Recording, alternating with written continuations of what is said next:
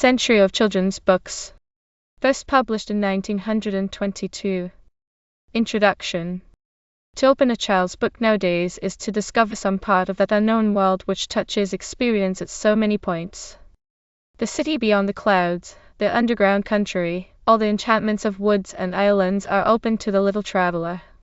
From the water babies to Peter Pan there has been little else in nursery tales but the stuff of dreams.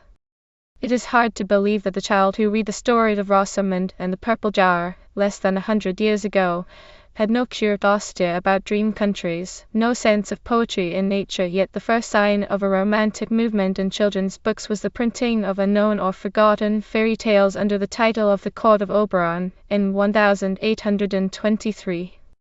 The actual awakening came later, with the nature stories of the Houts and the imaginative nonsense of Edward Lear. A century of little books had passed before a child could read fairy tales without shame, and the taste for true histories prevailed long after Miss Edgeworth had written her last sequel. For although there were 18th century chap books that kept alive old tales of chivalry, these had no proper place on the nursery shelves.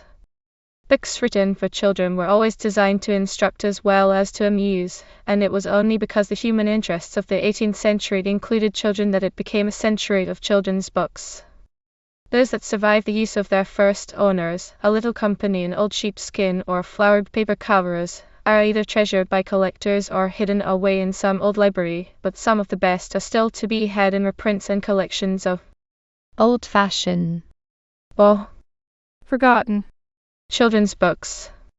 The new generation, pressing forward to discover more of the dream country, cares little for tales that reflect the quiet schooling of its ancestors, yet the most moral and instructive of these books marked the child's escape from a Stenner school. It was on his way to the child's garden that he passed through this town of Georgian dolls' houses, where, indeed, he found some rare and curious things. In the early centuries a child made shift with such tales as his elders chose to tell him. There were few books that he could call his own, and those were devised to advance him in knowledge or courtesy.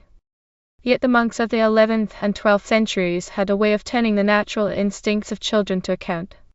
They taught Latin by means of imaginary conversations, and put the raw material of wonder tales into their instructive elucidarium, a sort of primitive child's guide, which told of fabulous beasts and gave miraculous accounts of heaven and earth.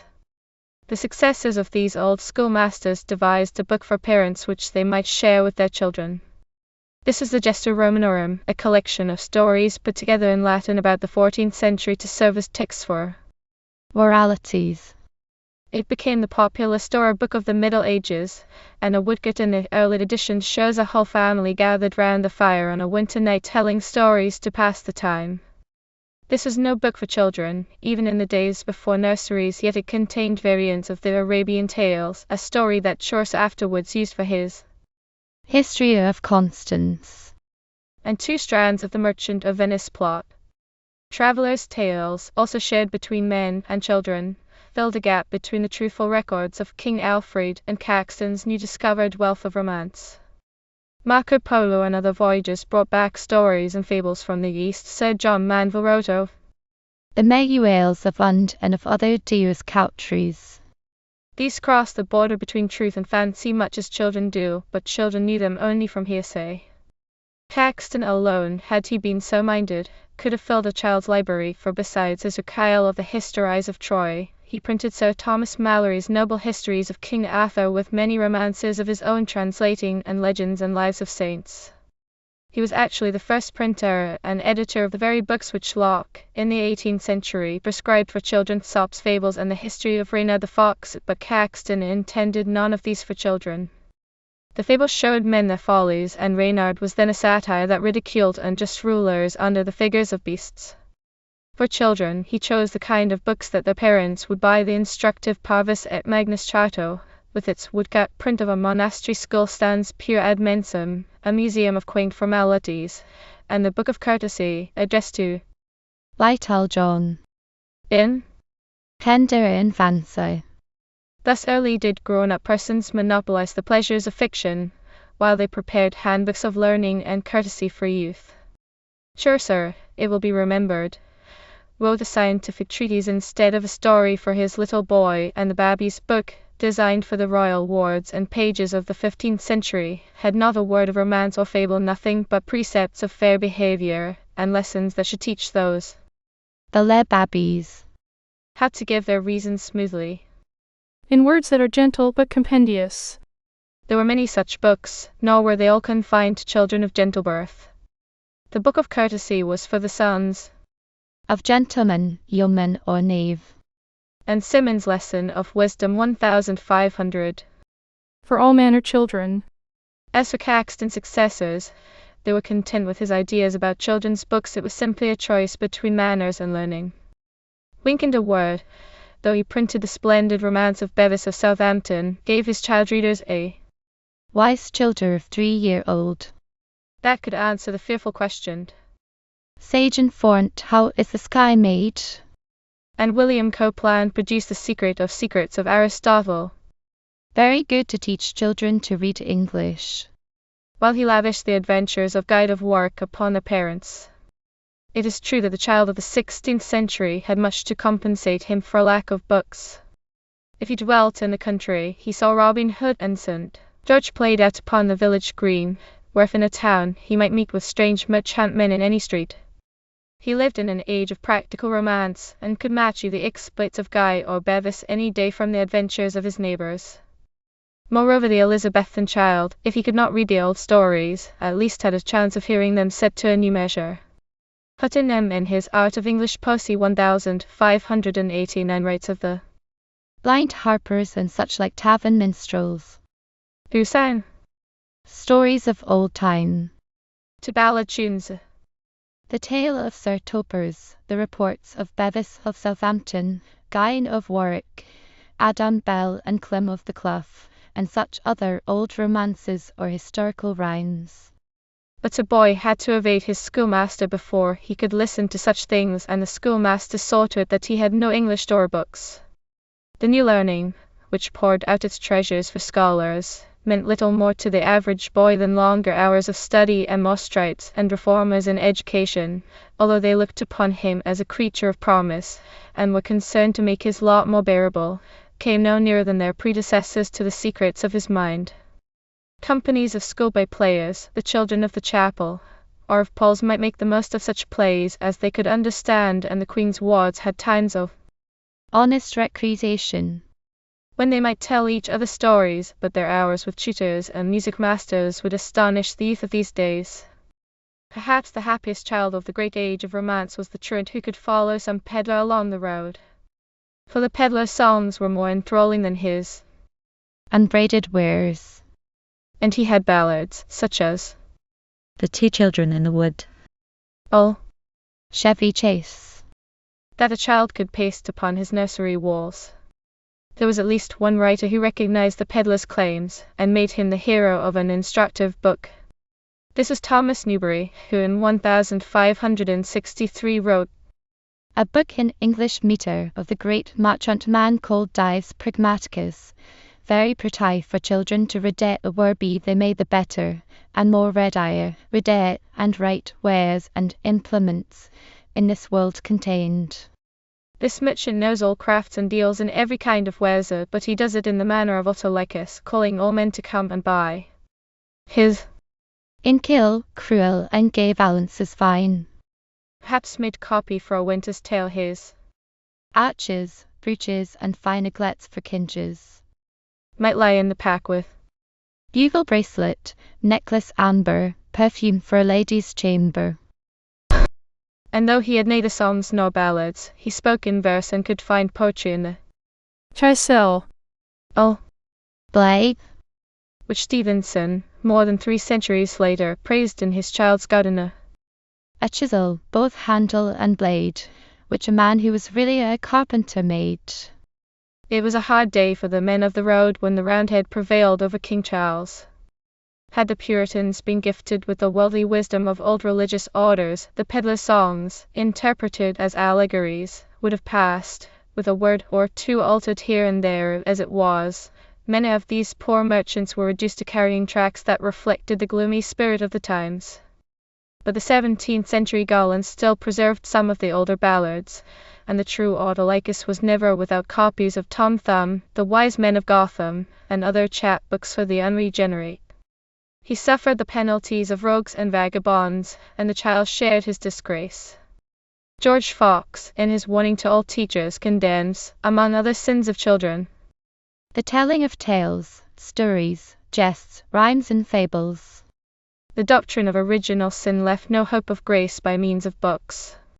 Courtesy, as concerning the mere outward forms and carriage of a child, was held of no account, and instruction itself was abandoned in favor of emblems, warnings, and morbid examples for youth. In such books, for example, as James Janeway's Token for Children, which contained an exact account of the conversion, holy and exemplary lives and joyful deaths of several young children. A literature of denial and negation. And yet the greatest child's book of the age was written by a Puritan. John Bunyan was the first to reconcile the claims of religion and romance, and he never could have written The Pilgrim's Progress if he had not been a good customer of the peddler in his youth. But in writing it, Bunyan had no more thought of children than Caxton when he printed the stories of King Arthur. Both were thinking of grown-up children. And when, some 8 years later, Bunyan tried his hand at a book for boys and girls, he made it a mere collection of emblems in doggerel verse. The alternative title, Country Rhymes for Children, seems to refer to certain farmyard creatures which he introduced to point analogies even more absurd than those of the old monkish bestiaries, but the monks had sirens and other wonderful things in their natural history. There is nothing to atone for the dullness of these rhymes. Any child would be better entertained in the interpreter's house. After the Restoration, the peddler had a better market for his books, but he also came upon new enemies, for it was then that members of the Royal Society were beginning to question those strange and wonderful relations which simple folk, seeing them in print, received as true. When Shakespeare's shepherdess asked the peddler, "Is it true, think ye?" he answered, 5 justices' hands at it, and witnesses more than my pack will hold. But these men of letters and science accepted no evidence save that of their own reason, and this was fatal to the common matter of chapbooks. It is the more surprising that one of their number should have been an unacknowledged maker of children's books. John Locke was the first to apply the methods of the Royal Society to education. He cared neither for creased nor grammars, followed Montaigne in denouncing the pedantry of the old schoolmasters, and held with Rabelais that the greatest clerks are not the wisest men. It is true that his concern for literal truth made him a very imperfect reader of children's minds. He never understood the part that imagination plays in a child's life, and his plan of education allows no scope for it, yet he understood children so well on the practical side that every 18th century writer of little books quoted his maxims, despised romance, and produced fables that made a certain appeal to childish interests while they proved the advantages of common sense. Locke's book, Some Thoughts Concerning Education, which he published in 1693, was put together from the letters he had written during his exile in Holland to Edward Clarke, but it suggests notes rather than letters. Locke so condenses the human element that it reads like a book of educational prescriptions. The key is to be found in the letters of his friends, and in the records of his pupil, the third Lord Shaftesbury, author of the Characteristics. Locke was the first Earl's friend and medical adviser, and for a time had taught his son. The third Earl came to him as Mr. Anthony at the age of 3, and was his more peculiar charge till he was 12 years old. After the grandfather's death, they sent him to Westminster, entirely against Locke's wish, for he hated schools. But when Mr. Anthony came to write about his childhood, he had not a good word for pedants and schoolmasters, only for Mr. Locke, to whom, next his immediate parents, he owed The highest gratitude and duty.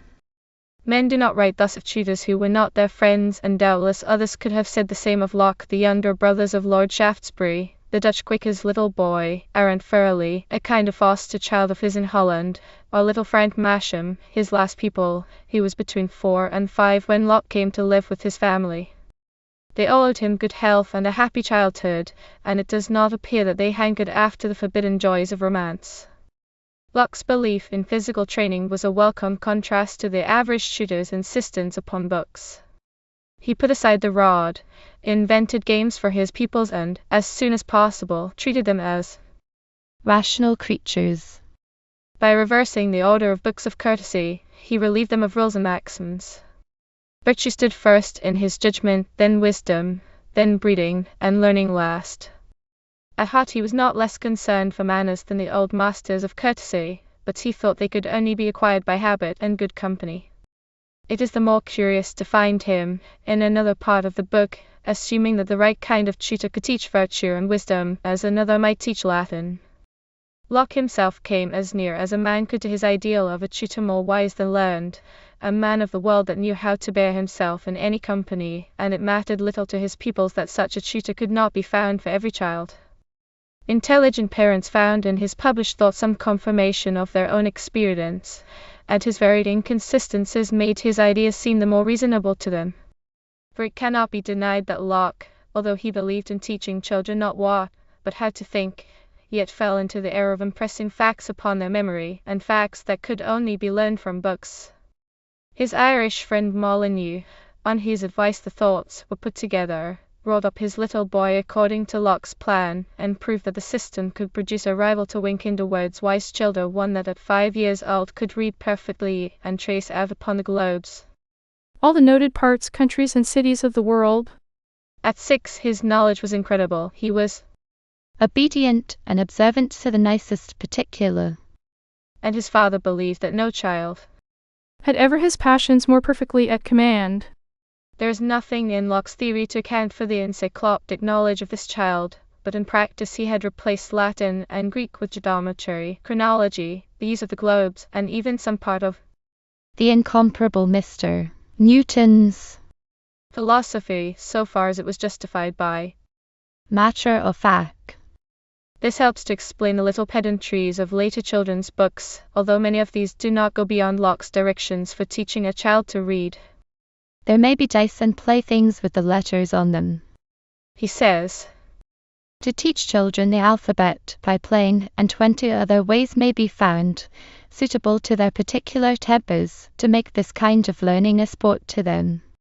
Thus children may be cozened into a knowledge of the letters. If this smacks of artifice, there is no question of his wisdom about essentials.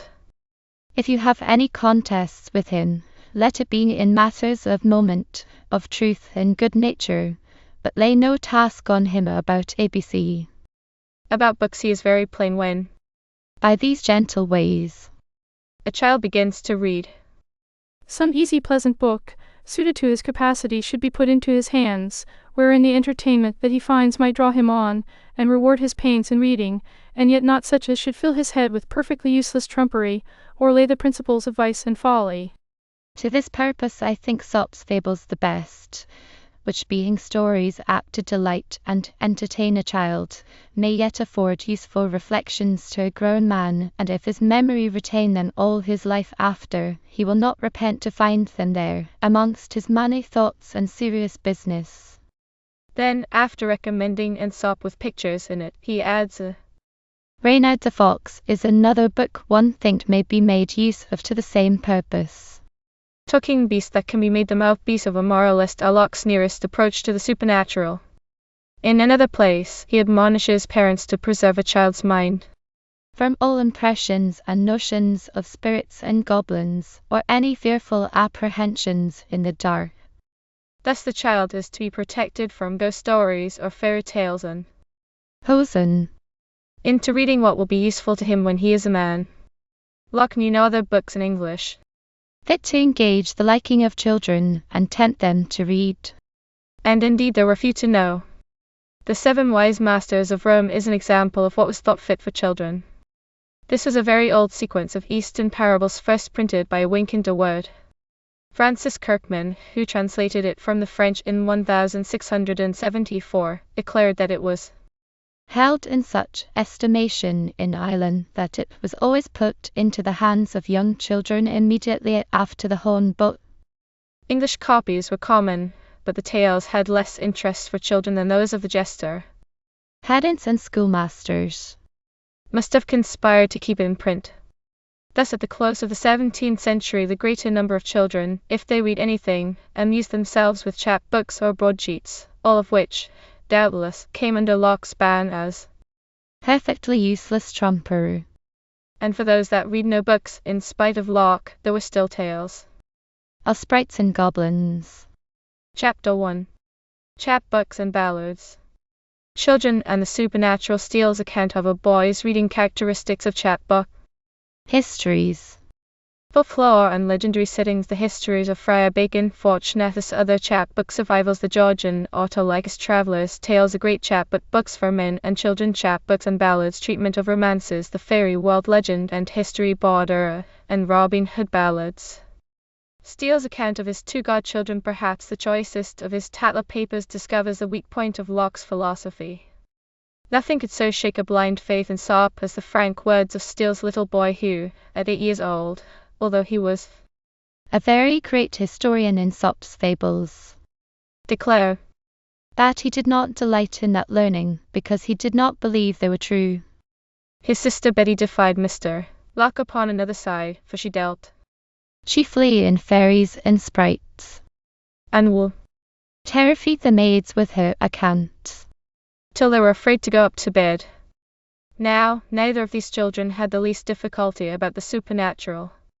The boy could have believed in beasts that talked, but he detected the man inside the lion's skin, the man that pointed a moral. These fables, once understood as ridiculing the follies of mankind, were no longer true. But there were other stories of the boy's own choosing which, though full of magic, were true to the spirit of their kind. Steele says he had very much turned his studies for about a 12-month past into the lives and adventures of Don Bellinis of Greece, Guide of Warwick, the Seven Champions, and other historians of that age. Not only does the sympathetic godfather enter into these literary adventures, as Mr. Locke, with all his wisdom, never could have done, but he knows the virtue of an unpointed moral in the boy, he says, had made remarks which might be of service to him during the course of his whole life.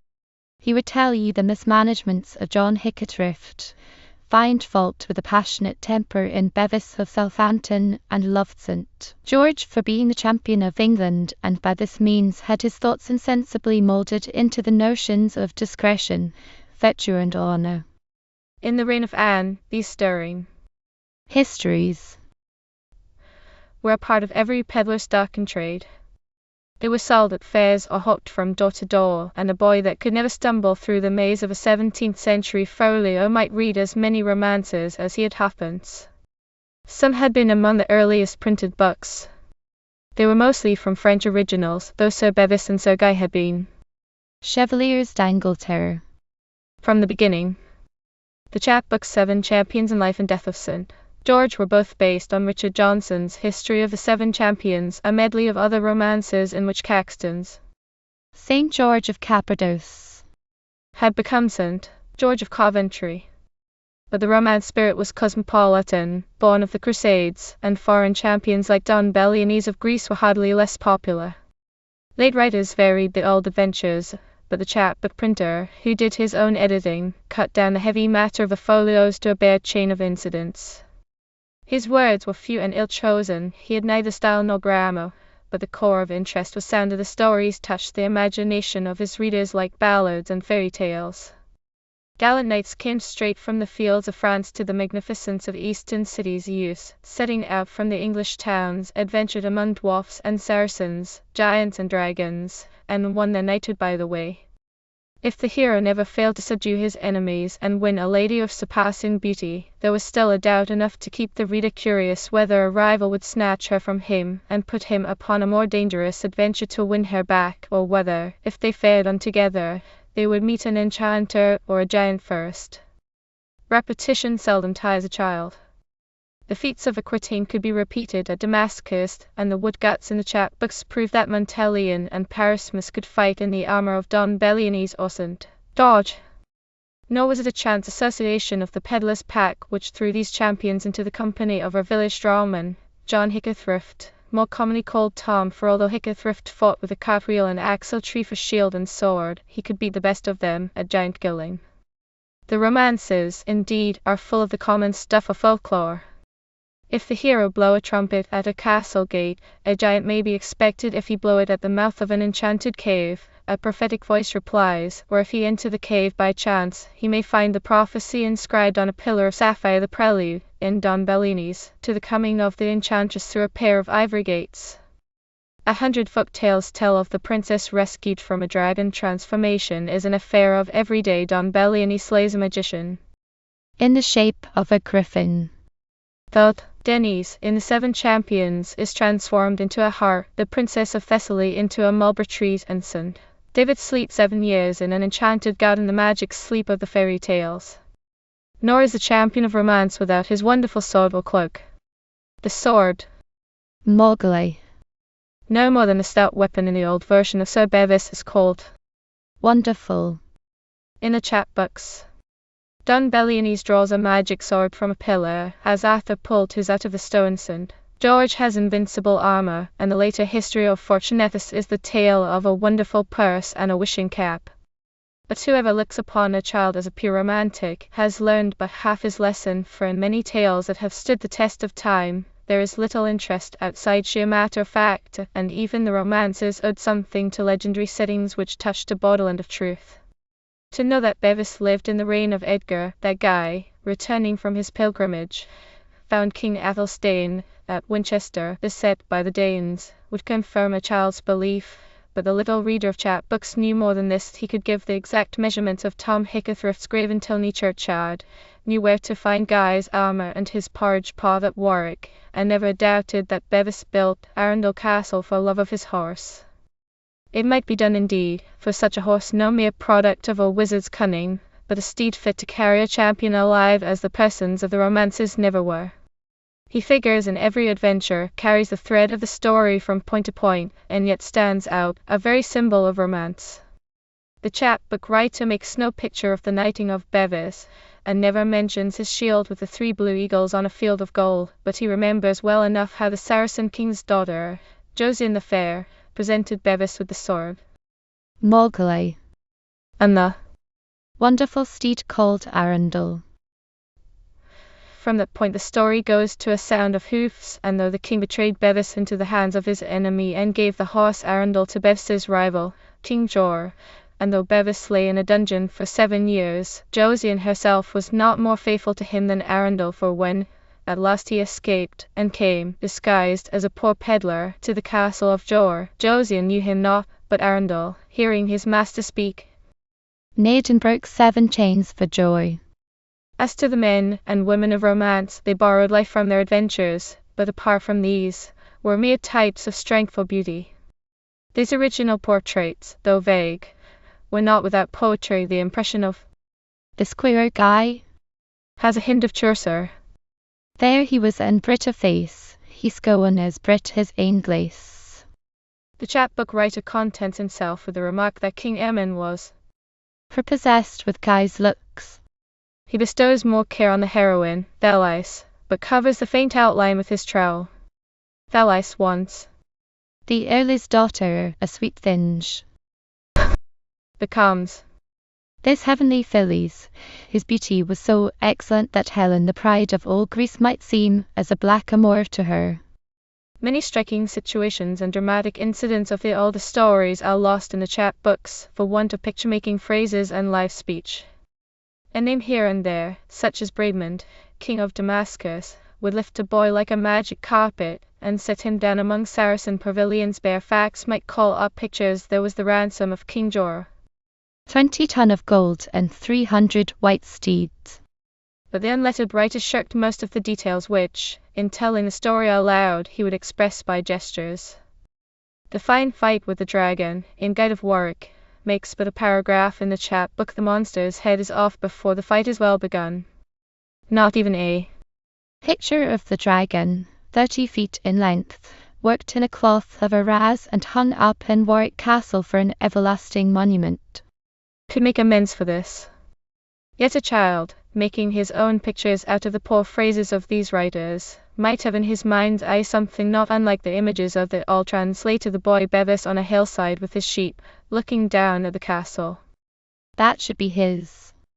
The 4 knights selling him to the Saracen merchantmen, or the giant Ascapart wading out to the ship, with Bevis and Josian and the horse Arundel tucked under his arm.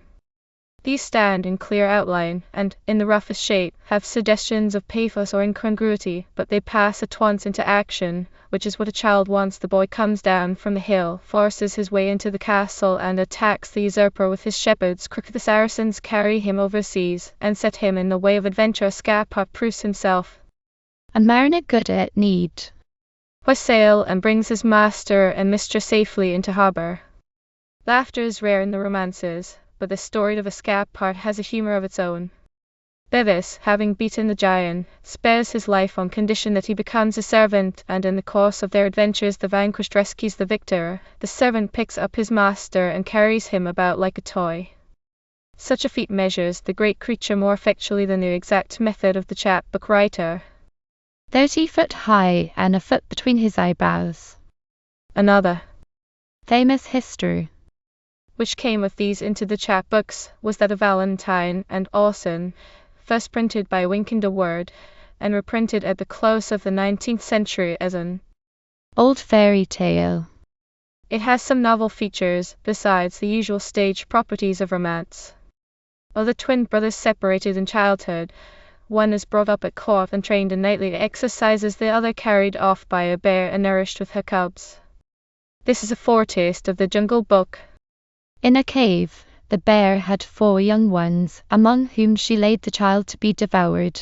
Yet all the while the young bears did it no harm, but with their rough paws stroked it softly. The old bear, perceiving they did not devour it, showed a bearish kind of favour towards it, inasmuch that she kept it and gave it suck among her young ones for the space of 1 year. The 2nd chapter records how the bear's nursling, Orson, grew up into a wild man, and how the young knight Valentine, his brother, meeting him in a wood, won a victory of skill against strength, after which, still unconscious of their relationship, he tamed the wild man and taught him the arts of chivalry. The more magical elements of the story have a flavour of the East, and doubtless belong to the oldest strata of Eastern romance. The adventure of the dwarf Pacolet suggests the tale of the magic horse. In the 1001 Nights, for by his art this dwarf, who was an enchanter, had contrived a horse of wood, and in the forehead a fixed pin, by turning of which he could convey himself to the farthest part of the world. Many such marvels, related during the Middle Ages by merchants or crusaders returning from the East, had been caught up in the weavings of romance, but it is a sort of magic that has little to do with the myth-making power of childhood. Pacolet's flying horse is made of wood. The touch of its hoof never brought water from a mountainside. It represents the magic of ingenuity, which comes halfway between pure romance and the practical marvels of a scientific age. Indeed, it is but a step from the flying horse of Eastern tales to Roger Bacon's horseless chariots and flying instrument.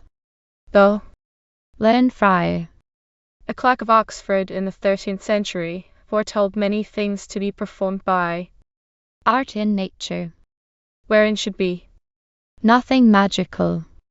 Yet he studied such strange matters that he was persecuted for practicing magic, and the chapbook set him down a conjurer.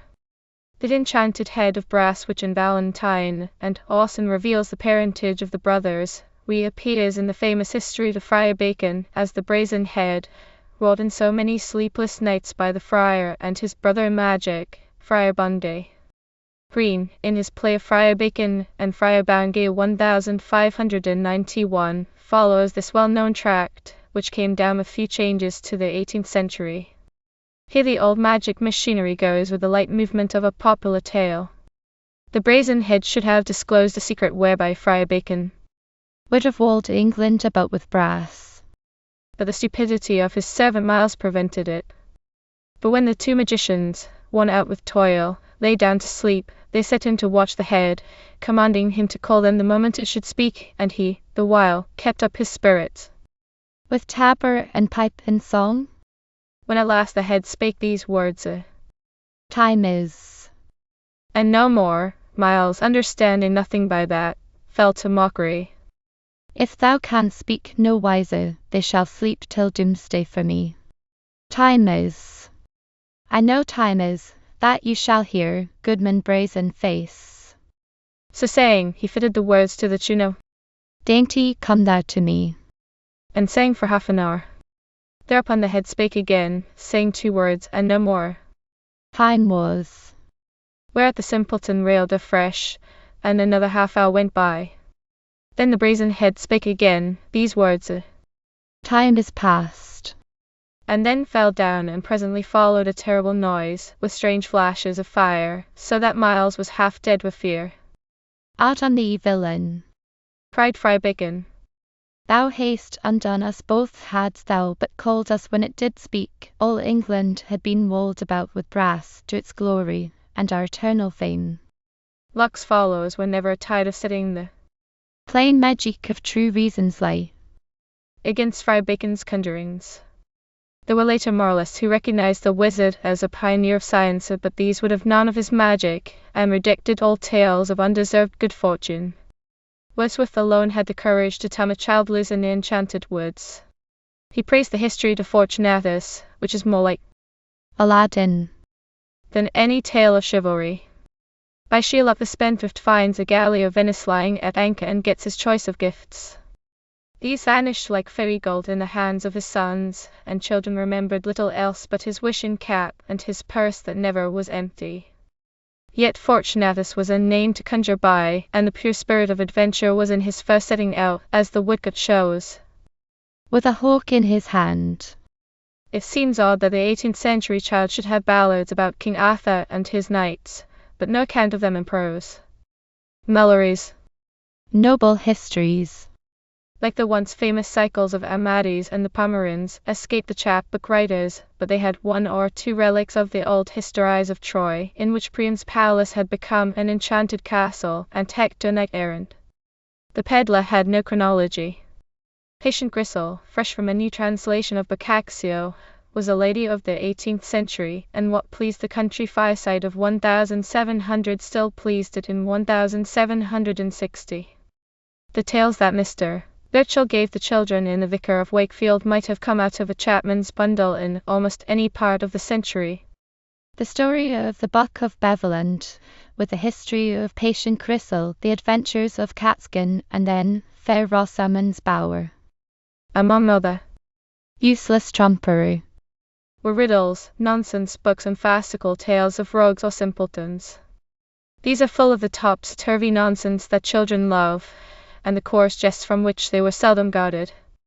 The older stories, even when they deal with everyday life, give it a romantic flavor. The cobbler feasts with the king. The valiant London prentice leaves his shop on London Bridge, and sets out to joust with Eastern princes. A Tudor peddler, Tom Long, in the course of his absurd adventures, visits the cave of the 7 Sleepers, whose story makes a welcome interlude. Coming to the town, they found everything altered, the inhabitants being other sort of people than they were the night before. So, going to buy food, the people refused to take their money, saying they knew not the coin, but inquiring further, found that since their being there, 3 generations had been dead and the 4th was in being. Tom Long was the puppet of a nonsense book, but other chapbooks, following Delaunay, told the true histories of industrious fortune makers who were not out of place in a commercial age, and the life of an 18th century peddler was plain enough to pass for truth. An account in a late Sterling tract of the flying station. Peter Duthie shows that he took up his trade in 1729, when he was 8 years old, and was upon the road for 80 years. A Georgian Autolycus, known for his quaint wit. In every city, town, village, and hamlet in Great Britain, At some time perhaps he sold lives of his brethren Dougal Graham and John Cheap the chapman, whose story was moralize. by Hannah More. The traveler is always a romantic figure. No amount of fact can take the pleasure of expectation and surprise out of a journey, and the setting of most chapbooks was a journey by land or sea. Though Flying station. asked no more for the wonderful voyages of Sir John Manville than for the rough yarn of a shipwrecked sailor. This last, if it pointed a moral, might serve a double purpose, for the old allegories were dying out, except in burlesques. Abstractions always had a way of coming alive when they set foot on English ground, and the history of Lawrence Lacy, of Lubberland Castle and the County of Sloth was no mere allegory of idleness, but the tale of escaped Grace who, to the joy of all children, got the better of the schoolmaster, the squire's cook, and the farmer. His arraignment and trial in the town hall never were was a triumphant apology for idlers, yet a scene like this may have suggested the symbolic trial of Christian and faithful in the town of Vanity. That splendid chapbook, The Pilgrim's Progress, is built up of such things. Bunyan's reading, outside the Bible, although he counted it among his sins, had acquainted him with romances, tales of magic and enchantment, histories of live persons, and all these, or nearly all, were concerned with adventures upon the road. Bible stories and Christian legends were common in Bunyan's youth. There was a versified history of Joseph and his brethren, and the beautiful legend of the Glastonbury Thorn was as well known as that of the Seven Sleepers or the Wandering Jew. But the Pilgrim's Progress dealt in terms of unmistakable experience with the journey that every man must go. The figures of its allegory were live persons, such as a man might meet upon any road, and its setting changed as the way ran through towns and villages, past fields and sloughs and thickets, over hills where the surest footed might fall. From running to going, and from going to clambering upon his hands and knees, because of the steepness of the place. Or beside rivers that ran through meadows and orchards, with lilies underfoot, and above green trees with all manner of fruit. These things give place at certain points, as they do in life, to the scorched plains of torment, the overwhelming shadow of death, or, with the river and the way for a time par, to the dungeon of despair. There are glimpses by the way of strange and beautiful lands, of vineyards and mountains upon which the sun shineth night and day. But here also is the road running through the midst of the country to a city more splendid than the cities of romance, for it was builded of pearls and precious stones, also the streets thereof were paved with gold. The child would start on this journey with some knowledge of his bearings, for, like Bunyan, he had set out on an earlier pilgrimage with Guide of Warwick. At the Palace Beautiful, he would remember how Montelion had been armed by nymphs, and at Doubting Castle, how Bevis had escaped from his prison in Damascus. No knight ever strove with giant or dragon, as Christian struggled with Apollo, and none of the 7 champions had encountered the dangers of this road. Yet these were adventures that might happen to a man in the midst of his ordinary business, that much a child might understand beneath the surface of romance, which for him is the chief matter of the book. This is the first of 3 great books which pleased both men and children in the 18th century. The others are Robinson Crusoe and the Travels and Adventures of Captain Lemuel Gulliver. Each, in its own kind, is a voyage imaginary, and the unwrought matter of all 3 was to be found in chapbooks. The tale of the shipwrecked man had never been told with such apparent truth as in Robinson Crusoe. Readers of the chapbook history of Drake, who were familiar with accounts of monsters and monstrous people, would read this sober journal as the purest matter of fact, nor was there anything beyond belief in Gulliver's adventures to anyone who knew the Pedlar's Book of Sir John Manville. For here, among greater marvels, was a notable account of giants and pygmies. This island setting of Robinson Crusoe, the figure of Friday, the footprint in the sand, belonged to the world of romance. So do the giants and dwarfs of Gulliver.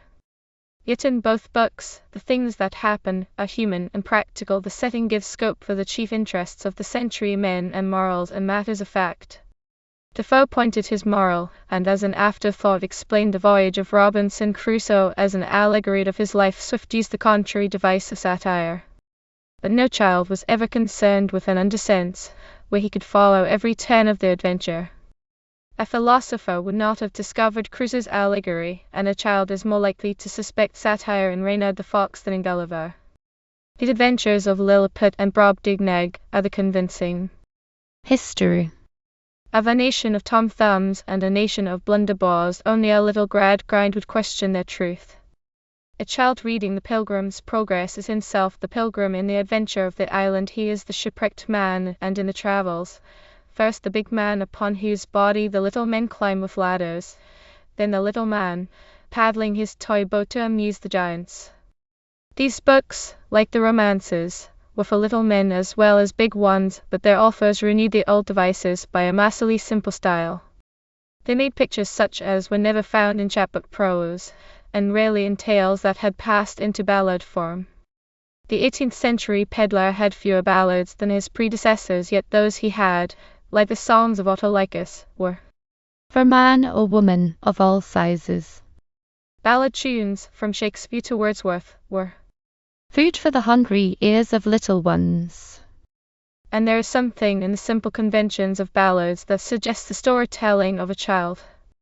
Those printed ballads, darling songs of the common people, which Addison found upon the walls of 18th century houses, attracted him by their classic simplicity, but the two he liked the best. Chevy Chase. Oh, The Two Children in the Wood had been the joy of Elizabethan nurseries. Most of the chapbook stories were sung as ballads. The Seven Champions. Dot George. Patient Crystal. Oh, The London Prentice. were all in the collection of old ballads printed in 1723, with The Noble Acts of King Arthur. Mallory, and others were reprinted in Percy's Reliques 1765 from a folio manuscript of the 17th century. The ballad maker, dealing with romances, preferred short episodes. A tedious story would never go to his quick measures, but by laying his chief stress on speech and movement, or adding a refrain, he made a thing quite unlike the short versions of the chapbooks, and gave a certain dramatic unity to the separate parts. Thus the incident of Guy and Colburn in Percy's folio had been chosen from Guide of Warwick, and the Ballad of St. George, in a collection of 1723, deals only with the dragon story. Some ballads, it is true, cover a sequence of adventures. The Lord of Lawn, Like Bevis of Southampton, gives the whole story of a child robbed of his inheritance, a shepherd boy that should have been a lord, and the scene changes from Britain to France and back again, but so much is told in dialogue that the story dances to its end. Do thou methe off thy satin doublet thy ship and wrought with glistering gold, and do methe off thy golden chain about thy neck so many a fold. Do thou methe off thy velvet hat, with feather in that is so fine, all unto thy silken shirt that's wrought with many a golden seam. What must be my name, worthy steward? I pray thee now, tell it me thy name shall poor disaware, to tend sheep on a lone my lea. The fairy world revealed in Thomas Rhymer. the ghostly suggestion of The Wife of Usher's Well. there is no trace till the close of the century. The true ballads of Elfland are more song than story, and rise by suggestion above the simplicity of fairy tales. Oh, they rade on, and farther on, and they waded rivers abune the knee, and they saw neither sun nor moon, but they heard the roaring of the sea. The breath of enchantment is rare in English ballads. There's nothing in print before Scott's minstrelsy like the magic of these lines, but Percy reprinted a 16th century ballad, The Mad Merry Pranks of Robin Goodfellow. which Puck himself might have sung. From Oberon in Fairyland, the king of ghosts and shadows there, mad Robin is at his command, and sent to view the night sports here. What revel rout is kept about in every corner where I go, I will all see and merry be, and make good sport with ho, ho, ho. This is the triumphant laughter of a child. Oh, Shoot a knavish sprite, has neither the delicacy of smaller fairies nor the courtly dignity of his master. He is the spirit of childish mischief, greeting night wanderers, with counterfeiting voice, shape-changing, warily, over hedges and pools, or playing tricks on lads and lasses at village feasts. hobgoblin, Oh, sweet pup, half child, half fairy, he roams the English country. through woods, through lakes, through bogs, through brakes, all bush and briar, and boasts of greater powers. There is no doubting either voice or words. more swift than lightning can I fly, and round about this airy welkin soon. and in a minute's space discray each thing that's done below the moon, There are 2 more fairy songs in the reliques one given. with some corrections. From a 17th century Garland, the other, Bishop Corbett's. Well, To the fairies. The first contradicts the second, for obeying an invocation. come, follow me, you fairy elves that be. A team of little atomies appear, proving that they were never out of England since Shakespeare wrote, but Unheard and unespied, were gliding through Puritan keyholes and spreading their feasts while the bishop was composing his lament. farewell, rewards and fairies. Yet these, like Robin Goodfellow, are spirits of earth, they eat more than fairy bread. A model surely suggested the details of their feast, but they dance a fairy measure. The grasshopper, gnat and fly, serve for a minstrelsy, Grace said, we dance a while, and so the time beguile, and if the moon doth hide her head, the glowworm lights us home to bed. On tops of dewy grass so nimbly do we pass, the young and tender stalk ne'er bends when we do walk, yet in the morning may be seen where we the night before have been. Rhymed nursery tales seldom show the true ballad quality. The only children's stories in the collection of 1723 are The Children in the Wood, Oh, Sir Richard Whittington, Cohen the one a true ballad, newly licensed and approved by Addison, the other also mentioned in the Spectator, taking precedence of such rhymes as Hatska, Oh, Tom Thumb, for popular grafting of the romance of fortune upon a stock of historical fact. Southern ballad printers favored the merry or tragic themes of legend and history, and a few of their songs had the trumpet note of Chevy Chase. They lacked neither freshness nor vigor. Some, like The Blind Beggar's Daughter of Bednall Green, gave a fresh turn to Elizabethan traditions, and made up for indifferent workmanship by a plentiful force of rhythm. Late nursery poets could not better this trick of the ballad makers. It was a blind beggar that long lost his sight. He had a fair daughter of beauty most bright, and many a gallant brave suitor had she, for none was so comely as pretty Bessie. Another of these old broadsides Johnny Armstrong's Last Good Night appeared among Dryden's miscellanies in 1702, in the collections of 1723 and 1724, and again in Evans's Old Ballads 1777. The music of the finest singer is dissonance, wrote Goldsmith. To what I felt when our old dairymaid sung me into tears with Johnny Armstrong's Last Good Night or the cruelty of Barbara Allen. These are the true stuff of ballads, but a child cares most about action, and, asked to choose between them, would be pretty sure to call for the Buddha song. The story of John Armstrong, which came down to prose in the chapbooks, has points in common with Robin Hood, but John and his Merry Men have no touch of Robin's careless humor. They fight like the heroes of Chevy Chase, and ask no quarter. Said John, fight on, my merry men all, I am a little hurt, but I am not slain. I will lay me down for to bleed a while, then I'll arise and fight with you again. The pirate song of Sir Andrew Barton is a sailor's variant of this. Lord Howard defies Sir Andrew upon the high seas, much as Earl Percy, in despite of the Douglas, takes his pleasure in the Scottish woods. There was never a better fight on shore, and when at last the pirate falls to an English bowman, he repeats the border cry. Fight on, my men, says Sir Andrew Barton, I am hurt, but I am not slain. I'll lay me down and bleed a while, and then I'll rise and fight again. Sir Andrew stands out from his fellows, though the portrait is not to be compared with Robin Hood's, and the king himself speaks his epitaph. I would give £100, says King Henry, the man were alive as he is dead. Another of these narrative ballads, Adam Bell, has a forest background that suggests Robin Hood. Merry it was in green forest among the leaves green, where that men walk both east and west with bows and arrows keen. The full title, Adam Bell, Clymo of the Clough, and William of Cloudesley, has a sufficing rhythm, and the story is good, not unlike a Norse saga, where they set fire to the outlaw's house, and like William Tell, where cloudlessly splits an apple on his son's head at 6 goal paces. But the true Robin Hood ballads take a child into his own country, and he finds it peopled with his friends.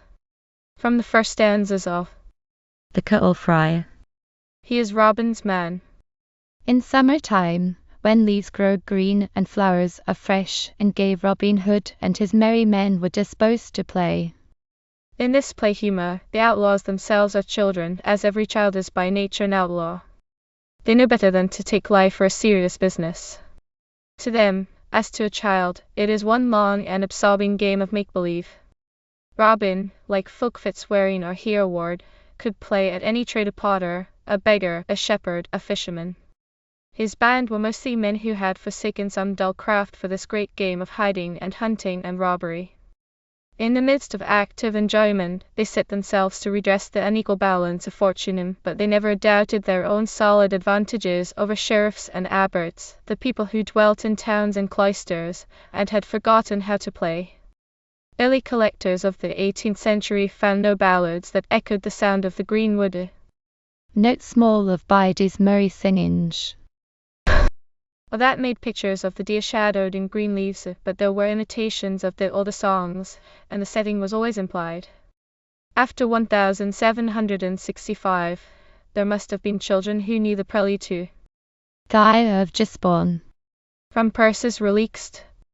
When shaw's been sheen and shads full fair, and leaves both large and long, it is merry walking in the fair forest, to hear the small birds' song.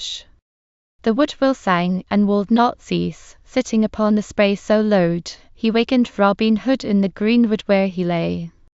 A child cares little about landscape for its own sake, but much for the things which it suggests. Here, the setting is essential to the game these outlaws are playing. They are as much a part of it as the deer they chase. The beauty of the forest and the song of birds lead on to the adventure, but they are as nothing compared to the romantic fact that this is a place where any man may meet with Robin Hood.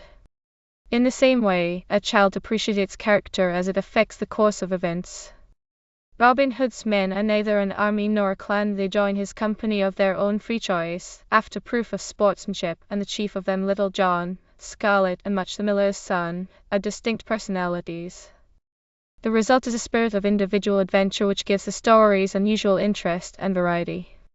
The earliest songs of Robin Hood had grown into a ballad epic, A Light-Hearted Jest of Robin Hood, in which Robin's character was proved in talk and incidents, and further shown by the storyteller's comments on his courage and gentleness, his respect for women, his love of the forest, but gentle attributes failed to impress the writers of 18th century broadsheets. They recall the more obvious traits by a few epithets. I will you tell of a bold outlaw. Oh, A story of gallant, brave Robin Hood unto you I will declare. taking the rest for granted, they deal directly with Robin's combats and escapes, his farcical adventures with bishops and beggars, his daring rescues, and in these, the quality that comes up most is the roguish humour which above all distinguishes him from the conventional knight of chivalry. A single attempt to connect him with the romances, the late ballad of Robin Hood and the Prince of Aragon, marks the difference of kind, for though Robin kills the prince, and John and Scadlock bag a giant apiece, they move like live men among shadows. The children of the 18th century did not meet the outlaws of the Bold and Whirl. They knew the Cuttle Friar and Allan a Dale, and what happened when Robin Hood We read of the woodside and chasing of the fallow deer. tried his fortunes at sea. They had 2 ballads, at least, that varied old themes of the jest. Robin Hood and the Bishop, Oh, The King's Disguise, and Little John was their friend, not, of course, the old Little John who praised the season in the words of a poet, but A jolly brisk blade right fit for the trade. more like the scapegrace in a popular History. Robin Hood's Garland, printed in 1749, gave a mere collection of stories for the sequence of the jest, and many chapbooks copied it in prose, but a rough cadence is better than none, and Robin Hood was first praised in a ballad. The chapbooks, indeed, were no more than the dead leaves of romance. It took the vivid play of a child's fancy to revive them, but whatever the ballad maker touched, fairy tale or legend or history, he made a new thing of it, a story to sing or tell, but short enough to be sung or told many times over. Chapter 2. Fairy Tales and Eastern Stories. Unwritten Fairy Tales. Childe Roland. Traditional matter and printed books. The history of Thomas Hickathrift. Giants and dwarfs. Logic and realism in Tom Thumb. Lack of magic in English folk tales. Whittington and his cat Perils. Cons. The partnership between youth and age. English versions. Poor. Adaptations and Moral. Fairy Tales. Eastern Stories. The Little Yellow Canvas Covered Book. Nursery Criticism. Aladdin and Sinbad. The Oriental Moralists. Traditional tales. Moralized. The Tom Thumb and Robin Goodfellow. The two children in the wood. The Enchanted Castle. Fairies were not altogether unknown in an age of reason, though the Royal Society kept no record of their delicate transactions. The little Betty of Steele's paper, who terrified the maids with her accounts of Fairies and Sprites, must have learned them, as children do, from the Grasshopper's Library. For the peddler had no such tales in print. They were sometimes told as a mixture of ballad and fairy tale, a story with snatches of ballad rhyme. Children guarded them jealously, passing them on word for word, with none of the slips that a printer would have made. Such a tale was Childe Roland. Thus set down by Jansen in 1814, as an old country tailor told it to him when he was 7 or 8 years old. But that old tailor had heard it in his own childhood, and so, doubtless, had his great-grandfathers and theirs, for this tale of the three brothers seeking their lost sister, of her being stolen by the King of Elfland and kept under spell, is the same that Shakespeare quoted in King Lear. Childe Roland to the Dark Tower came, his word was still fie, foe and fun, I smell the blood of a British man. A child would remember the giant formula, though he forgot every word of that. Easy pleasant book, suited to his capacity. Which Mr. Locke prescribed for him. He would remember the whole exquisite story, how the youngest brother found his sister, and what passed between them, most of it in rhyme, and how he fought with the Elf King and broke the spell. If Childe Roland had been the only story of its kind, Mr. Locke had yet to reckon with the fancies that a child might weave for himself out of common experience, the moving tree that casts the shadow of a pursuing giant, the wind that wears an invisible cloak, the enchanted sun who can pave any road with gold. These baffled all his efforts to drive fairies out of the nursery. But printed tales, before Perrault, were few enough in prose. The giant killers, Hickathrift. oh, That. in rhyme, Catskill. oh, Tom Thumb. oh. Whittington. Like printed ballads, they favored themes of action and mortality. Catskin, the English Cinderella, did without a fairy godmother. Tom Thumb, although he tilted with the Knights of the Round Table, never saw fairyland till he died, and Whittington's cat was a mere mouser, a poor relation of Puss in Boots. The truth is that a child never asks himself whether a tale belongs to the dream world or to the world of reality, because either will serve his turn, and either may be true. Any sitting convinces him if the adventure holds, and a tale that lost its imaginative coloring in the chapbooks might regain it in a winter night. Between 1690 and 1790, there's little change in The Pleasant History of Thomas Hickathrift. another trace in print of the Astonishing image. that Coleridge remembered the Whole rookery that flew out of the giant's beard, scared by the tremendous voice with which this monster answered the challenge of the heroic Tom Hickathrift. The nearest thing to it in a chapbook of 1780 is the likening of the giant's head, when it was off, to The root of a mighty oak. but this image of the monstrous beard, a piece of pure myth, if it were not the addition of some imaginative teller, came down from a time when childlike men invented it to explain the giant shapes of trees. A child, recognizing the analogy, feels the same shock of surprise and pleasure as his forest-dwelling ancestors, and finds in this play of likeness and contrast the source and sustaining interest of all giant tales. For there never was a giant without dwarfs to measure him, nor a dwarf that had not his giant, nor indeed is Jack's fight with Blunderbore a more engrossing spectacle than Tom Thumb dancing a gallant on the Queen's left hand. Yet there's little of the fairy about Tom Thumb. He is a real child, mischievous, even thievish, taking advantage of his size to creep into other boys' chair bags and steal. His one poor trick of magic is to hang pots upon a sunbeam, his one adventure into romance, a mock heroic episode at King Arthur's court. When Dr. Johnson withdrew his attention from the great man who bored him and thought about Tom Thumb. The escape was not from dull facts into a world of dreams, but from the pedantry of words into a simple realism. Given a little creature in a land of giants, Tom's experiences are strictly logical. He stands on the edge of a bowl in which his mother is mixing batter and falls in. When his mother goes milking, she ties him to a thistle, and he is swallowed by a cow. A raven that spies him walking in a fur carries him off, even like a grain of corn. As for his life at court, there is example for it. Tom being a dwarf.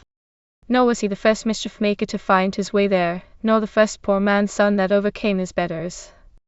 But his method of attack was new. No champion in the annals of romance had beaten Sir Launcelot, Sir Tristram, and Sir Guy with no other weapon than a laugh.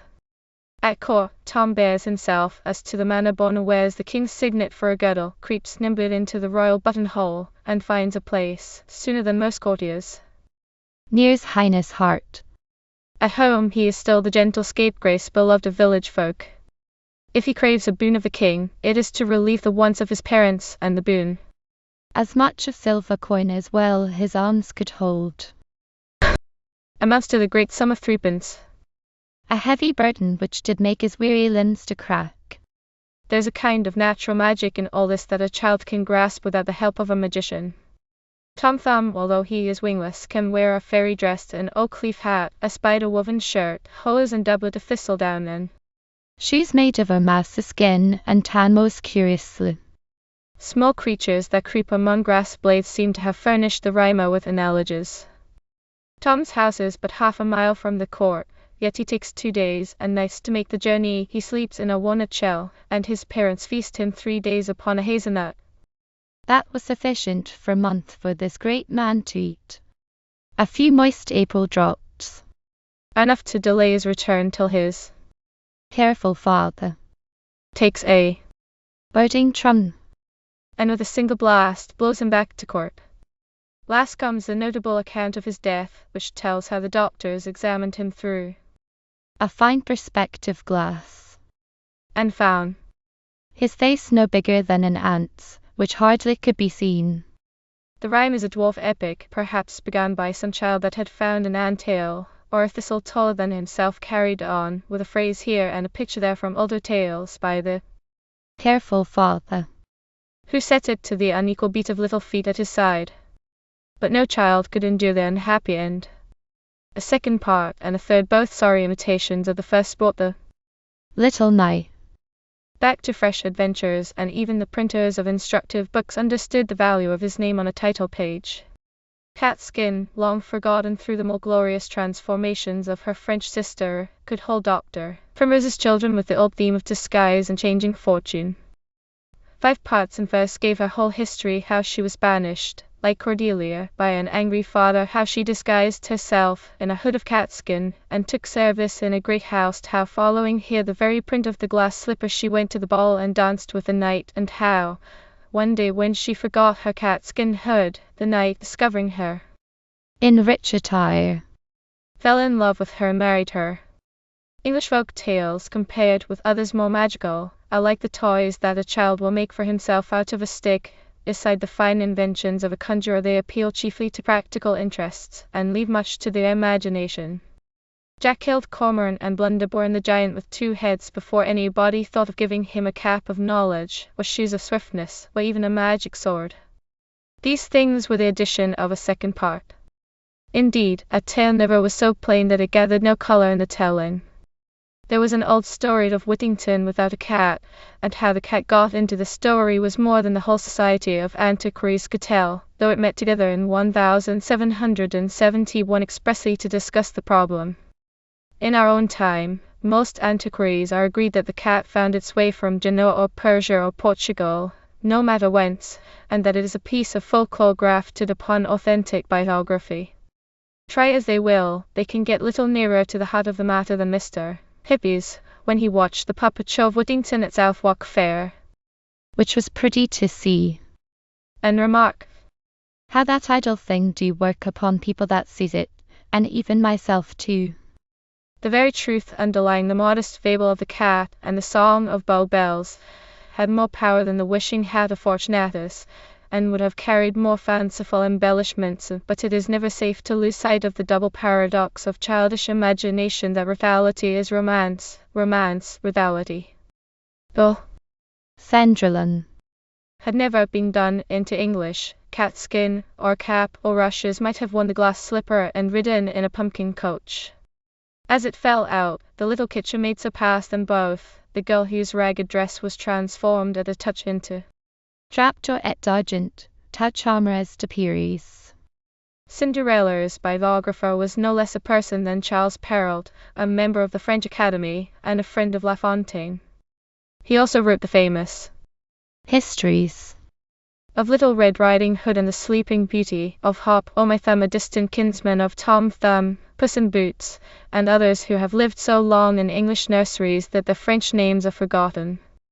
In his youth, Perrault had rebelled against the formal education of his day, and when he was little short of 70, he turned from his serious works and produced a children's book by which he is still remembered.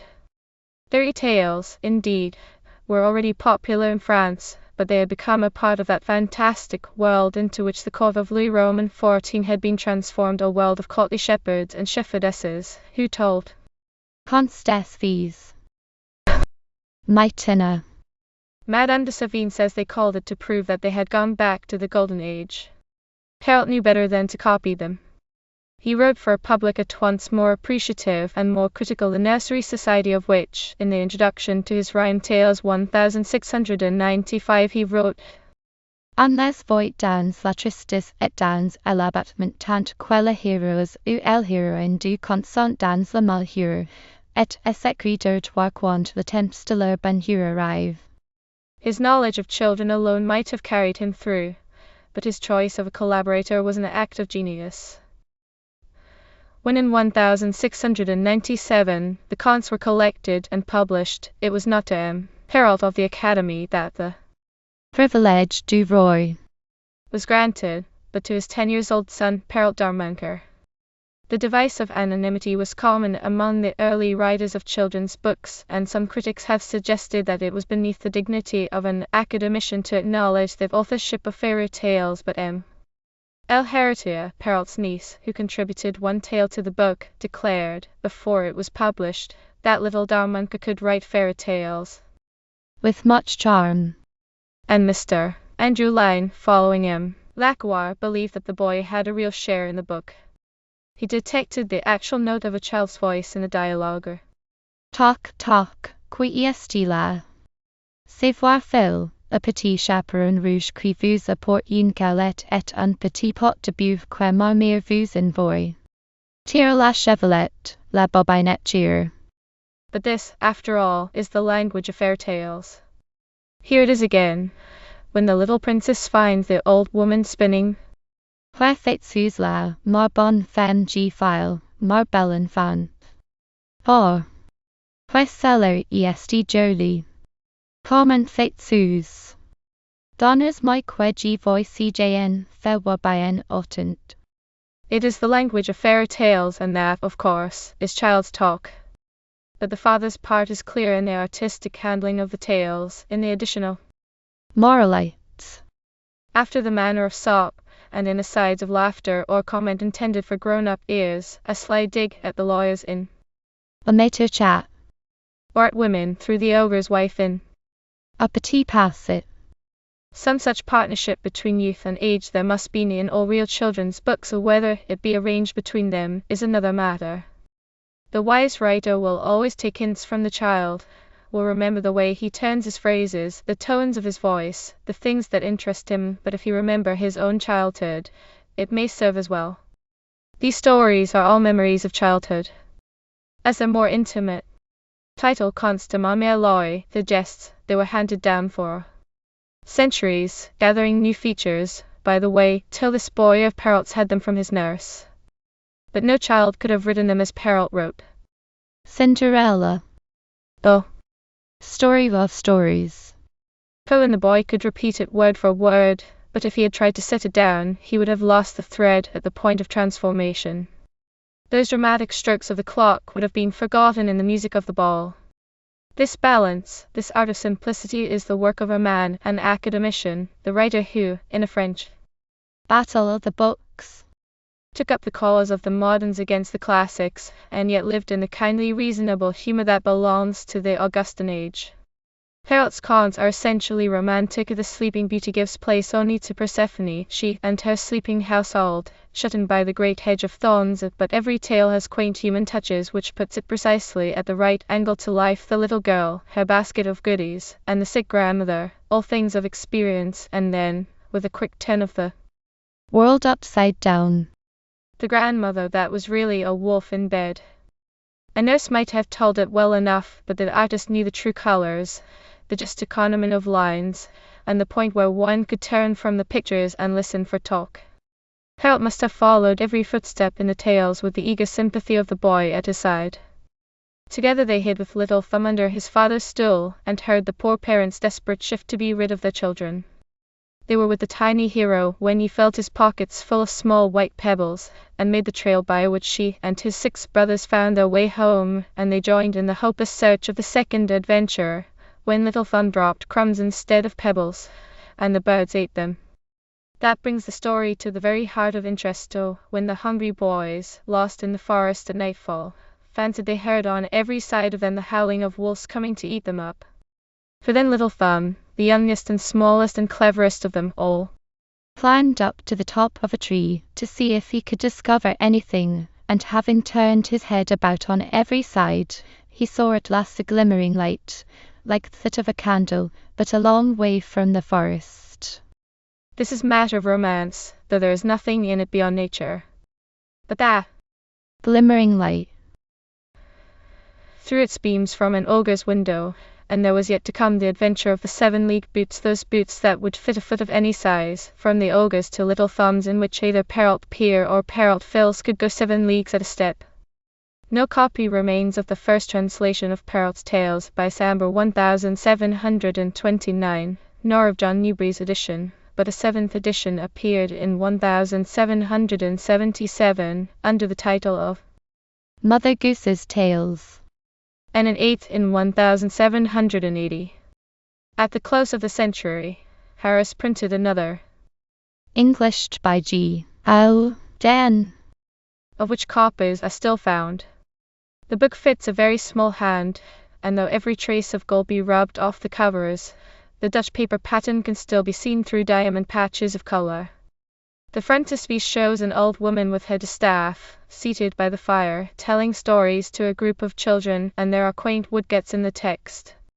The welcome given in court circles to fairy tales marked the beginning, or rather, a special phase of romantic interest, but this had little to do with children. Such tales, originally simple, caught the elaborate grace of their new setting, and borrowing variations from the newly translated Eastern stories, ran into an endless series in the Cabinet des Fées. In English they were represented chiefly by the contes of Madame la Comtesse d'Aulnoy, which were translated before Perrault's. These were common as nursery chapbooks in the second half of the century. Nothing could be more unlike the simplicity of Perrault. Madame d'Aulnoy's stories are rich in embroideries of the folk tale themes. She makes something very like a novel of her. Aloysia Blue. But the adventures of the bird lover are well known in such ballads as The Ill of Mars Dot, and no artifice can hide the traces of an old Cant Fable. The wicked stepmother of all fairy tales transforms the prince into a bird, but the spy set to watch the princess at last falls asleep, and then the princess opens her little window and sings, Also Blue, Couleur de Temps, Vol Noir, Promptman. These, explains Madame la Comtesse, are her own words, which it has been thought best to keep unchanged. Elsewhere she is less concerned for her originals. The Inette Cendrillon, the English, Inetta, is an odd mixture of Perrault's Cinderella, Oh, Little Thumb, in which both stories are spoiled. Gold and silver are the meanest ornaments in these fairy novels. They have much of the glitter of a transformation scene. When the colors fade, there is only a confused memory of the setting, but fairies and talking animals remain. Children are not likely to forget. The white cat. The hind in the wood. Or that lurker in dark corners of the nursery. The yellow dwarf. As the century advanced, grown-up persons from time to time ventured into the unknown regions of romance, and it is odd to find that the more thrilling the discoveries in poetry and fiction, the more determined they were to hide them from children, or to cloak them with moral applications. The rhyme, Moralites, which Perrault added to his tales, were a tactful concession to public opinion. No moralist ever succeeded in reforming Puss in Boots, though one, early in the 19th century, claimed him as the ancestor of a moral cat. It is clear, however, that Perrault, left to himself, would have trusted his readers to find their own morals, for in the dedication to his contes he says, they all contain a very obvious moral, and one that shows itself more or less according to the insight of the reader. The task of reconciling parents and children upon the vexed question of the supernatural was achieved by Madame La Prince de Beaumont with her educational or moral fairy tales. Allegorical persons often appeared in the court adaptations with names and images drawn from classical authority. El Heriter had already foisted into the old folk tale Diamonds and Toads, a fairy called Eloquentia Nativa. But Madame de Beaumont's tales were simpler and more convincing. From the parental point of view, she had undoubted advantages over her predecessors in the fairy tale, for, in the words of an editor of the Cabinet des Fées, she devoted herself entirely to the education of children. Born in 1711, 6 years after the death of Madame d'Aulnoy, she spent a great part of her life in London. Her magazine Des Enfants, published in 1757, properly belongs to the type of moral miscellany introduced by Sarah Fielding's governess, but the schoolroom setting could not spoil fairy tales which, however obvious their moral purposes, had refreshing touches of humour. In her intercourse with English children, Madame de Beaumont had somehow acquired a belief in the educational value of nonsense. Charles Lamb's rhyme of Prince Dourius is simply an adaptation of Madame de Beaumont's Prince Desire. Her story of The Three Wishes, found in so many chapbooks, is a well-known, droll, and there are playful touches in her most serious tales. Yet a child might venture protest on discovering that the little white rabbit in Prince Chéri, that leaps into the king's arms as he rides hunting, is an educational fairy in disguise, and it is impossible not to sympathize with the prince who, in spite of a ring that pricks whenever he is naughty, becomes a scapegrace, and has to undergo a Circean transformation ere he is reformed. Like all successful gouvernantes, Madame de Beaumont can be severe. Her ferret in Fatal et Fortune. 'Tis a place in Spartan folklore. This is how she answers the mother who pleads for a son doomed to misfortune. Vous ne savez pas si quoi vous demandez. Est-il n'est pas mal joué, il sera méchant. One at least of Madame de Beaumont's tales is worthy of Perrault. Beauty and the Beast would decide her title to nursery fame, if she had written nothing else. In 1740, Madame de Villeneuve had spun at the same theme at extraordinary length, but the story, as children know it, first appeared in the magazine Des Enfants, and it bears all the marks of a genuine folk tale. It was late in the century before the Arabian Tales, translated from the French of M. Galland in 1708, appeared in English children's books. In France, they received a welcome surpassing that of the fairy tales, and produced a fantastic literature of supposed translations, in which Eastern imagery and the incidents of Western folklore were curiously mixed. Yet the new pattern was not altogether incongruous. Wolves and magicians were the stock figures of romance. The quest of the talking bird, singing tree and yellow water was but a variant of the fortune seeker's adventures. The magic mirror commonplace of fairy tales, and their world ballads, like The Heir of Lynn, with Arabian, Persian and Turkish variants. Eastern stories, nevertheless, had more in common with court fairy tales than with those of natural growth. They were woven, like oriental carpets, for kings' palaces, and the faux Elements were simply repeated as a part of the design. Children as yet knew nothing of these visions of splendor and terror, which turned the French court from its pose of simplicity, and colored the whole fabric of the cabinet d'essuie. But the British tendency to moralize was never stronger than in the 18th century, and Eastern fables and aphorisms were rich in illustrations of philosophy. Thus, for the greater part of the century, the English Oriental tale was moralized, and if children came into any part of their legacy, it was either by courtesy of the moralist, or through illicit traffic with the peddler.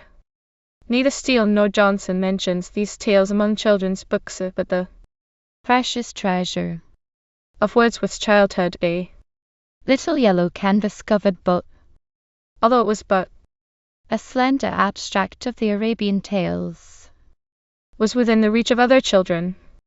Wordsworth tells how he and another boy hoarded their savings for many months to buy the 4 large volumes, all kindred matter.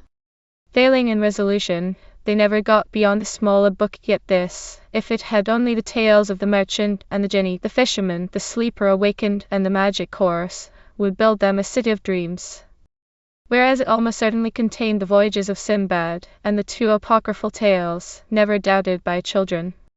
Aladdin, Oh, the 40 Thieves. such a book was a maker of magicians.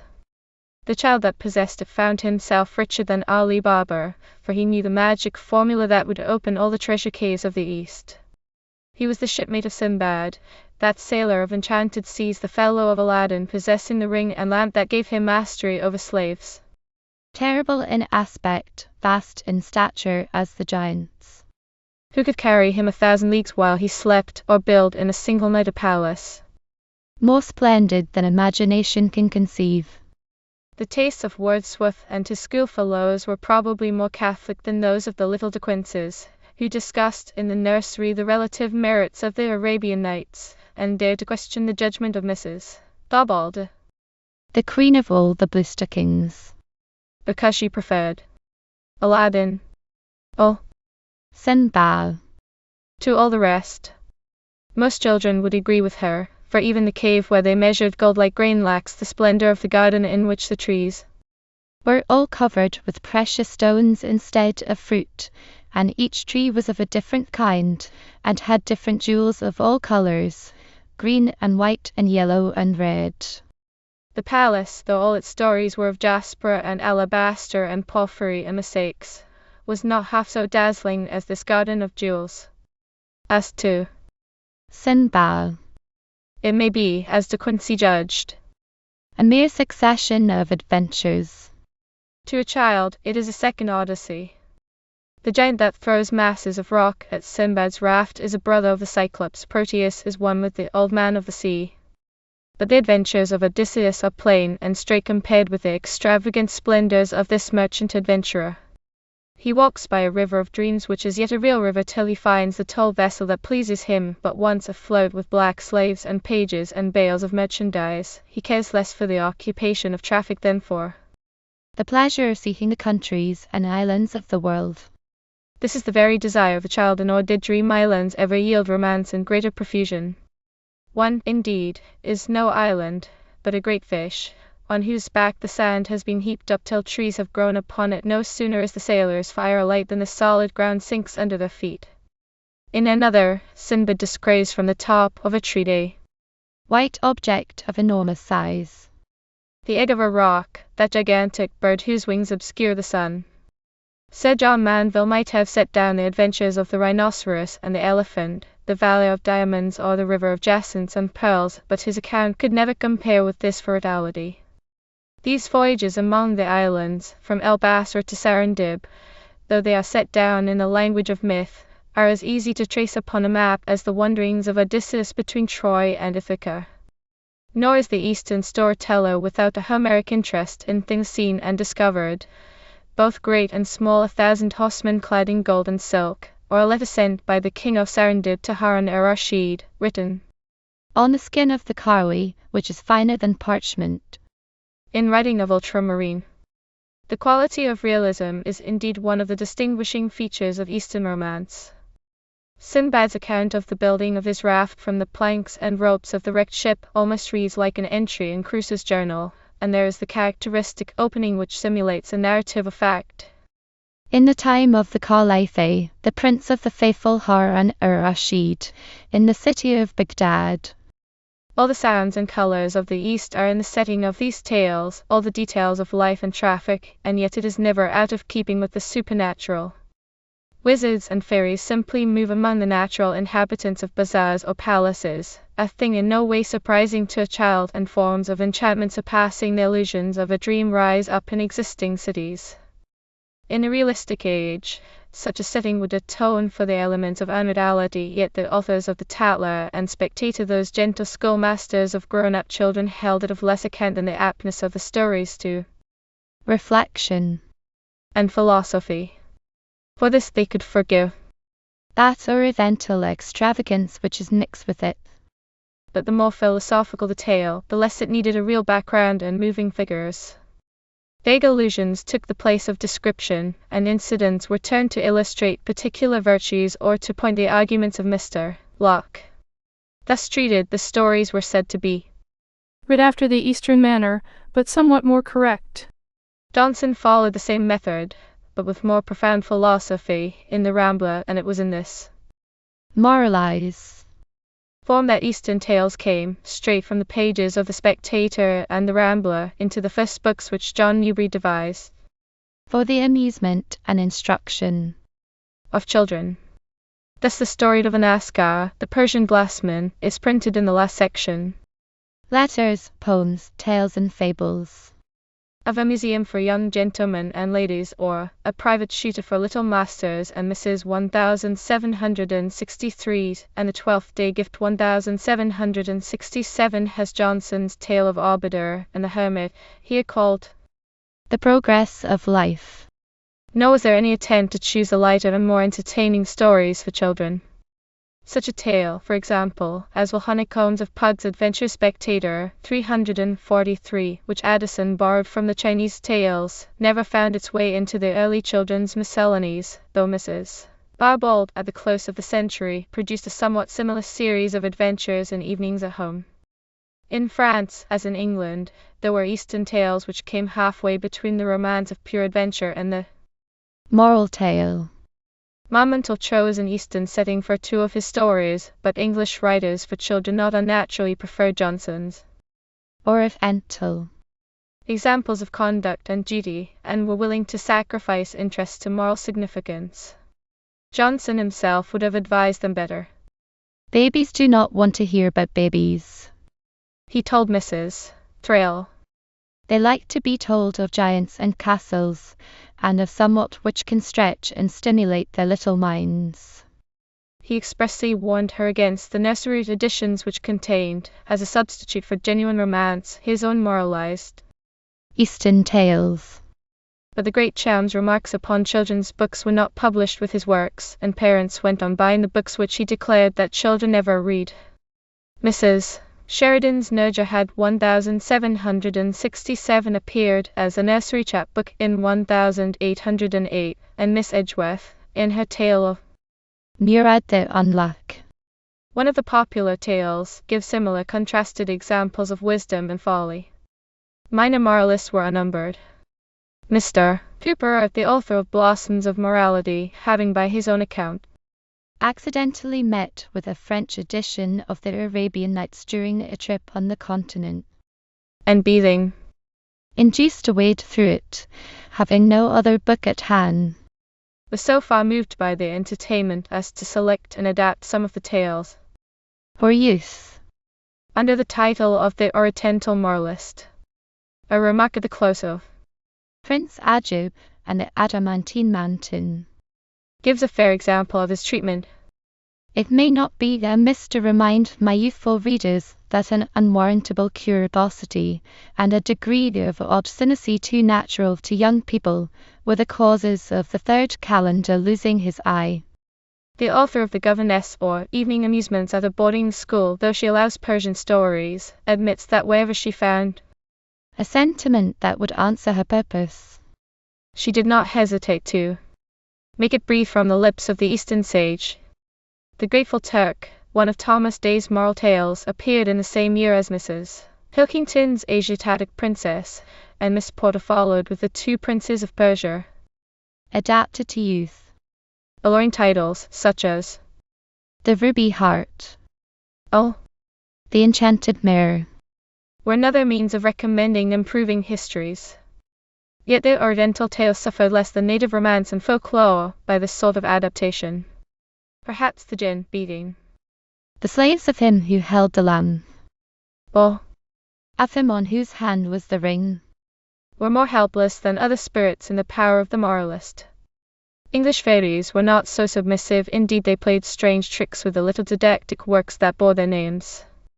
Already in 1746 Tom Thumb had turned pedagogue and published his Travels, A Barefaced Introduction to Topography. Tom Thumb's folio 1768 was followed in 1780 by Tom Thumb's Exhibition, being an account of many valuable and surprising curiosities which he had collected in the course of his travels for the instruction and amusement of the British youth. This is somewhat more entertaining than the Travels, having an odd humor of its own, but the Tom Thumb of the Exhibition has changed his fairy dress for a schoolmaster's gown and lies in wait for pupils. in a large commodious room at Mr. Lovegood's, No. 3 in Weissman's Buildings, at the upper end of Education Road. Here he examines, under the lens of an Intellectual perspective glass, the unreasonable things which please a child. For example, unripe apples or gooseberries thus scrutinized instantly appear to be changed into a swarm of worms and other devouring reptiles. From this it is tempting to infer that the same merciless glass had discovered, instead of the traditional wren or robin, the Little feathered songster called the advice bird, which a child might seat at the exhibition. Such a lens, focused upon Whittington's cat, would doubtless prove it a figment, or applied to a magic sword, might instantly change it to a piece of rusted iron.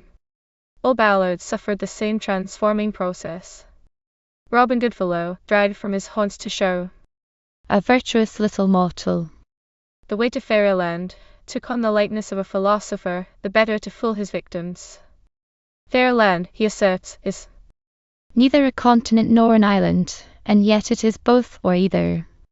It exists in the air, the distance of about 5.5 feet or 6 feet at most from the surface of the earth. The solution of this pleasing riddle is found in a diagram of the human frame, where on the fairyland of philosophy is shown to exist nowhere but in a man's head, hard by those notable tracts, the Land of Courage, and the Land of Dumplings. A knavish sprite this, who can find matter for jests in a fairy revolution, for by his account the reigning monarch Fancy and Whim, his royal consort, have usurped the throne of Oberon, and Imagination is their eldest son. In such an age, the boldest outlaw would have much ado to rescue Robin Hood, and since Robin could point but a one-sided moral, the writer of little books forgot his virtues and published his Life as a warning piece. He forsooth Did not know how to work. how, Neglected to learn a trade. and being justly outlawed, skulked with his How, in Sherwood Forest living. what they called a merry life. The two children in the wood afforded ample scope for moral contrasts. Addison's praise had included even the pretty fiction of the robins, on the authority of Horace and his doves, but the makers of toy books were not satisfied with this. They expunged the robins and prepared two prose versions of the ballad, one expanding the story into a novel of domestic life, and the other marring it with a happy ending. The novel, an amusing medley, deals in an underplot with the adventures of the wicked uncle at sea, laying bare a past about which the ballad was silent. The rest is concerned with the home life of the two children, and contains a chapter of stories told for their benefit. At the end, by way of reparation, perhaps the ballad itself is printed. The novelist carries enough moral ballast to float it all, and anticipates its effect in rhyme. The tender tale must surely please.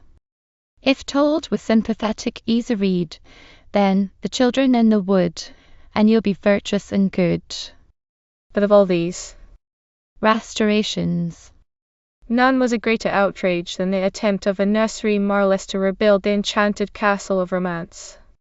The History of the Enchanted Castle, or The Prettiest Book for Children, appeared in Francis Newbery's list in 1777 and was reprinted for Harris early in the 19th century. On the title page it is further described as The Enchanted Castle, situated in one of the Fortunate Isles and governed by the giant Instruction. Written for the entertainment of little masters and misses by Don Stefano Bonavano, Under Secretary to the aforesaid giant. The wheel has come full circle. Folk tales, ballads, romances, not one of the forms of popular literature has escaped. Here at last is the giant himself surrendering his stronghold to the moralist, delivering up captives and stolen treasure, engaging secretaries, and parceling out the enchanted castle into a picture gallery, museum, and library. The parallel between the giant Instruction and giant Despair is sufficiently obvious, but the giant's undersecretary, with official sagacity, turns it to account. He boldly proclaims himself a distant relation of the famous John Bunyan, the pious and admired author of The Pilgrim's Progress, and proceeds to explain the symbolic pictures and curiosities in the castle after the manner of Mr. Interpreter. Yet there is one rare thing among the oddities of this little book, a statement of aim which involves direct criticism of existing children's books. This betrays the giant's intention to make children as capable of thinking and understanding what is what according to their years as their papas and mammas, or as the greatest philosophers and divines in the whole country. To this end it is forbidden to present even very little masters and misses. Well, idle nonsensical stories. Oh, silly unmeaning rhymes.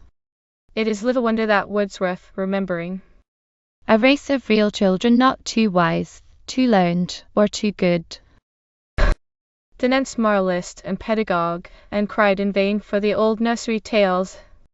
Oh, give us once again the wishing cap of Fortunatus, and the invisible coat of Jack the Giant Killer, Robin Hood and Sabber in the forest with St. George. Chapter 3. The Lilliputian Library. Locke and the baby spectator Gulliver in the nursery. The children's bookseller, a little pretty pocket book, the Circle of the Sciences and the Philosophy of Tops and Balls. Mr. Newbery's shop in St. Paul's Churchyard. The Lilliputian Magazine. The History of Mr. Thomas Trip. Nurserer. Richardson's. Mother Goose's Melody. A very great writer of very little books. The History of Goody Two-Shoes as an epitome of the Lilliputian Library. The Question of Goldsmith's authorship late. Lilliputians. The Wise Children, Many Roles, Juvenile Trials, the Juvenile Biographer, Lilliputian Letters, A Hint of Revolution, the New Tatler and Spectator, Fathing Sugar Paper Series, Lilliputian Books in the Provinces. For every parent that read Locke's thoughts, 100 took his ideas at second hand from the Spectator. Many, indeed, seem to have confused his notion of childhood with a description of the baby Addison, who threw away his rattle before he was 2 months old, and would not make use of his carle until they had taken away the bells from it. It was no new thing to regard a child as a small man or woman. Since Shakespeare's time, children had followed the fashions of their elders. But the tastes of grown-up Elizabethans were not so different from those of children. Never, until the 18th century, had a child been taught to think and act like a man of middle age. The little Georgian walked gravely where his forebears danced, and was expected to read dwarf essays, extracts from Addison and Pope, and little novels after Richardson. Swift's engrossing pictures of Lilliput had no sooner captured the nursery than grown-up persons began to fancy themselves in the part of Gulliver stooping to instruct a little nation, and the logical outcome of this was a Lilliputian Library. The ingenious artist of an older generation, who could put all th Iliads in a nut, must have passed on his secret to the makers of toy books, and of these the first and greatest was John Newbery, a descendant of the very Newbery who, in the 16th century, had published the Rime of the Great Marchmont Man. There is no better portrait of John Newbery than the one drawn by Goldsmith in The Vicar of Wakefield. The good-natured man, with his red pimpled face, who befriended Dr. Primrose when he lay sick at a roadside inn, was no other than the philanthropic bookseller of St. Paul's Churchyard, who has written so many little books for children. Goldsmith was writing for Newbery between 1762 and 1767, and on more than one occasion he, like his vicar, borrowed a few pieces from the kindly publisher. He could not have chosen a more graceful way of thanking him, nor one more likely to give him pleasure, than by thus imitating Mr. Newbery's own method of internal advertisement, associating him with those little books for children, and adding that he called himself their friend, but he was the friend of all mankind. The rest of the passage recalls Dr. Johnson's caricature of Newbery as Jack Whirler in The Idler. Overwhelmed as he is with business, his chief desire is to have still more. Every new proposal takes possession of his thoughts. He soon balances probabilities, engages in the project, brings it almost to completion, and then forsakes it for another. But Goldsmith again lays stress on his pet project. He was no sooner lighted, but he was in haste to be gone, for he was ever on business of the utmost importance, and was at that time actually compiling materials for the history of one Mr. Thomas Strip. An account of John Newbery's career would itself furnish matter for a children's book. He was a very Whittington of booksellers, a farmer's son who made his way in the world by his talents and industry and a great love of books. Every day of his life was an adventure, and he never lost his Pepisian interest in men and things. Goldsmith's story of the inn or its counterpart might almost have come out of the pocket book in which Mr. Newbery kept a record of his journey through England in 1740, with notes of his various projects and purchases. It was at Reading, where he had begun his trade of printer and publisher, that he produced his first children's book, Spiritual Songs for Children, by one of the many imitators of Dr. Watts, but the genuine Newberys. It appeared after he settled in London, first at the Bible and Crown, without Temple Bar, and afterwards at the famous little shop in St. Paul's Churchyard. He began with miscellanies, quaint imitations of the periodicals, announced by whimsical advertisements, and professing the aims and methods of John Locke, a little pretty pocket book 1744, and the Lilliputian magazine, advertised in the General Evening Post, March 4, 1751. Two quotations in the pocket book suggest a connection between two prevailing interests of the day, education and landscape gardening. The first is from Dryden. Children, like tender osiers, take the bow, and as they first are fashioned, always grow. The second from Pope.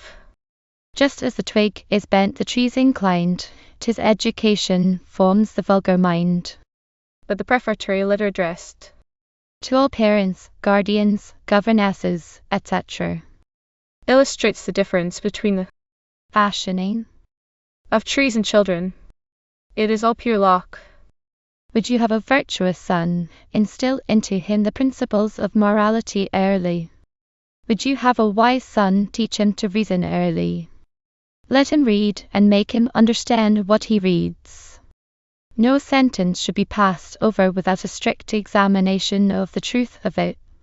Subdue your children's passions, curb their temper, and make them subservient to the rules of reason, and this is not to be done by chiding, whipping, or severe treatment, but by reasoning and mild discipline. So much for the parents who bought the pretty pocket book. The rest is a judicious mixture of amusement and instruction for its readers. There are alphabets big and little, select proverbs for the use of children, Marlights in plenty, but by the precise authority of Mr. Locke. There are also pictures of sorts, psalms and games and round fables. There's even a germ of the moral tale in accounts of good children, set down somewhat in the manner of 17th century characters. Vitrinus and the Lilliputian magazine came an instructive snuff box series, The Circle of the Sciences, described in the advertisement as a compendious library, whereby each branch of polite learning is rendered extremely easy and instructive. But the Newbery pedant is never quite serious. When, later, he sets himself to adapt the Newtonian system to the capacities of young gentlemen and ladies, he does it in a philosophy of tops and balls, and seems immensely diverted by this notion of making the giant instruction stoop to play.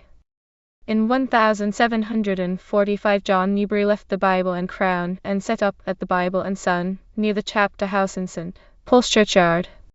By this time he had become a merchant in medicines as well as books, and had acquired a partnership in the sale of the famous fever powders of his friend Dr. James, which he advertised with other remedies in his nursery books, often working them into the story. Like all really busy people, he could always find time for a new enterprise, but the little books were no mere relaxation from serious work.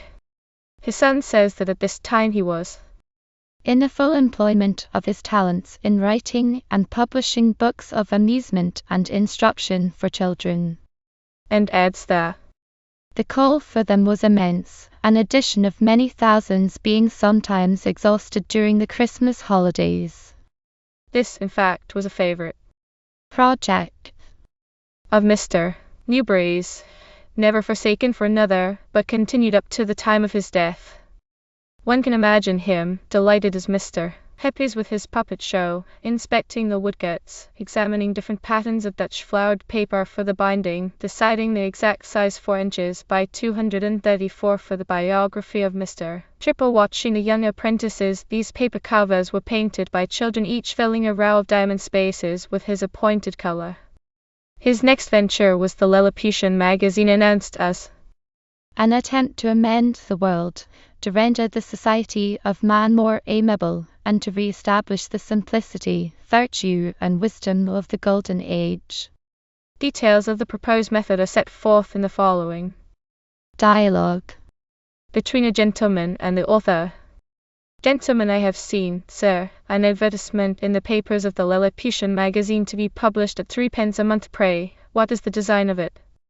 Author, why, sir, it is intended for the use of children, as you may perceive by the advertisement, and my design is, by way of history and fable, to sow in their minds the seeds of polite literature, and to teach them the great grammatic of the universe, I mean the knowledge of men and things. The framework of the book suggests a combination in miniature of the Royal Society and the Spectator Club, for the various pieces are submitted to a society of young gentlemen and ladies, including a young prince and several of the young nobility, presided over by little Master Meanwell, who by reading a great many books and observing everything as Judah said to him, acquired a great deal of wisdom. The histories, fables that follow are not mixed from Mr. Locke's prescription. They are amusing parodies of Mr. Newbery's or his contributors, reading from the Spectator and Gulliver and Richardson's novels. Not even Gulliver escapes the moralizing tendency, and Lilliput, here translated to the island of Angelica, is a new utopia, where no man is allowed more money than he needs. The inhabitants are so little removed from common experience that they appear to be no more than a gigantic sort of Lilliputian, about the size of the fairies in Mr. Garrick's Queen Mab. Locke would have scorned the fanciful descriptions of this voyage imaginaire, nor would a history of the rise and progress of learning in Lilliput, which precedes it, have pleased him better. He never could have understood the sly humor of its author. Indeed, but for the date, there might be some truth in the suggestion that Goldsmith edited the Lilliputian magazine, for among its contributions was that notable history of Mr. Thomas Trip, in which his philanthropic book-slow was engaged, and in the history, a rhyme of 3 children sliding on the ice, that Goldsmith might well have invented to temper the virtues of Mr. Trip, for indeed this hero, though he scarcely overtops Tom Thumb, is the wise children little. Whenever you see him, you will always find a book in his hand.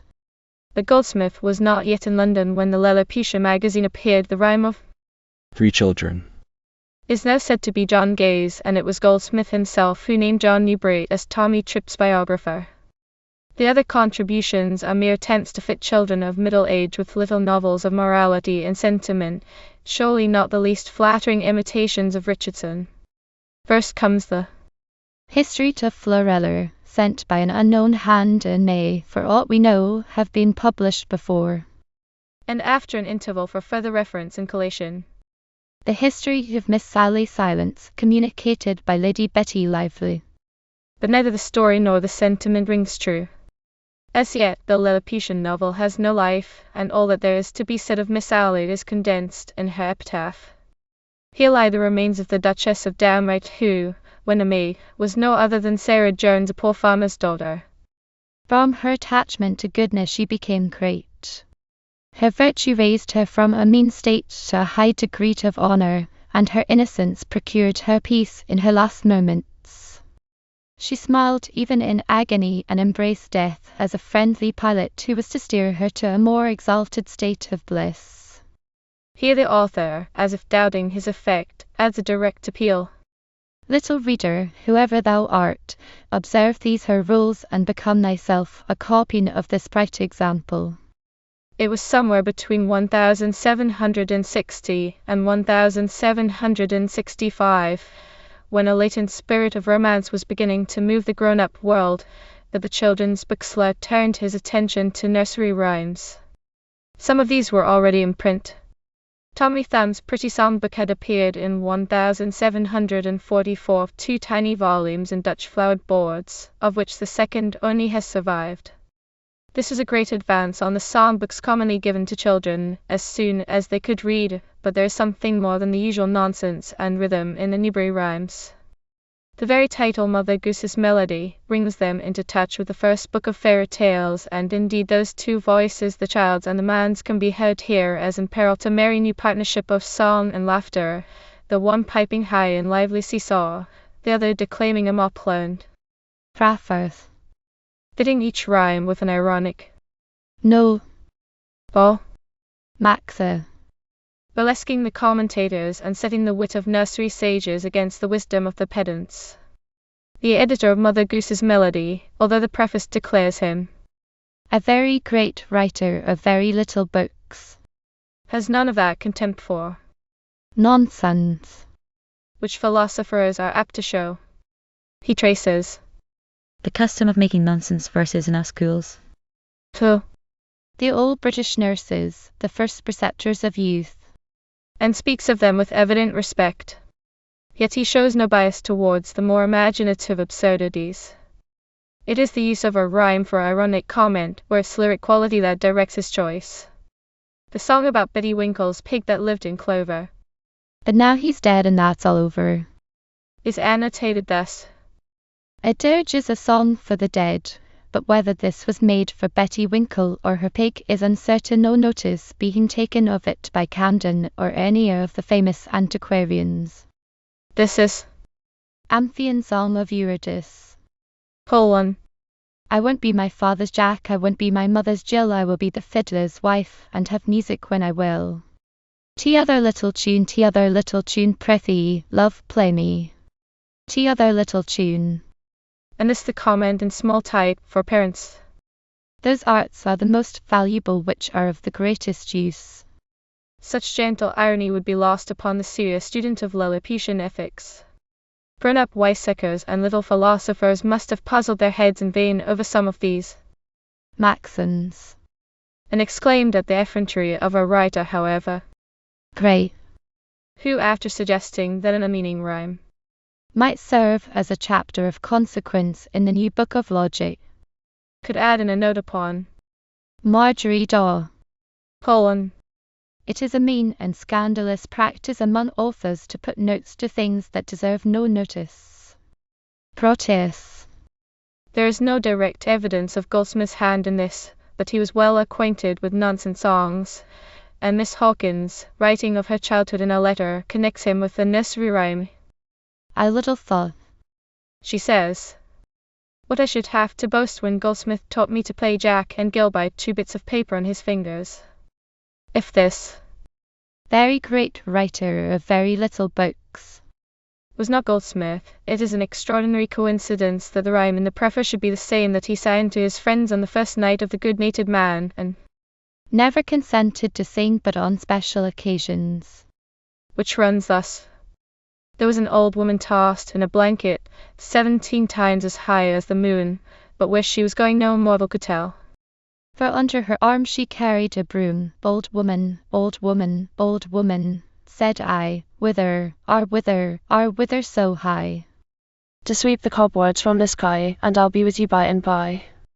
There's only one Lilliputian book that has been attributed to Goldsmith with the consent of his biographer, and that is Mr. Newbery's masterpiece, The Quaint and Original History of Goody Two-Shoes.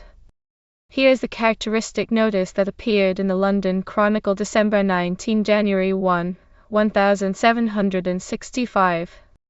The philosophers, politicians, necromancers, and the learned in every faculty are desired to observe that on the 1st of January, being New Year's Day, that we may all lead new lives. Mr. Newbery intends to publish the following important volumes, bound and gilt, and hereby invites all his little friends who are good to call for them at the Bible and Sun in St. Paul's Churchyard, but those who are naughty are to have none. Here follows a list of the important volumes. Colon. The renowned history of Giles Gingerbread, a little boy who lived upon learning. Easter, Whitsuntide, and Valentine. Gift. The Fairy. And after these an announcement of greater interest that there is in the press and speedily will be published, either by subscription or otherwise, as the public shall please to determine, the history of little Goody Two-Shoes, otherwise called Margery Two-Shoes. The Gift. Are so many variants of the Lilliputian miscellany, and as to Giles Gingerbread, there is nothing about him to attract a child, unless his name should conjure up a flavour of those gingerbread books sold at fairs, which could be eaten when the reading grew tedious. The story made to fit a penny chapbook tells, without digression, how young Gingerbread learned to read, that he might have a fine coach and emulate the success of one Sir Toby Wilson, who also was a poor man's son. But Goody Two-Shoes, though it offers a similar prize for self-help, teaches no such politic morality. Indeed, it shows what can be done with a baby's novel, by a writer who understands children and has a winning gift of humor, but for all that, it presents in epitome the whole Lilliputian library. The title page at once proclaims its likeness to those records of triumphant virtue, the nursery. Richardson's The Introduction is a miniature essay on Landor form. Mr. Welsh, who reprinted Goody Two-Shoes in 1882, found an exact picture of the deserted village in the parish of Moldwell, where little Margery's father suffers the wicked persecutions of Sir Timothy Grypen. An overgrown farmer called Graspole. A passage at the close of the Introduction certainly lends some colour to the idea that it was a half-playful study of Goldsmith's, but a serious argument. But what, says the reader, can occasion all this? Do you intend this for children, Mr. Newbery? Why, do you suppose this is written by Mr. Newbery, sir? This may come from another hand. This is not the book, sir, mentioned in the title, but the introduction to that book, and it is intended, sir, not for those sort of children, but for children of 6 feet high, of which there are many millions in the kingdom. The change, after all, is merely from Lilliput to Brobdingnag, a voyage that represents no more difficulty to the editor than to Gulliver himself. It is in Lilliputian pedagogy that the writer of Goody Two-Shoes has so completely outdistanced his fellows. But although none of them could produce a more whole-hearted supporter of Locke's theories than Little Two-Shoes, she wastes no time in abstract reasoning, but puts them at once into practice. No sooner did she learn to read, and that was startlingly soon, than she began to teach her companions, and finding them by no means so quick nor so diligent as herself, she cut out of several pieces of wood 10 that of large letters and 10 of small, all printed very clear in the text. And every morning she used to go round to teach the children with these rattle-traps in a basket, as you see in the print. The letter games of Goody Two-Shoes were doubtless among the 20 other ways hinted at by Mr. Locke when he described his own, in which Children may be cozened into knowledge of the letters. There are minute directions for playing them in the chapter that tells How Little Two Shoes became a trotting tutoress. No is virtue the philosopher's chief concern neglected for this matter of mere learning. There are lessons and reflections enough for the old. Schools of virtue. But little Marjorie's true piety makes amends for her preaching and saves her from the prudential excess of the little boy who lived upon learning. When she admonished the sick gentleman for his late hours by the example of the rooks, she forced him to laugh and admit that she was a sensible huss. The reader more often admonished does the same. In this blending of morality and humor, the author is only following the practice of 18th century novelists. His morality in the main, very sound and reasonable, hangs by the humor of separate incidents, yet these together form a sequence of moral and cautionary tales. There is, for example, the warning against useless display in the account of Lady Ducklington's funeral. The money they squandered away would have been better laid out in little books for children, or in meat, drink, and clothes for the poor. Against superstition, the story of the ghost in the church, or the dramatic witch story of the second part, and there are parallel examples of kindness and good sense. A small child would make his first reading by the woodcuts, which are much like a child's drawings here. First, a little Marjorie and her brother, left, like the children in the wood, to the wide world. Here's Tommy Two Shoes at an incredibly tender age, dressed like a little sailor. Pray look at him. And there again, wiping off Marjorie's tears with the end of his jacket. Ah. And bidding her cry no more, for that he will come to her again when he returns from sea. He is much blurred in this picture, perhaps with tears. At this point the story goes back to the frontispiece, by far the best picture of Marjorie, in a setting of trees and fields, with a little house on one side of her and a church in the distance. She is wearing her two shoes for the first time, for until a charitable good man gave her a pair she had but one. Stroking down her ragged apron thus, and crying out, "Two shoes, mame, see two shoes." Next comes a serious business of letters and syllables. But somebody with a basket of rattletraps is at the door. Tap, tap, tap, who's there? It might have been Red Riding Hood. Tock, tock. Quid est la? But it is only little Goody Two Shoes, greeting her new scholar in the same childish voice. Thus the little one gets through the lessons and proverbs of the next few pages, and at chapter 6, which tells how the whole parish was frighted, knows the triumph and delight of reading. Babies do not want to hear about babies, said Dr. Johnson, but he was never, like Goldsmith, intimate with the nursery in all its moods, and it did not occur to him that his favourite Tom Thumb was but a child seen through the diminishing glass of a woodcut. This, moreover, is a story that grows up in the reading. At chapter 6, there is no more baby talk. These are mature, even elderly villagers who are so frighted. At the idea of a ghost in the church, the argument is between the parson, the clerk, and the clerk's wife. I go. Sir, says William, why the ghost would frighten me out of my wits. Mrs. Dobbins too cried, and laying hold of her husband said, he should not be eat up by the ghost. A ghost, you blockheads, says Mr. Long in a Pet, did either of you ever see the ghost, or know anybody that did? Yes, says the clerk, my father did once, in the shape of a windmill, and it walked all round the church in a white sheet, with jack boots on, and had a gun by its side instead of a sword.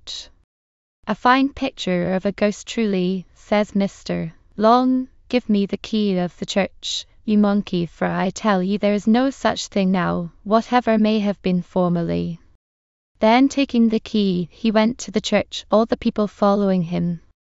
As soon as he had opened the door, what sort of a ghost do you think appeared?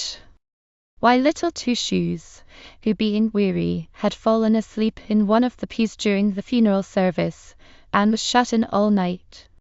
Such incidents would make even a grown-up reader forget the Lilliputian context. Nor is the second part as another histories of less interest, although it presents the dutiful contriving Little Two Shoes as principal of a country college for instructing little gentlemen and ladies in the science of a .bc. A formidable theme, if her inventive genius could not produce any number of variations upon Mr. Luck's method of playing at schools. A reference to the Spectator at the close of Part 1 would make Mistress Two Shoes a predecessor of Shenstone's schoolmistress, but this is clearly an anachronism. The village dame as Shenstone studies her still sits, disguised in look profound, and eyes her fairy throng, and turns her wheel around. Whereas Goody Two Shoes, knowing that nature intended children should be always in action, places her letters and alphabets all round the school, so that every one in turn is obliged to get up to fetch a letter or to spell a word. Her children have forgotten the hornbook, and with it, doubtless, thought George's high achievements, which she's to decorate the back. It was Shenstone's dame who kept twa birchen sprays to reclaim her pupil's wandering attention from St. Dodge. But Mrs. Marjorie ruled by reasoning in mild discipline, and could dispense with these. Her tenderness extended not only to all mankind, but even to all animals that were not noxious. Such humanity alone, notwithstanding the reservation, sets her above the poet's heroine, to whose credit he could only place one ancient hen she took delight to feed the plodding pattern of this busy dame, which ever and anon, as she had need into her school begirt with chickens came. Indeed, Mrs. Marjorie surpasses Sop and Tommy Trip in her manner of pressing beasts and birds into the service of education. Locke, whose imagination had stopped short at pictures of animals, would have detected the insidious workings of romance in a school where the ushers were birds, where a dog acted as doorkeeper and a pet lamb carried home the books of the good children in turn. Yet in another place, the youthful dame shows herself a mistress of utilitarian argument. Does not the horse and ass carry you in your burthens? Don't the ox plough your ground, the cow give you milk, the sheep clothe you back, the dog watch your house, the goose find you in quills to write with, the hen bring eggs for your custards and puddings, and the cock call you up in the morning? If so, how can you be so cruel to them, and abuse God Almighty's good creatures? Thus the creatures are protected chiefly for their services. Nature, as yet, is no more than a useful and necessary background. It is still humanity that counts. As to romance, the writer's attitude must be judged by default. There is but one reference to Fortunatus and Friar Bacon to indicate a preference for works of reason and ingenuity. This follows one of those quaint interludes that prove the quick wit and hide the laughter of Mistress Two Shoes. In a character of village peacemaker, she contrives a considering cap, almost as large as a grenadier's, but of 3 equal sides, on the first of which was written, I may be wrong on the second, it is 50-1, but yours, and on the third, I'll consider of it. These other parts on the outside were filled with odd characters, as unintelligible as the writings of the old Egyptians, but with inside there was a direction for its use, of the utmost consequence, for it strictly enjoined the possessor to put on the cap whenever he found his passions begin to grow turbulent, and not to deliver a word whilst it was on, but with great coolness and moderation. They were bought by husbands and wives, who had themselves frequent occasion for them, and sometimes lent them to their children. They were also purchased in large quantities by masters and servants, by young folks who were intent on matrimony, by judges, jurymen, and even physicians and divines. Nay, if we may believe history, the legislators of the land did not disdain the use of them, and we are told that when any important debate arose, cap was the word, and each house looked like a grand synod of Egyptian priests. After this, lest the old spell should work upon some unguarded child, Friar Bacon is called in to advertise this charm for the passions. In a letter of advice, what was Fortunatus' wishing cap when compared to this? Remember what was said by my brazen head, time is, time was, time is past, now the time is, therefore buy the cap immediately, and make a proper use of it, and be happy before the time is past. The learned friar has burnt his books, and there is an end of magic. Mrs. Marjorie has no dealings in a Gothic mythology of elves and fairies. Her familiars are the tame creatures of her household. She does her conjuring by the legitimate powers of science. And when, through her cleverness in contriving a weather glass to save her neighbour's hay, she is accused of witchcraft by the people of other parishes, her advocate, like a true Lilliputian, defends her with the arguments of Addison and Goldsmith. This witch story is the climax, if such a haphazard little plot can have a climax, and it gives a masterly last touch to the heroine's portrait. She is standing with all her pets about her, when Gaffer Goosegap, full of the weather glass mystery, comes to spy upon her. This so surprised the man that he cried out, "A witch! A witch!" Upon this she laughing answered, "A conjurer." A conjurer.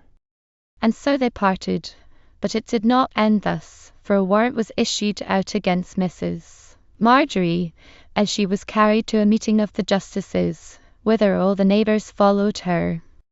At the trial her triumph is complete.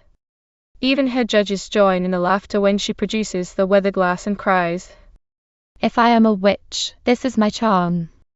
The writer, whoever he was, had little to learn from Rousseau.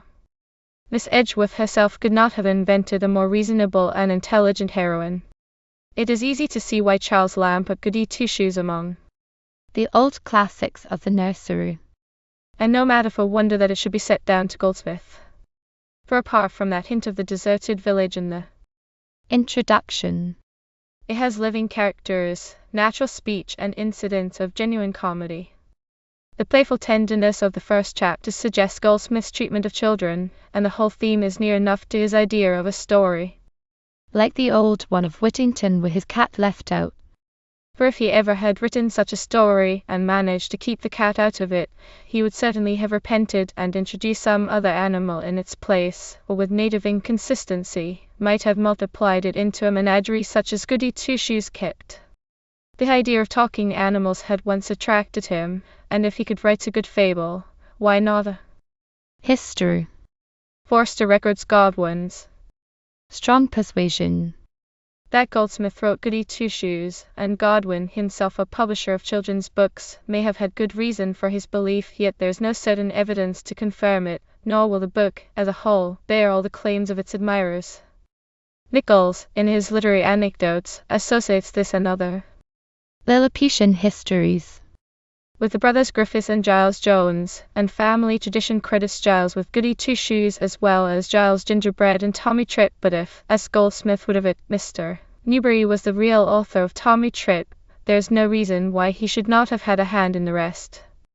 Goody Two-Shoes, in fact, has several turns of speech and grammatical slips which occur in John Newbery's journal, nor is it at all unlikely that Goldsmith, the friend of Giles Jones and Newbery, contributed such lively matter as the ghost and witch stories, or so quaint a fancy as the considering cap.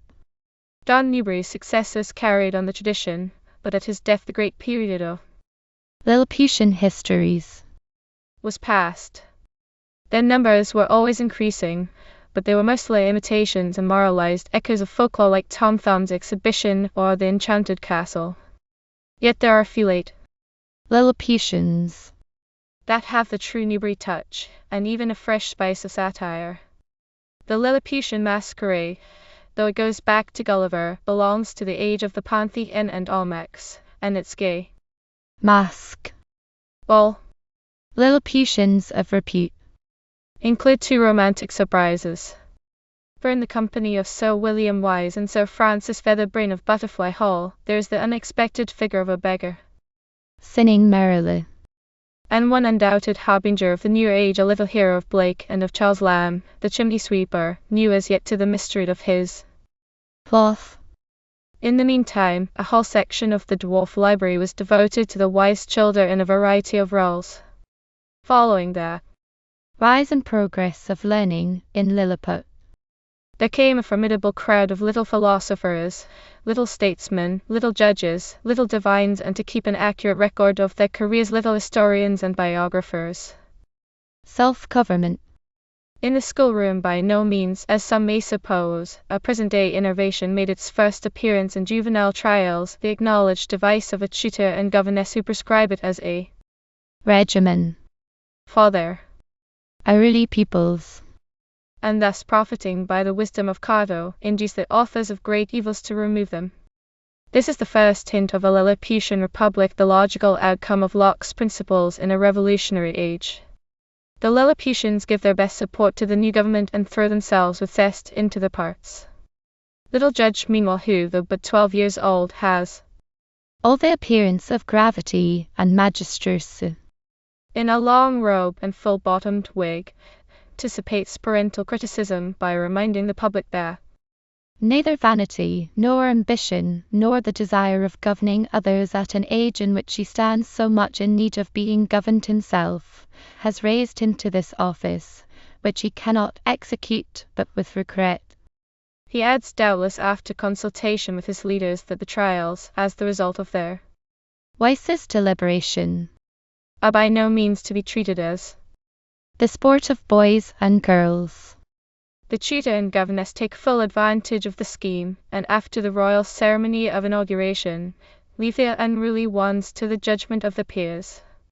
Perhaps it is this unwanted freedom which lets loose a stream of live and humorous dialogue, for no sooner do the trials begin than these Lilliputians betray the natural propensities and dramatic instincts of real children. Mr. Newbery himself could hardly have drawn better pictures of country life, or spoken better dialect than the farmer in one of these trials. In another, which suggests the ordeal of the Knave of Hearts, the evidence is not unworthy of Defoe, the prosecution putting in a plan of the kitchen where the stolen plum cake was baked, and a third, the case of Miss Sterling versus Miss Delia, for raising strife and contention among her schoolfellows, is wholly conveyed from Sarah Fielding's governess, a source that may explain many unexpected features in the book. But the old standards of authority are restored in the juvenile biographer, a collection of characters in moral contrast, with a bust of the little author as frontispiece. Some account of him at the end, had it been prefatory, would have prepared the reader for much of his philosophy. Throughout the book he speaks plain prig, a development that might be foreseen in one who, when he came to be breeched, laid aside all juvenile sports. His playfellows think him a dull, heavy little fellow. He is a very poor hand at marbles, trap-ball, or cricket, and little attentive to play. When other boys are engaged in strife, he retires into a corner with some little book. No doubt he is a very proper person to record those juvenile virtues and foibles that might escape a natural child, to discern the thought, prudence, and admirable needlecraft. A Miss Betsy Allgood, to speculate upon the literary ancestry of Master Francis Bacon, or to deprecate the failings of that genteel child, Miss Fiddle Faddle, who, at 7 years of age, could spend a whole forenoon at her glass, and devote an hour to pitching upon the proper part of her face to stick that patch on. The little author is, in fact, a reincarnation of the baby spectator. There's a year or two between these lives and the first book of Lilliputian letters. No children's novel followed Richardson so closely as to adopt the letter form, but Locke had expressly advised that children should write letters, wherein they should not be put upon any strains of wit or compliment, but taught to express their own plain, easy sense, and had further recommended that when they were perfect in this, they might, to raise their thoughts, have Voiture's letters set before them as models. The Lilliputian editor, loth to await the child's readiness for Voiture, adapted Locke in his own fashion, and devised new models for the nursery, which should admit the usual characters, reflections of the miscellanies, and at the same time give a suggestion of vitality to formal dialogues. However full these letters might be of grown-up sentiment, their very directions and signatures gave proof convincing to a child of the editor's good faith. The letters between Master Tommy and Miss Nancy Goodwill, published by Cannon and Newbery in 1770, was revised in 1786 with the parts not altogether properly adapted to the improvement and entertainment of little masters and Mrs. Expunged. What remains, however, shows no change in style or substance. The Lilliputian features are intact. As the editor observed, The epistolatory style here adopted is that which little masters and misses should use in their correspondence with each other, not that which they naturally would fall into, and it is designed to regulate their judgments, to give them an early taste for true politeness, and inspire them with a love of virtue. The holiday amusements described in the letters seem to be regulated. And the same plan the editor had obviously forgotten his own, and it is something of a relief to find Master Tommy, whose relationship to the juvenile biographer is close, warning his sister and her schoolfellows against the cult of nursery bluestockings. He hopes they are not going to turn philosophers. If they are, he will put them in mind of their needles, their pins, and their thread papers. Leave these subjects, advises this lordly midget. To us boys I was going to say men, and we may perhaps now and then condescend to give you some short lectures upon those matters. Miss Nancy, schooled in the sisterly virtues, responds with Persian stories, references to Mr. Addison, quotations from Pope, and to clear herself of any suspicion of the bluestocking heresy, a present of worked ruffles. Upon this he, with restored confidence, imparts an allegorical dream, an instructive story, and a dissertation on the value of time, which closes on this characteristic note. But of all the diversions of life, there is none so proper to fill up its empty spaces as the reading useful and entertaining authors. For this reason, my dear Nancy, you will receive by the next coach Mr. Newberry's Circle of the Sciences, and such other of his books as I apprehend could any way contribute to your instruction and amusement. There is one letter, and one only, in which Master Tommy forgets his philosophy and lets the child in him escape. Oh, my dear Nancy, how shall I tell you that my sweet kite, which boasted of the 2 finest glass eyes perhaps ever seen, which was so crowded with stars, and which cost me such immense labour, is lost. The revised edition was doubtless an attempt to keep pace with the rival firm of John Marshall, for between the 2 issues, about 1777, they had printed a new collection under the title of Juvenile Correspondence, which in some ways was better adapted to Locke's original plan, as well as to the theories of Rousseau. The very fact that these letters are suited to children from 4 to above 10 years of age, and that their aim is to encourage a natural way of writing, implies a change in the general view of education, yet it would be rash to assume that the writer had more than a passing acquaintance with Rousseau, whether she, this writer, is almost certainly a woman, drew any clear distinction between childhood and youth. The whole design of Juvenile Correspondence is Lilliputian, its aim is expressed almost in the exact phrase of the Royal Society, and its origin, apart from the goodwill letters, can be traced to a remark of Pope's quoted in the book, that he should have pleasure in reading the thoughts of an infant, could it commit them to writing as they arose in its little mind. Moreover, the children who write the letters, instead of developing on Rousseau's lines, become more Lilliputian with each year of growth. All the natural touches are in the letters of the younger ones from 5 to 7, they would pass for living children. Indeed, the first letter from Miss Goodchild, a little more than 7 years of age, to her brother nearly 5, suggests that the next generation of Lilliputians will refuse to grow up so soon. Would you think it? I am sitting in a little room full of books, with a desk for reading and my papers round me, as if I were a woman. But I am not so silly as to forget that I am but a little girl. And, my dear brother, your loving sister, Jane Goodchild. This is the first sign of revolution. The puppets are still content to play their parts, but they refuse to believe in them. Instead, they begin to assert their own Gothic mythology, and are no longer so subservient to the rules of reason as to despise the name of fairies. Miss Goodchild could talk all day of the play. Mr. Garrick's Fairy tale from Shakespeare.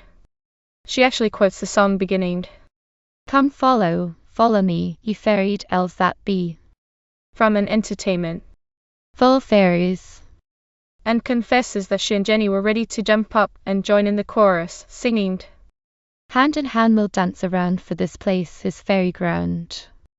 but the book is full of contradictions. Nothing in it bears out the promise of those early letters.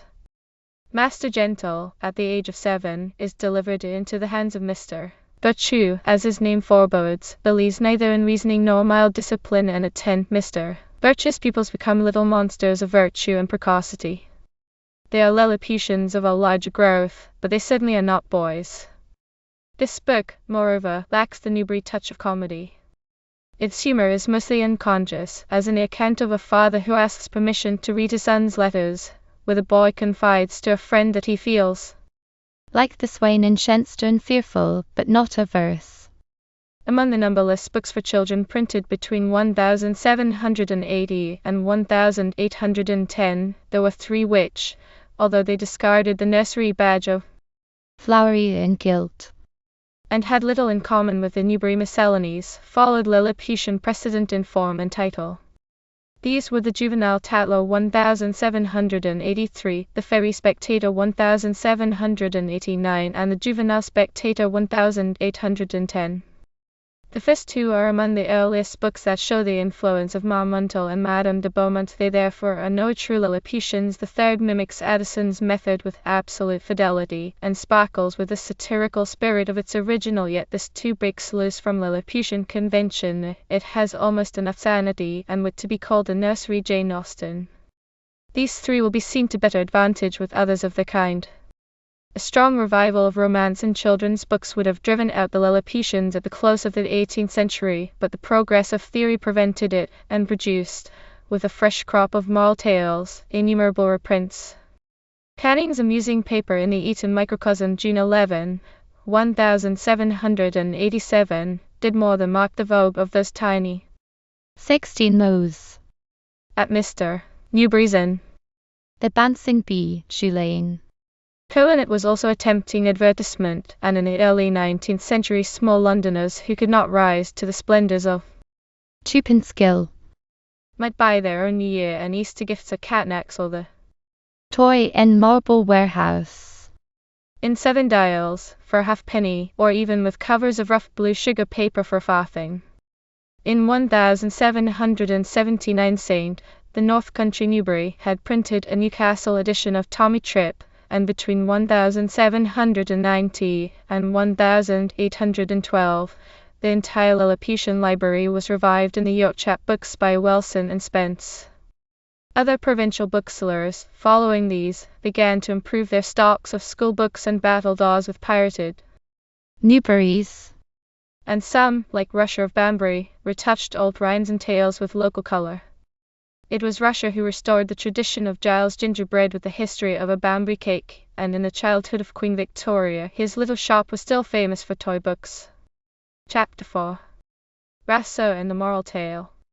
Locke and Rousseau, a new conception of childhood. Rousseau's theory of education, parent and tutor, artificial experiences, books, handicrafts, attitude to nature and humanity, the infallible parent. Marmontel's Contes Moreaux Barquins et l'Ami des Enfants, the looking glass for the mind. Madame d'Epinay's Conversations d'Emily. Madame de Genlis and her books. French Lilliputians, Le Petit Grandison and Le Petit Labrière.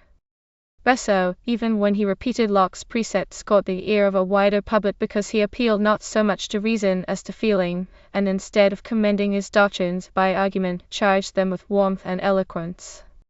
Locke had been before him in exposing the shams and pedantry of schoolmasters, as in striving for a more natural method of education, but he carried out his task in a quiet professional way, regarding the child as a patient in need of a new regimen, but never setting him on a pedestal. It was Rousseau's inspiration to take the beauty and promise of childhood for his text, to make the child stand forth as the hope of the race, the center of all its aspirations, the proof of its powers. Thus his philosophy acquired the dignity of a new faith, and yet the child lost nothing of his personal and human interests, for in Rousseau's scheme he was the very core of a new conception of family life. There could be no better setting for a natural education than the family, no simpler unit of fellowship, and Rousseau drew persuasive pictures of the child at successive stages of his growth, pictures which writers of moral tales reproduce with modifications of their own, and a greater or less amount of theory. For there was this great difference between Locke and Rousseau, in their effect on children's books, that Locke, beyond encouraging fables, did no more than furnish a toy library with his thoughts, whereas Rousseau taught 2 generations of writers to substitute living examples for maxims. In making Emile an orphan, Rousseau was guarding against interference with his experiment. It is no part of his doctrine that a child should be brought up by any but his parents, unless they are unable or unwilling to do their duty. Then, indeed, a tutor must be found, though he will never be required, after the manner of tutors, to instruct. A child needs no other teacher than experience, no schoolroom but the open country, which is also his playground. All that the tutor need do is to enter into his interests and amusements as an equal, and watch over him while he educates himself. This marks a revolutionary change in the attitude of the philosopher to the child. Locke's theory of habit, his practice of reasoning with children, have no place in the new scheme. Rousseau would as soon have a child be 5 feet in height as to have judgment at the age of 10. Children, he declares, are incapable of reason. Nature meant them to be children before they become men. To forget this is to force a fruit that has neither ripeness nor savor, to produce old infants and child philosophers. Rousseau hits hard and straight at the pedantic mania for instruction that filled the early miscellanies with geography, chronology, and other studies remote from man and especially from the child. Emile must never be allowed to cheat himself with words. He shall learn nothing by heart, not even fables, for these he is sure to misinterpret. And how is a child to grow up with any respect for truth, if his first book teach him that foxes speak, and speak the same language as ravens? With words and fables, Rousseau dismisses all the inventions of primitive imagination that find their natural place in a child's mind. At 12, Emile hardly knows what a book is. He has spent his whole life in the country, with a tutor whom he regards as a playfellow. In climbing among rocks and trees and leaping over brooks, he has learned to measure himself with his surroundings and has lost all sense of danger. No human will has ever opposed him, and since it is useless to fight against circumstance, he submits to necessary evils, and bears pain without complaining. Emile is stronger and more capable than other children, yet conscious of his dependence on others, of his need of protection. Abstract terms, such as duty and obligation, mean nothing to him, nor will he practice the empty forms of courtesy, but he has the basis of all good breeding, being candid and fearless, but neither arrogant nor self-conscious. From 12 to 15, Emile's education is equally practical. Curiosity moves him to experiment and discovery, and thus he learns the simple truths of science without teaching. Locke's belief in utility was not greater than Rousseau's. The word useful, he says, is the key to the whole situation. Emile is always to test his discoveries by the question, what is this good for? And things which do not satisfy this test are of no account. The tutor still attends the boy like his shadow, never seeming to influence the course of events, but since nature cannot be trusted to adapt herself to his scheme, he now finds it necessary to contrive artificial experiences which Emile accepts as natural.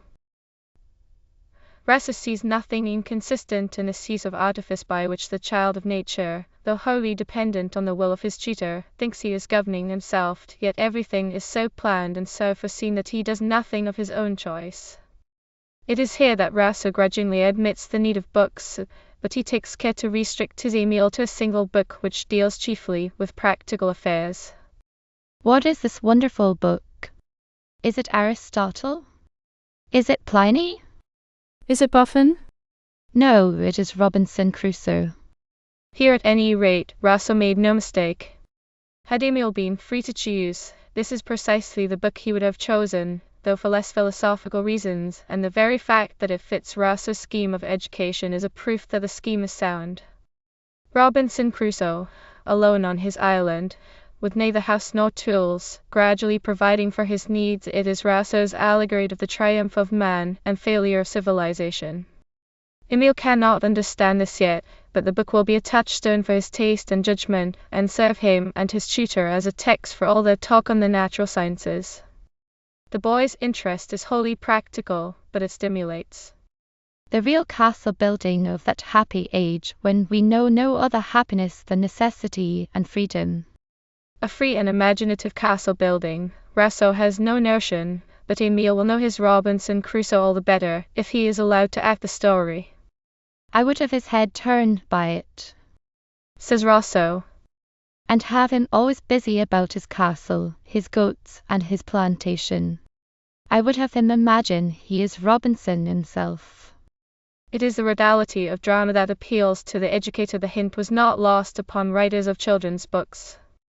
And now, since Emile cannot remain always in his island, it is time to recall him to everyday life. His natural interest in handicrafts will smooth the transition. The tutor goes with him from shop to shop, that he may understand the division of labor among men. Thus he learns more in an hour than from a whole day's explanation.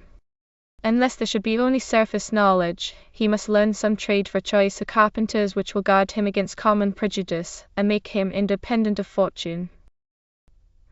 Rousseau keeps the road so clear for his young traveller that he is not afraid of chance encounters. In these years, Emile is to learn nothing of the relations of man to man. His heart is not to be touched by suffering, nor his imagination kindled by the living spectacle of nature, which Rousseau himself paints in such flowing colors. Eloquence and poetry are wasted on a child. Moral and spiritual teaching can safely be left till his 16th year. Up to that point Emile has studied nothing but the natural world. He has little knowledge, but what he has is real and complete.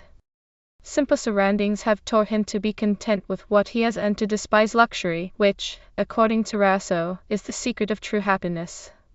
His body is strong and active, his mind unprejudiced. He has courage, industry, self-control, all the virtues proper to his age. Rousseau's disciples had some excuse for disregarding one of his chief discoveries, the distinction between childhood and youth. It was obviously impossible to draw a hard and fast line between the two stages, and Rousseau would not give an inch to individual difference. Thus his followers were either forced back upon precedent, or had to trust to their own experience of children. On the one hand, they clung to the old encyclopedic methods; on the other, they transferred Rousseau's provisions for youth and manhood to an earlier stage. Experience taught them that a child could be stirred by other motives besides prudence and self-love, that moral and spiritual influences in early childhood were not to be ignored, that there were such things as childish imagination and sympathy. The greater number of moral tales owe their very existence to Rousseau's inconsistency, for although he had exposed the fallacy of maxims and fables, he found no better substitute than the example of a perfect parent or tutor, a man without passion or prejudice, detached and colourless, who, without seeming to guide or correct, should watch the child's every movement and on occasion teach nature herself how to go about her business. The first generation of Emile, which proved Rousseau's theory of childhood, disposed, once for all, of the infallible parent in real life.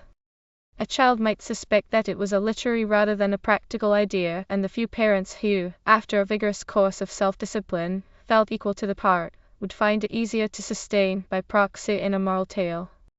They decided, at any rate, to ignore Rousseau's veto upon books for children under 12, and writers quickly rose to the demand for a new sort of fables, wherein the child of nature, walking in the shadow of the perfect parent, acquired a measure of wisdom and philanthropy beyond his years. Such tales, inspired by the Emile, are a satirical comment on the writing of books to prove that books are useless. Marmontel, though he did not write for children, was an admirable guide for lesser moralists. His vivid character contrasts, dramatic incidents, and humorous treatment of everyday life taught them that might not be thrown away upon a child's book, if they'd only serve to keep alive interest and curiosity. The good mother, bad mother, or the Contes Morocs supplied useful variants of the good and bad child, and the school for fathers encouraged the writers of little books to venture satirical comments on the faults of parents. It is true that Marmontel's types are less convincing when reduced for the nursery and colored by Rousseau. The school for fathers turned out the uniform pattern of the infallible parent, and the good mother. La femme comme il white en a pieu, assuming the proportions of her virtues, cast a monstrous shadow over 2 generations. Yet there were books that reflected Marmontel's wise moderation, his sympathy with youthful follies, all that was implied in the motto of his bon cœur. Moins de prudence et plus de bonté. The nursery had its Marmontel in Armand Berquin, better known by the name of his most famous book, L'Ami des Enfants, an edition that no man deserved better than he. Like Perrault, Berquin owed his reputation to a book that he wrote for children, but times had changed. Education had now become of so much consequence that the writer of children's books was regarded as a public benefactor. Perrault the academician had never openly acknowledged the cons of 1697, but in 1784, Berquin's L'Ami des Enfants was crowned by the French Academy. Perhaps it was well for Berquin that by this time fairies were discredited in France, and Perrault was gone from his old shelf, so that no child could choose between them. As it was, children of all sizes and conditions, with and without tutors, but all equally ignorant of magic, read Berquin's stories and read them again. Something of his own sweetness and humour got into his book. They felt that he loved and understood them, and those who lived near him used to crowd round him, eager for a word or handshake, wherever he came out of his house. Berquin's book owes something to Weiss's Der Kinderfreund, from which he took some of the stories, as well as to the writings of Camp and Salzmann, but no German ever pointed a moral with such playful grace. There is hardly a point in Rousseau's argument that Berquin does not illustrate, but he does it in a perfectly natural way, drawing the events out of simple situations, and showing delightful glimpses of childish character. Marmontel's Bad mother, with her blind and cruel preference for one of her two children, is easily recognized in the story of Philippine et Maximin. His device of moral contrast appears in every variation of Rousseau's theme. These are mostly little studies in black and white industry opposed to idleness in The Two Apple Trees. a rational education preferred to riches in the story of Narcissus and Hippolyte. The character contrast grafted on fable in a similar study of Two Dogs. Emile's gentle consciousness of his dependence on others. One of his more amiable traits is shown in the docility of Prosper, who, by accepting the gardener's advice, finds in due season ripe strawberries of an exquisite flavour hanging from his plants. Ah, had I only planted some in my garden, Cries the brother who jeered at him. Whereupon the generous one replies, You can eat them as if they were your own. Oh, Sage, who might be Emile's tutor, believes that if he can make his boy Philippe content with what he has, instead of longing for things which he cannot get, he will do more for his happiness than by leaving him untold wealth.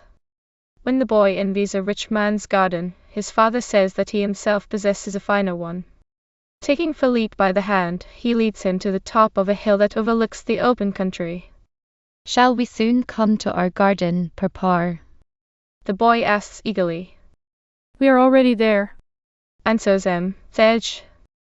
Rousseau himself was not a greater lover of gardens than Berquin. Gardening is the theme of half his stories. The rosières scent fuels et la genet d'Espagne. Les cerises. Les tulips. Les fraises et les cressets. Les du pommiers. The greater number deal with country life and have their setting in the family. The tale of the farmer who brings a jar of candied fruits to his landlord's children is an eloquent sermon against ill-breeding and prejudice. This is a sequence of moral contrasts. First, the insolent treatment of the farmer by the two boys is set against their little sister's courtesy, then contrasted with the simple friendliness of their father, and the corresponding scene of their entertainment at the farm is drawn with the same delicate point. The two boys are compared with the farmer's sons, more capable, even more accomplished than themselves, and stunned to shame by the generosity and natural courtesy of their host. Farming, according to Rousseau, is the most honorable of industries. After farmers he places blacksmiths and carpenters. Berquin brings his children into a natural contact with men of various crafts: the farmer, the blacksmith, the mason. They watch the building of a house and learn the need for division of labor. He can dispense with Rousseau's artifice. He never hampers himself with theory, but allows Emile's virtues to appear in common adventures with men and birds and animals. Clementine, who loads the little peasant girl with useless gifts, learns, in a dialogue with her mother, to serve the real needs of her protégé. The dentist's visit to Laurette and Marcellin is a test of courage. La menture courage pas humaine. Becomes a champion of truth. Foolish wishes and false judgments are corrected according to Rousseau's plan. Little Fleury, who, as each new season arrives, would have it last forever, is made to set down his fickle desires on his father's tablets, and, faced in autumn with his winter, spring, and summer wishes, decides that all the seasons of the year are good. Amand would cut away the brambles that take toll of the sheep's wool, but in the nesting season discovers how the wool is used. Berquin cannot bring himself to judge the things that are merely beautiful by Rouse's standard of utility. Lisette, when she finds gay flowers in a place where her father planted those tristes orgnons, learns with astonishment that these were tulip roots, and Berquin allows her to rejoice where a rigid Rousseauist would have compared the uses of flowers and vegetables. The time of faults is the time for fables, said Rousseau, but he put it late, when Emile was no longer a child. Berquin knows what happens in nurseries, that Josephine will forget to feed her canary, that Firmin and Julie will eat forbidden cherries, that Ferdinand, all frankness and generosity, if he cannot control his temper, will be a danger to his friends, and Camille, if they give her the chance, will tyrannize over the whole family. The remedies are mostly found in the natural consequences of these things, but Berquin brushes aside Rouse's strict law of necessity with a light mischievous touch, nor does he ever sanction the plan of governing a child by letting him suppose he is the master. The children who wanted to govern themselves, having tried it, do not wish to repeat the experiment, and Camille is completely reduced by that officer who advises her mother to give her a uniform and a pair of moustaches, in which she can more appropriately indulge her fancy for ordering people about. These children of Berquin's are less hard and self-reliant than Emile. Even the good ones are not unnatural.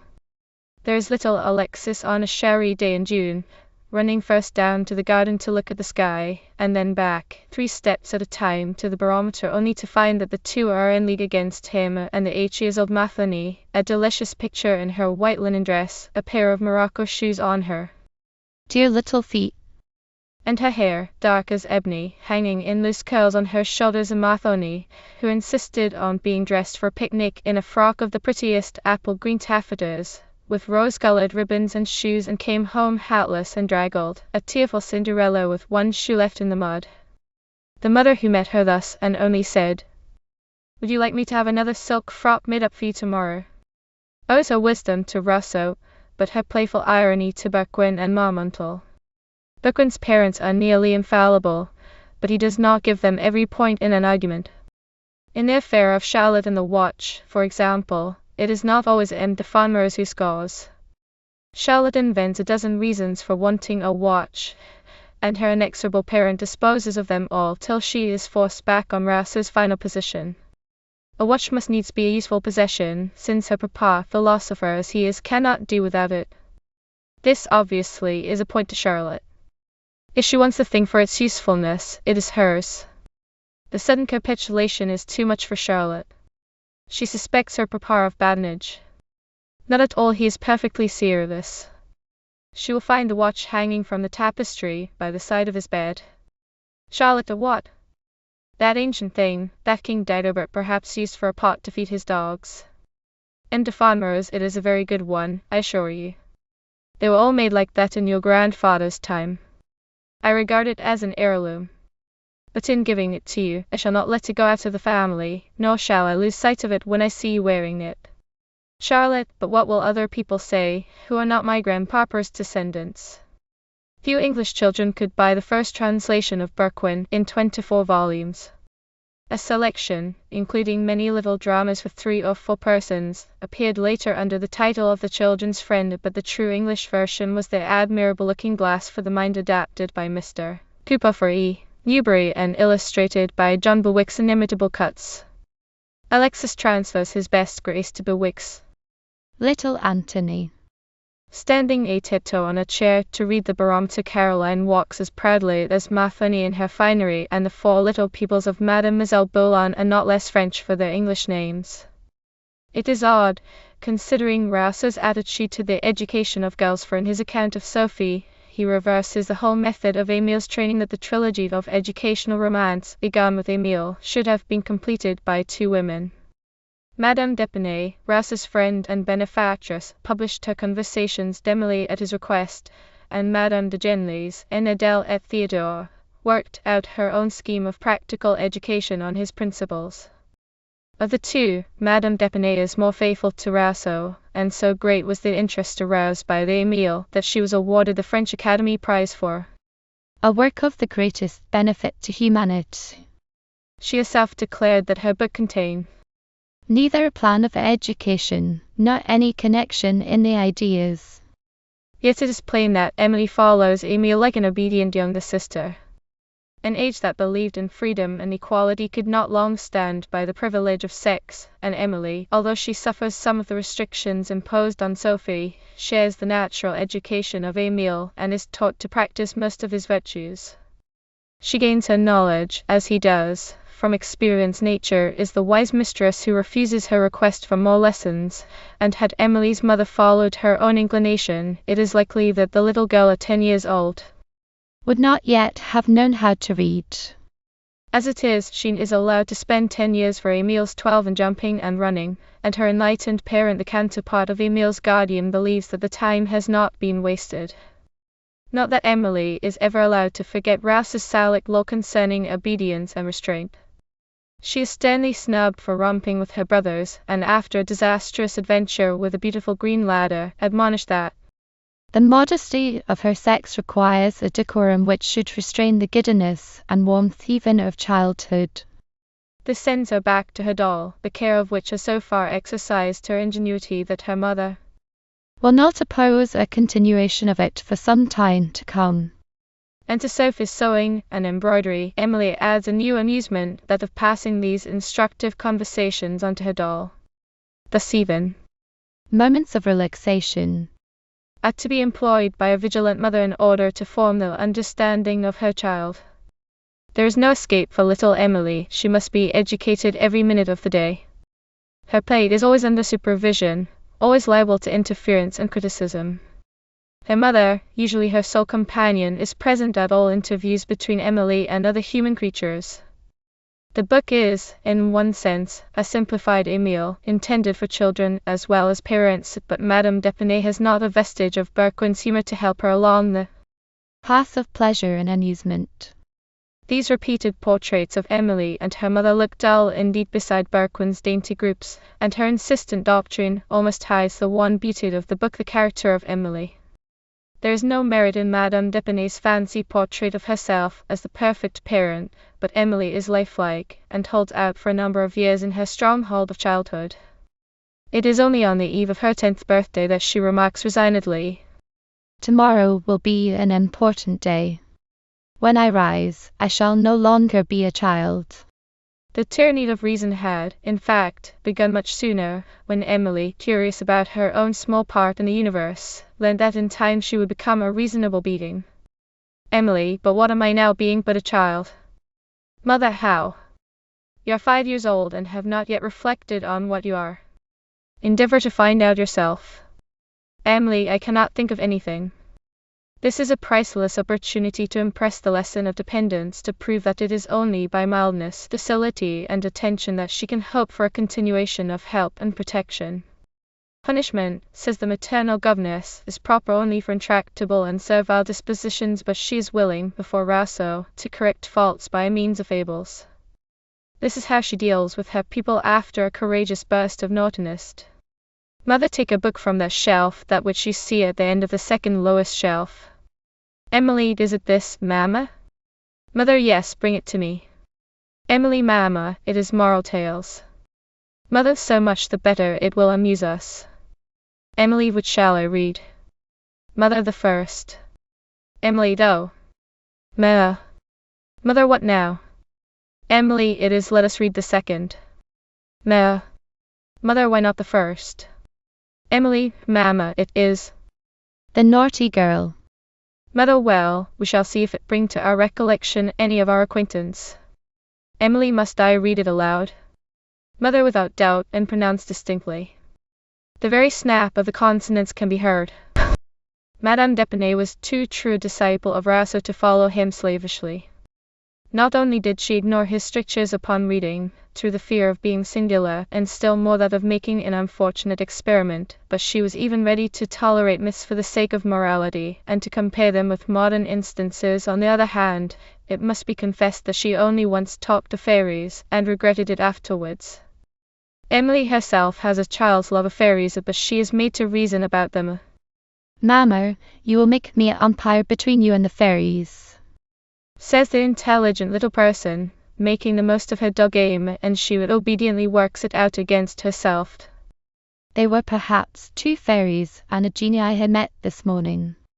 Well, no matter, heaven bless them, I say, you are the fairy Luminous and have disenchanted me.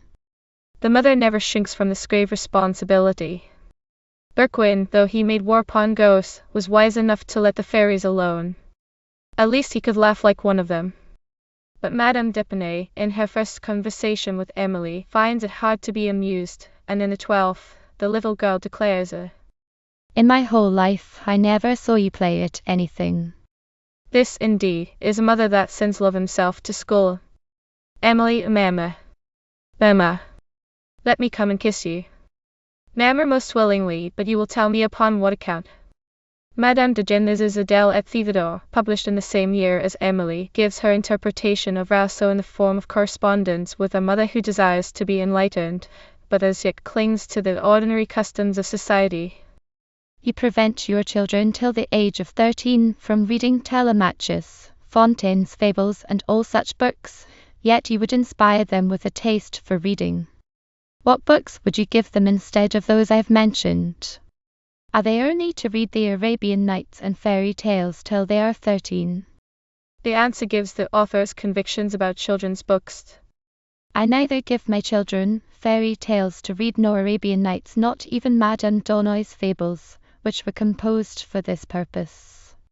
There is scarcely one of them which has a moral tendency. To provide works proper for infants. She wrote Les Folies du Château, tales which carry Rousseau's theories along a facile stream of conversation and incident. Adele, until she is 7, is allowed to read no other books. I shall then, says Madame de Genlis, give her the Conversations of Emily, a book you have often heard me praise, and this will employ her till she is 8. The apparent generosity to her rival, however, did not prevent the writer of Adele et Théodore from attributing the success of Emily to the goodwill of the encyclopedists. Madame d'Épinay was a philosopher, she remarks, and took good care not to talk of religion to her Emily. It is certainly true that Madame de Genlis had many qualifications for her task which Madame d'Épinay lacked, and when for a moment she allows herself to forget her theories, there are glimpses of autobiography in her books. Her own life, in fact, was the most interesting of her tales, and the rest are interesting chiefly for reflections of it. No child could have reproached Madame de Genlis with never playing at anything. She had an extraordinary childhood, and her early years in the quiet Château of St. Aubin were filled with unusual interests.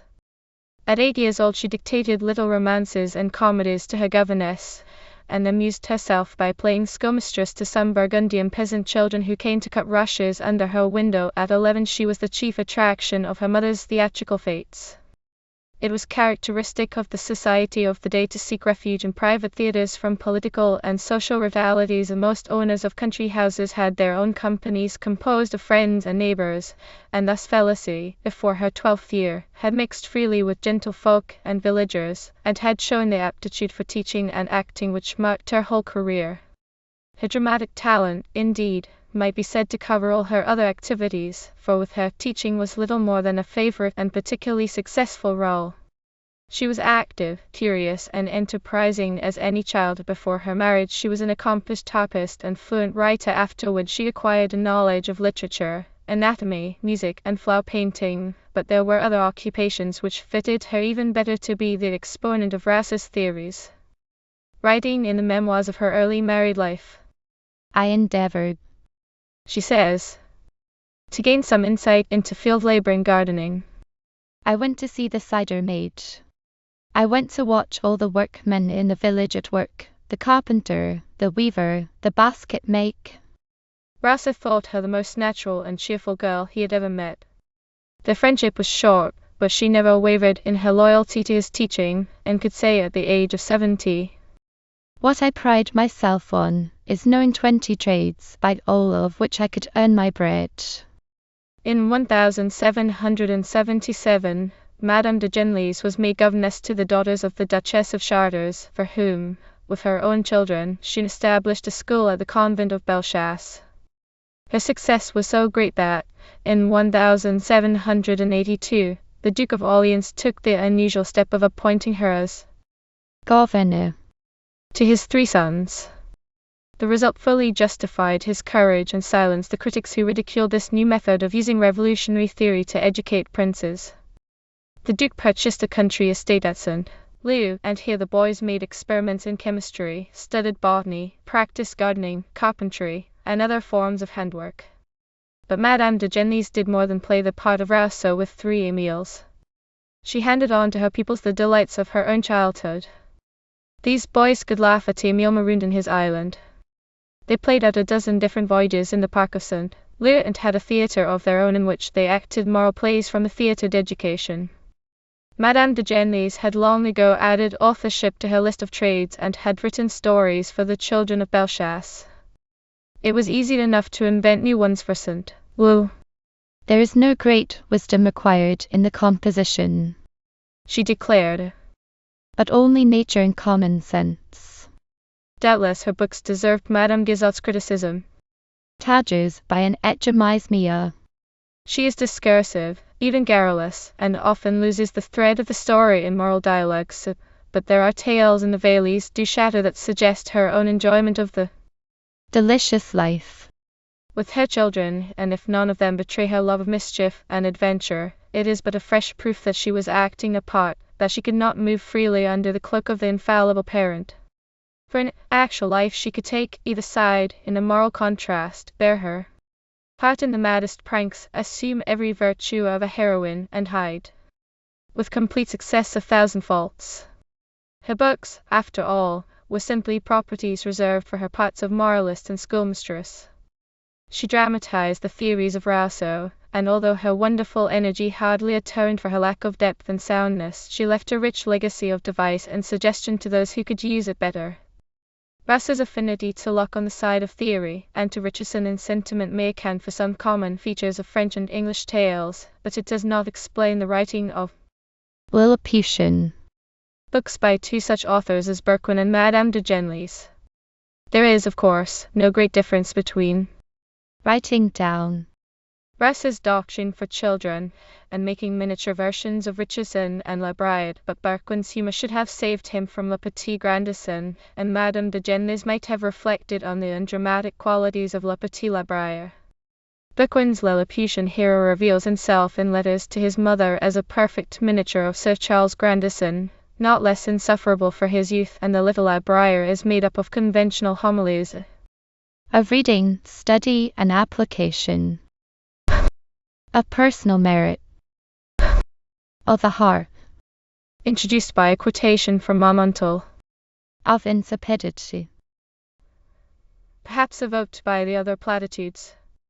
It was Rousseau himself who saw that the subject of education was entirely new, even after Locke's treatise, and would be new after his own. The closest of his followers overlooked his chief discovery. Chapter 5. The English School of Rousseau. Effects of Rousseau's teaching in England. Henry Brooks, full of quality; the English Emile Thomas Day, his connection with the Edgeworth Sandford and Merton Littlejack theory and romance; Philip Quallel as a Rousseauist; the new Robinson Crusoe; Madame d'Epinay and Mary Wollstonecraft's The Original Stories; Blake's illustrations; traces of Marmontel and Madame Le Prince de Beaumont in the Juvenile Tatler and the Fairy Spectator. In England, Rousseau's teaching had more effect on the actual life of the family than on books. Children, no longer cramped by the old pedantries, began to show unexpected powers of action and self-control, and parents, relieved of their harsher duties, chose to make friends rather than philosophers of their children. It was only in books that theorists could represent this genuine progress by the make-believe of impossible children and perfect parents. Most writers of children's books were theorists of one sort or another, and now that they had begun to draw from life, they tried to make it fit their theories. Thus the new books were hardly less didactic than the old. Some reflect Johnson's hostility to Rousseau, others support the new ideas with definite religious teaching, and many that present the child of nature as an existing type, endow him with the precocious wisdom of a Lilliputian. There's hardly a book among them, even among the many adaptations of French stories, in which the setting and characters are not plainly English. The most consistent of all Rousseauists was Thomas Day, the author of Sandford and Mudden, and he owed the success of his book at least as much to his own observations and experiments as to Rousseau. Much of its interest, moreover, can be traced to the example of an English novelist, for in choosing some pieces for children from Henry Brooke's Full of Quality, Mr. Day had been so struck by its simple and vivid style as to regret that Brooke himself had not written books for children, and it is clear that, while the theory of Sandford and Mudden came direct from Rousseau, many dramatic situations, which are the life of the story, were suggested by the Full of Quality. This, indeed, was a book after Rousseau's own heart. The hero, Henry Earl of Moland, is an English Emile quickened out of knowledge by more natural and livelier adventures. Brought up by a foster mother among village children, he stands for the virtues of a natural education, against a brother bred at home in the luxurious fashion of the time. The scene of his first visit at 5 years old to his parents is a satire on society, and the farcical tone of his adventures brings the romance of theory into touch with the novel of life and humor. This little Harriet is the most natural child of fiction. Like Emile at a later stage, he knows nothing of the respect due to people of rank, and is quite unmoved by his unusual surroundings, but as yet he has no philosophy. He values things as children do, for what they mean to him. A laced hat is useless as a head covering, but an effective missile for playing ducks and drakes among the wine glasses, or when he gets astride a Spanish pointer and rides him among the company. He sees no reason to dismount because the dog, growing outrageous, rushes into a group of little masters and misses and overthrows them like ninepins, and when he has crowned the adventure by throwing down a fat elderly lady and 3 men, he arises and strolls leisurely about the room, with as unconcerned an aspect as if nothing had happened amiss, and as though he had neither art nor part in this frightful discomfiture. Emile, a much older boy, at his dinner party, received a hint from his mentor, and for the rest of the meal, philosophized all alone in his corner, about luxury superior to the grown-up guests. The little Harry, merely unhappy at having to hold his knife and fork, just so, and say so many, my lords and my ladies, very naturally cries, I wish I was with my mammy in the kitchen. Neither then nor at any other time does he seem conscious of superior wisdom, but theory hangs upon the foolishness of his mother. An uncle, whimsical rather than didactic, but none the less a moralist, fills the place of Rousseau's tutor, and later, when the boy appears in clothes trimmed like those of your beau insects vulgarly called butterflies, this humorist so impresses him with the comparison of that good and clever boy called Hercules, who was given a poisoned coat to wear, that Harry rips and rends the lacings of his suit and runs down to obey a summons, with half the trimmings hanging in fritters and tatters about him. Where Emile was controlled and self-centered, Harry is all impulse and warmth of heart. He fights like a little tiger to avenge his brother or to punish some young scamp, and cares little for the opinion of his fellows, yet he shows the greatest tenderness to animals or persons in distress.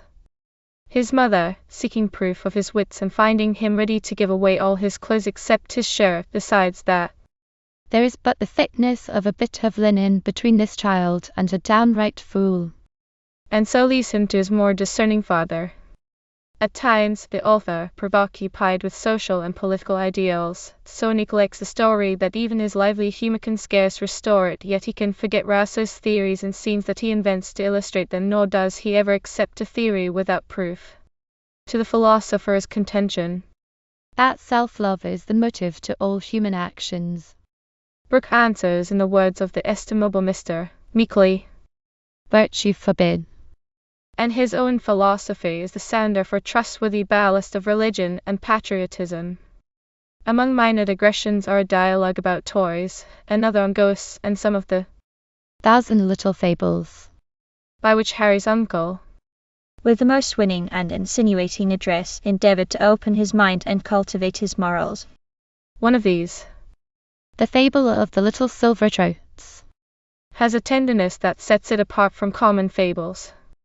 It reads like an Irish folk tale moralized by some good priest. If Henry Brooke could have passed on his gifts of humor and sympathy to the writers of children's books, they would have known better than to tie life down to theory. As it was, they were mostly obsessed by the desire to teach, and preferred Mr. Day's model of a faultless hero to one like the fool of quality, who actually discovered two boys within him, one proud, scornful, ostentatious, and revengeful; the other humble, gentle, generous, loving, and forgiving. This English Emil was a moral contrast in himself, an anomaly that might weaken every example. In Moral Tales, Thomas Day would have no such compromise between good and evil. Moral truths were best expressed by distinct types. To combine these in one person was to confuse the issue. Mr. Day lived, as he wrote, to prove his theories, and whenever the unknown quantity of human nature thwarted him, went back to them with unshaken confidence. A great part of his life was given to works of active benevolence, and his death was no less consistent than his life, for he died in trying to prove that a young horse could be tamed by kindness. Only once he seems to have acted in what must have seemed to him an irrational way, and that was at the request of the lady Miss Elizabeth Sneyd, whom at the time he hoped to make his wife. With his natural propensity to improve and educate, he had asked her, in preparation for their future life, to forego many pleasant and harmless diversions which seemed to him useless or unreasonable. Miss Sneyd, with proper spirit, suggested that a French dancing master might help Mr. Day to overcome certain faults of deportment which displeased her, and so nice was his sense of justice, that he actually crossed to France and spent some time in a hopeless experiment. Nobody could have taught Mr. Day to dance, perhaps the lady knew it. Such graces as he managed to acquire only provoked her to say that she liked him better as he was before, and he retired to console himself with philosophy. His next venture promised better success. He resolved to educate two orphan girls upon Rousseau's plan, so that, in time, one of them might fill the place he had intended for Miss Sneyd. But nature again proved herself too strong for philosophy. The children quarreled, refused to be educated, in reason's plain and simple way, and could not be cured of shrieking when their guardian frightened them to test their courage. As they grew up, he was forced to admit another failure, but he clung to his theories, and oddly enough lost nothing of his belief in the reasonableness of female character. A later pupil of his more than justified this confidence. Richard Lovell Edgeworth, although he had been Day's successful rival in love, was still his friend, and used to send his little daughter Maria to spend her holidays with him. By that time Mr. Day had found a lady who could endure his ways, and was settled in Essex, busy with schemes for the benefit of his poor neighbours. Maria Edgeworth, fresh from a conventional boarding school, was quick to appreciate his odd humours and philosophic mind. She obediently swallowed his doses of tar water, submitted to the severest tests in exact reasoning, and under his influence, acquired that intense regard for truth which damped all her later writings. Yet it was not through any theories derived from him or from her father that she became the greatest writer of moral tales, but through her own experience of life and character, and her work for children must be considered apart from her Rousseauist principles. Mr. Day, indeed, whose ideal of womanhood was in some ways little in advance of Rousseau's, did his best to crush her first effort, the translation of Adele et Theodore, by expostulating with her father for encouraging it, but Marita was too much as people to give way to a prejudice based solely on his horror of female authorship. Mr. Day was fully alive to the want of good books for children. Not only did he put his own talents at their service, by contributing to Mr. Edgeworth's instructive serial Harry and Lucy, but he found the task so interesting that it grew into an independent volume, 3 parts dissertation and experiment, and the 4th a fresh effort to express life in terms of theory. Doubtless he found it a relief to work out in a book the experiments which he had found so disconcerting in practice, to show, as the result of his system, a super full of quality, a farmer's son, instead of a nobleman's, and to make his foil the spoiled child of rich parents. These are the 2 children, Harry Sandford and Tommy Mudden, introduced as the actors, to give interest and coherence to Mr. Day's collection of lessons and stories. When he says they are made to speak and behave according to the order of nature, nature must be understood to mean the natural Result of theory, for it is only the bad boy who, in his naughtiness, is a real child of nature. The good boy of the moralist is a stock figure of allegory, but the bad boy lives 100 models will serve for his portrait. He is the real hero of Sandford and Merton, as Satan is of Paradise Lost. Thus, even in a book, human nature was too much for Mr. Day, and yet his good boy, Harry Sandford, is something more than the good half of the fool of quality. His virtues, although superhuman, are not unlike those of the youthful Thomas Day, but under the guidance of Mr. Barlow, that insufferable model of the perfect shooter, he exhibits the mature head of Mr. Day on young shoulders, and so becomes the mouthpiece of Rousseau, the lay preacher of Mr. Barlow's sermons, and the chief instrument of the bad boy's reformation. There is a noted English severity in Mr. Day's reading of Rousseau. His notion of self-control is stricter than anything in Emile. Mr. Barlow says we must only eat when we are hungry and drink when we are dry. He is utterly intolerant of wealth. The rich do nothing and produce nothing, but pour everything that is really useful. Mr. Barlow, Harry Sandford, and the amiable Miss Simmons take it in turns to express Mr. Day's opinions of the idle and frivolous pastimes of society. Mr. Barlow was an odd kind of man who never went to assemblies and played upon no kind of instrument.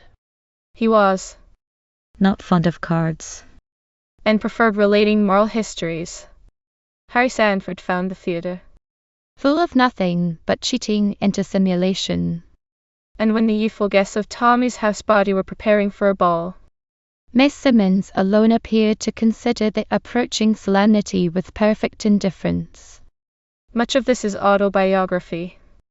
Under the figure of Miss Simmons's uncle, Mr. Day, in fact, discloses himself a man of sense and benevolence, but a very great humorist.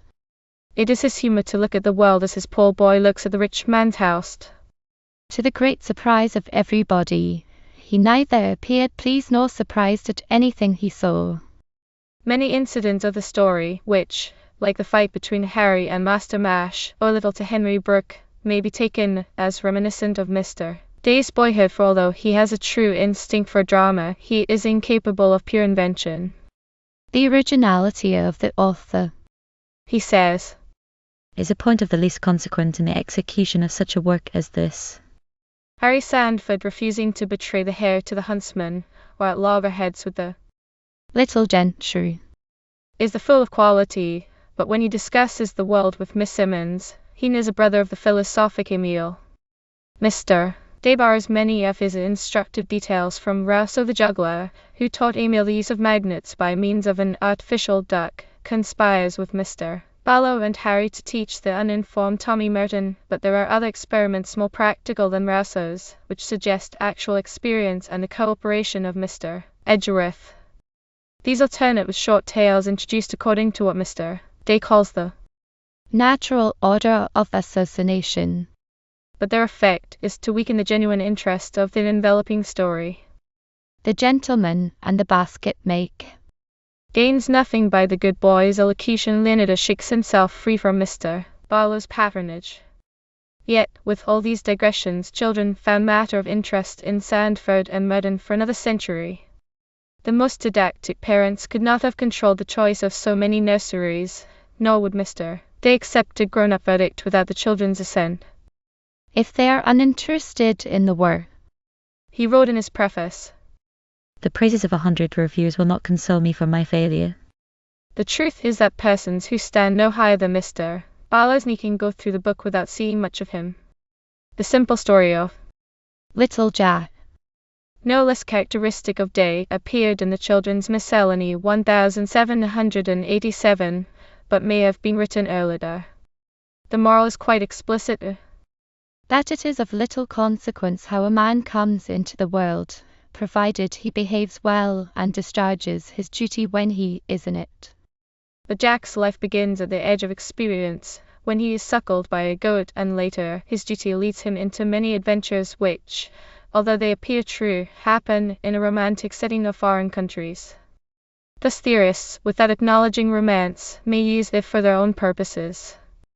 Robinson Crusoe's island lent enchantment to Emile's most practical employments, and Rousseau's followers chose two wholly romantic figures to point their arguments against society. The Negro, cut off from his own people, freed from his oppressors, is a striking and pathetic mark in the midst of his white brothers. He now becomes a type of the natural man and a hero of children's books. The second witness against social institutions is that first friend of children, the shipwrecked sailor man in his island, who still holds them by the spell of circumstance, even while he repeats the strange jargon of revolutionary doctrines. Mr. Day had transcribed, along with extracts from the Full of Quality, some part of Robinson Crusoe, without any serious additions, but Philip Quail the Hermit, one of Crusoe's earliest successors, appeared in the Children's Miscellany as a Rousseauist philosopher. The original chapbook of 1727 has no suggestion of theory, but it points out one vital difference between Philip Quail and Crusoe. Quail actually comes to love his solitude and loses all desire to return to his own country. To the theorist, this proved him a forerunner of Rousseau, and the editor of 1787 could furnish him with the latest version of the creed. He begins by reflecting, as Rousseau did with Robinson Crusoe, on the edifying spectacle of shipwrecked men, deprived in an instant of all the advantage and support which are derived from mutual assistance, obliged to call forth all the latent resources of their own minds, and then remarks that the story, whether real or fictitious, is admirably adapted to the illustration of the subject. The poetical language of this hermit, so unlike Crusoe's plain story, suggests the influence of Saint-Pélaire, whose descriptions of scenery were more elaborate but less vigorous than Rousseau's. Feathered choristers entertain him with melodious harmony. Nature puts on her gay enamelled garb, and out of her rich wardrobe supplies all vegetables with new vesture. In such phrases, the philosophic hermit exalts solitude at the expense of society. There is much unconscious humor in the account of the hermit's efforts to overcome nature, for although he has some of Crusoe's practical ability, he trusts rather to theory. Depressed at the persistent hatred of a tribe of monkeys, for whom he has dug roots, he meditates on its cause, and deciding that he must have forfeited their respect by hiding the beauty of his fabric under a gaudy disguise, he discards the irrational garments which distinguish men from monkeys, and presents in his own person Rousseau's natural man.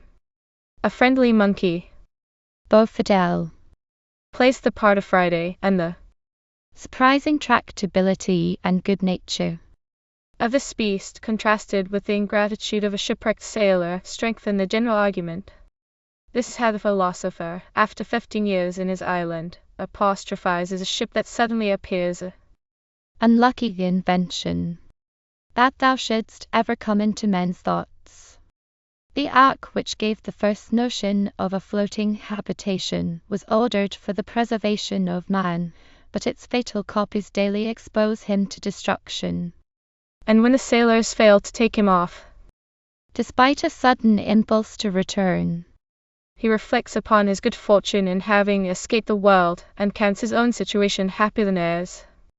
There is, of course, no footprint in the sand, yet the tale has romantic features.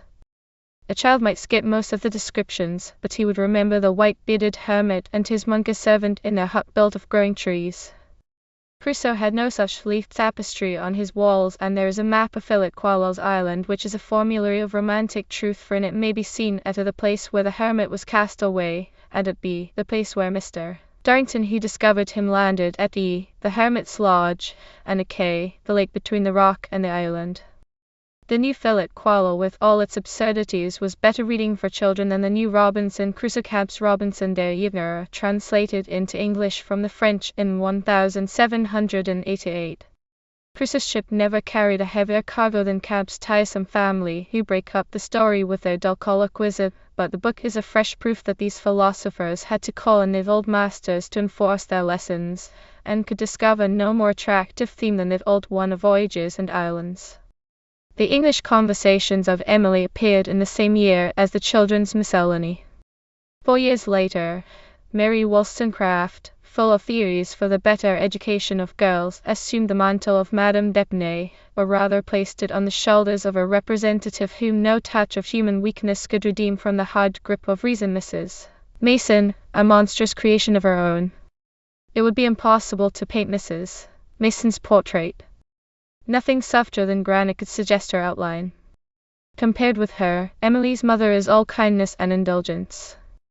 Her two charges, Mary and Caroline, are mere wax tablets whereon she records her impressions of virtue. Their very faults are placed upon them like labels for Mrs. Mason to remove. Emily, though she was her mother's Fran was a real child, pleased and amused by formal nature lessons and unimaginative stories, since nothing better might be had playing with dolls. jumping, running about and making a noise. Mary, in the original stories, has to prove that she can Regulate her appetites. before Mrs. Mason says it. I called her my friend, as she deserved the name, for she was no longer a child. Mary and Caroline have no mother. Mary Wollstonecraft had no confidence in parents. She called in Mrs. Mason, a sort of moral physician, to make good the defects of a casual upbringing. Mrs. Mason, true to the tradition d'Epinay, never suffered them to be out of her sight. she exhibited every excellence that she exalted them to attain, and that none of her perfections should escape their notice. She discoursed upon these at intervals. Her success is inevitable and complete. She conducts her pupils through carefully selected experiences. She conducts the reader through the book. She never hesitates or doubts. She never betrays surprise. The tales were written to illustrate the moral. It is thus that Mrs. Mason answers. The enigma of creation. She sees everything, understands everything, explains everything. I declare I cannot go to sleep, said Mary. I am afraid of Mrs. Mason's eyes. Mrs. Mason conforms and makes everybody else conform to her moral formula. Do you know the meaning of the word goodness? She asks. I see you are unwilling to answer. I will tell you. It is, first, to avoid hurting anything, and then to continue to give as much pleasure as you can. 3 chapters are given to the treatment of animals. The children are allowed to read Mrs. Trimmer's fabulous histories, and to read it over again to a little friend, if they can make her understand that birds never talk. In the original stories, pleasure is administered like medicine. Benevolence is a chief part of Mrs. Mason's theory. She is resolutely, almost sternly benevolent. Joy is never admitted without a dispensation from reason. When the children have acted like rational creatures, Mrs. Mason allows them 2 lines of joy. Look what a fine morning it is. Insects, birds, and animals are all enjoying this sweet day. Blake snatched the words eagerly for his frontispiece. His illustrations are a touchstone for Mary Wollstonecraft's imagination. He could not draw Mrs. Mason. In her place he introduces a central figure of his own, meditative, sweet, and firm, spiritual, even decorative, as Mrs. Mason never was. Yet he, like the rest, was dominated by the monstrous original. His Masonic symbol appears in every picture. The children are his own, he dresses them to order, but makes halos of their little round straw hats. This author has an effective manner of disposing landscape to correspond with her somber or determinedly joyful moods. Blake does not attempt the moonlight scene that moves Mrs. Mason to discourse upon her gloomy past and present resignation. I am weaned from the world, but not disgusted, she observes. Such a state of mind would be unintelligible to Blake. But he manages to convey something of the formal desolation of the ruined mansion house to which Mrs. Mason brings the children, to tell them the history of the last inhabitants. They cling about her, and one looks back in a vain hope of escape, for when they spoke, the sound seemed to return again, as if unable to penetrate the thick stagnated air. The sun could not dart its purifying rays through the thick gloom, and the fallen leaves contributed to choke up the way and render the air more noxious. A heavy atmosphere is characteristic of the book. It suggests the German elements of morality, which Mary Wollstonecraft translated 2 years later. The promise of romance in the settings of Mrs. Mason's stories is never fulfilled. Blake was oppressed by her realistic solution of the mystery of the unseen harper. He followed the pleasing sound in his own way, and discovered the player for himself, not Mrs. Mason's explicit and tangible old man, but a spirit harping under a starry sky. Neither Thomas Dane nor Mary Wollstonecraft could have written a Lilliputian book, and even the author of the juvenile Tatler and Fairy Spectator, whose title suggests that all traditions, turns back only to copy the types of Marmontel, the moral fairy tales of Madame la Prince de Beaumont. The Juvenile Tatler by Mrs. Teachwell Lady Fenn is a collection of moral dialogues and dramas. The foolish mother, the prudent daughter, the innocent romp, and others suggested by Marmontel. But the characters are wholly English. The innocent romp is a feminine counterpart of the bad boy. The other persons of this drama are real people too, and Mr. Briskly, a widower whom Marmontel would have called the foolish father, Mrs. Freeman his sister, the wise aunt, Miss Prudence Freeman her daughter, the good cousin. Lady Fenn's humor is English. Like her characters, she invents amusing pranks for her heroine, and is original in admitting a girl to the masculine pastime of mischief. A very natural dialogue between the foolish father and the wise aunt prepares the reader for the entrance of the romp. Her latest offense has lost her an eligible suitor. Chasing the housemaid with a rotten apple, she has just thrown it full in the face of Lord Prim, alighting from his coach to pay his compliments to her on her return from school. Thus announced, she enters, fresh from an excursion into a neighbor's garden by way of the wall. Questioned about the visible traces of this adventure, she confesses that she fell from the top of the wall, and adds that she would like to fall 20 times if she could be sure she was not seen, and to make her cousin Prudence fall too. Well, cousin, she cries with seductive enjoyment. 'Tis delightful, just like flying. A cautious footnote explains. This was written before the invention of air balloons. When the author has a doubt about the moral influence of her heroine, she inserts a corrective footnote. The romp, it is disclosed by her aunt, not content with dressing the cat in baby linen to play at a mock christening, disguised herself as an old woman and carried it to Mr. Starchflund, the curate. Upon this there are 3 separate comments: the foolish father's, A profane trick, the wise aunt's. She thought no further than the surprise it would be to the person who should lift up the mantle, and possibly excellent wise aunt, the roguery of getting the parson scratched. And last, the footnote, to avert parental criticism. Let it not be supposed that Miss B would suffer the sacred right to begin. The author's sympathies are with the aunt. She was an aunt herself. So the wise aunt carries off her niece to undergo a moderate process of conversion. The foolish father who dotes upon his daughter, when she is neatly dressed and tolerably sedate, is obviously drawn from life. The Fairy Spectator, by Mrs. Teachwell and her family, is Mrs.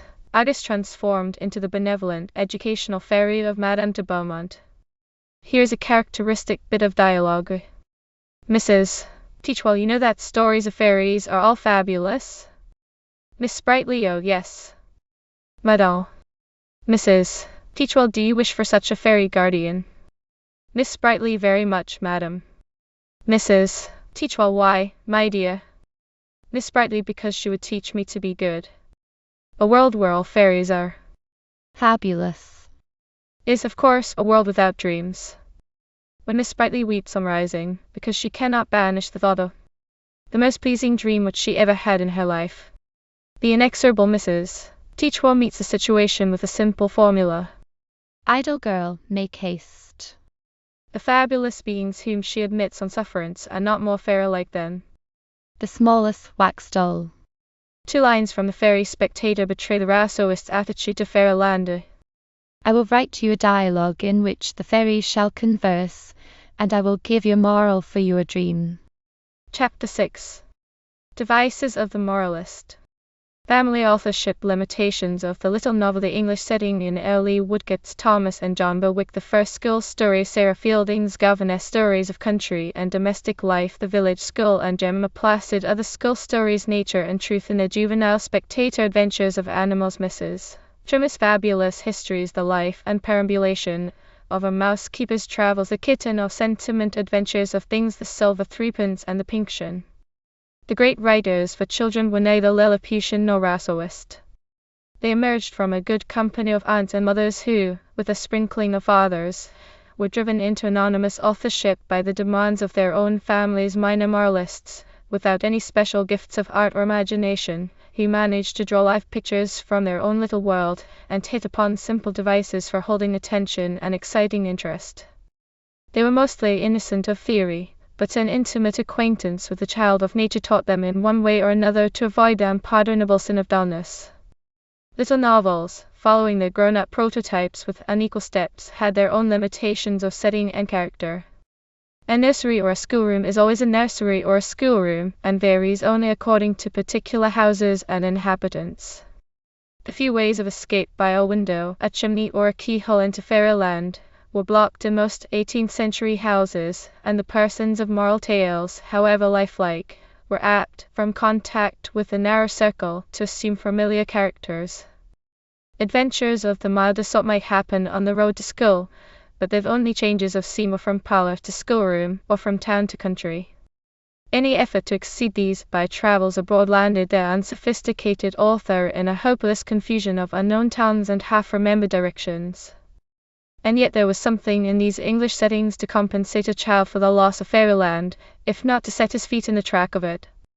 Authors chiefly concerned with character were apt to give the briefest indication of a background, but before 1780, there were woodcuts that implied more than the words of the story. Thomas Bewick had cut his first blocks for the York and Newcastle chapbooks, and although he soon passed on from these to a wider study of nature, they were enough to seal the fate of the old slovenly pictures in children's books. As a boy, Bewick had filled the margins of his school books and covered the hearthstones of his mother's cottage with drawings of the men and beasts that he knew about his native village, and these he reproduced later in the cuts for chapbooks and fables. He could never draw fairies, though Pygmy Spry.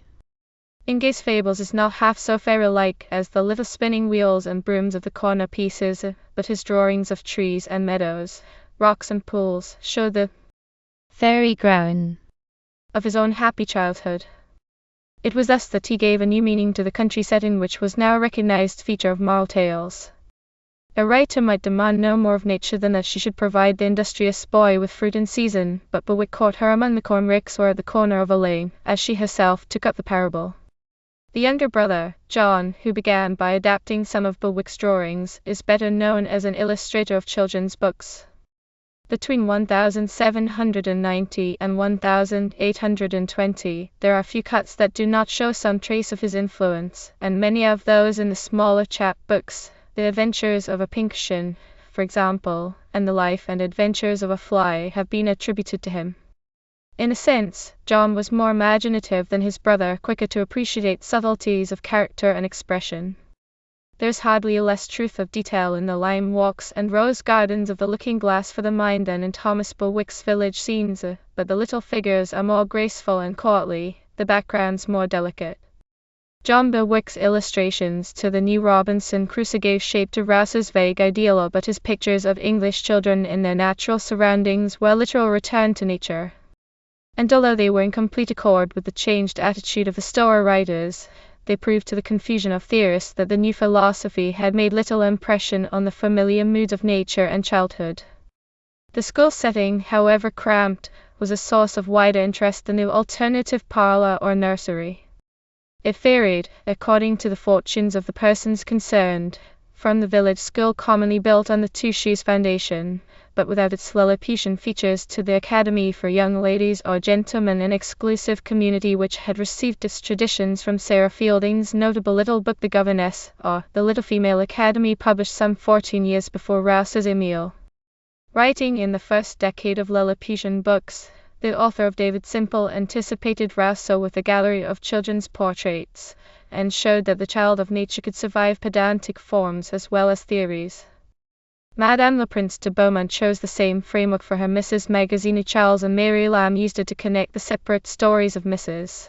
Leicester School. Mrs. Sherwood seized upon the book itself and revised it ruthlessly, and a host of anonymous writers copied Miss Fielding's method and envied her genius. Half periodical, half novel, The Governess was a perfect medium for instruction and amusement. It contained sermons, fables, Oriental classic stories, and a moralized romance in the style of the Cabinet d'Esphies. The governess herself, whose name of Mrs. Teacham became a popular pseudonym for instructive writers, it must be confessed that she is at present hardly less dominating than Mrs. Mason. To the mature reader, who is uncomfortably conscious of having met her in real life, she is more formidable than any lay figure of a theorist.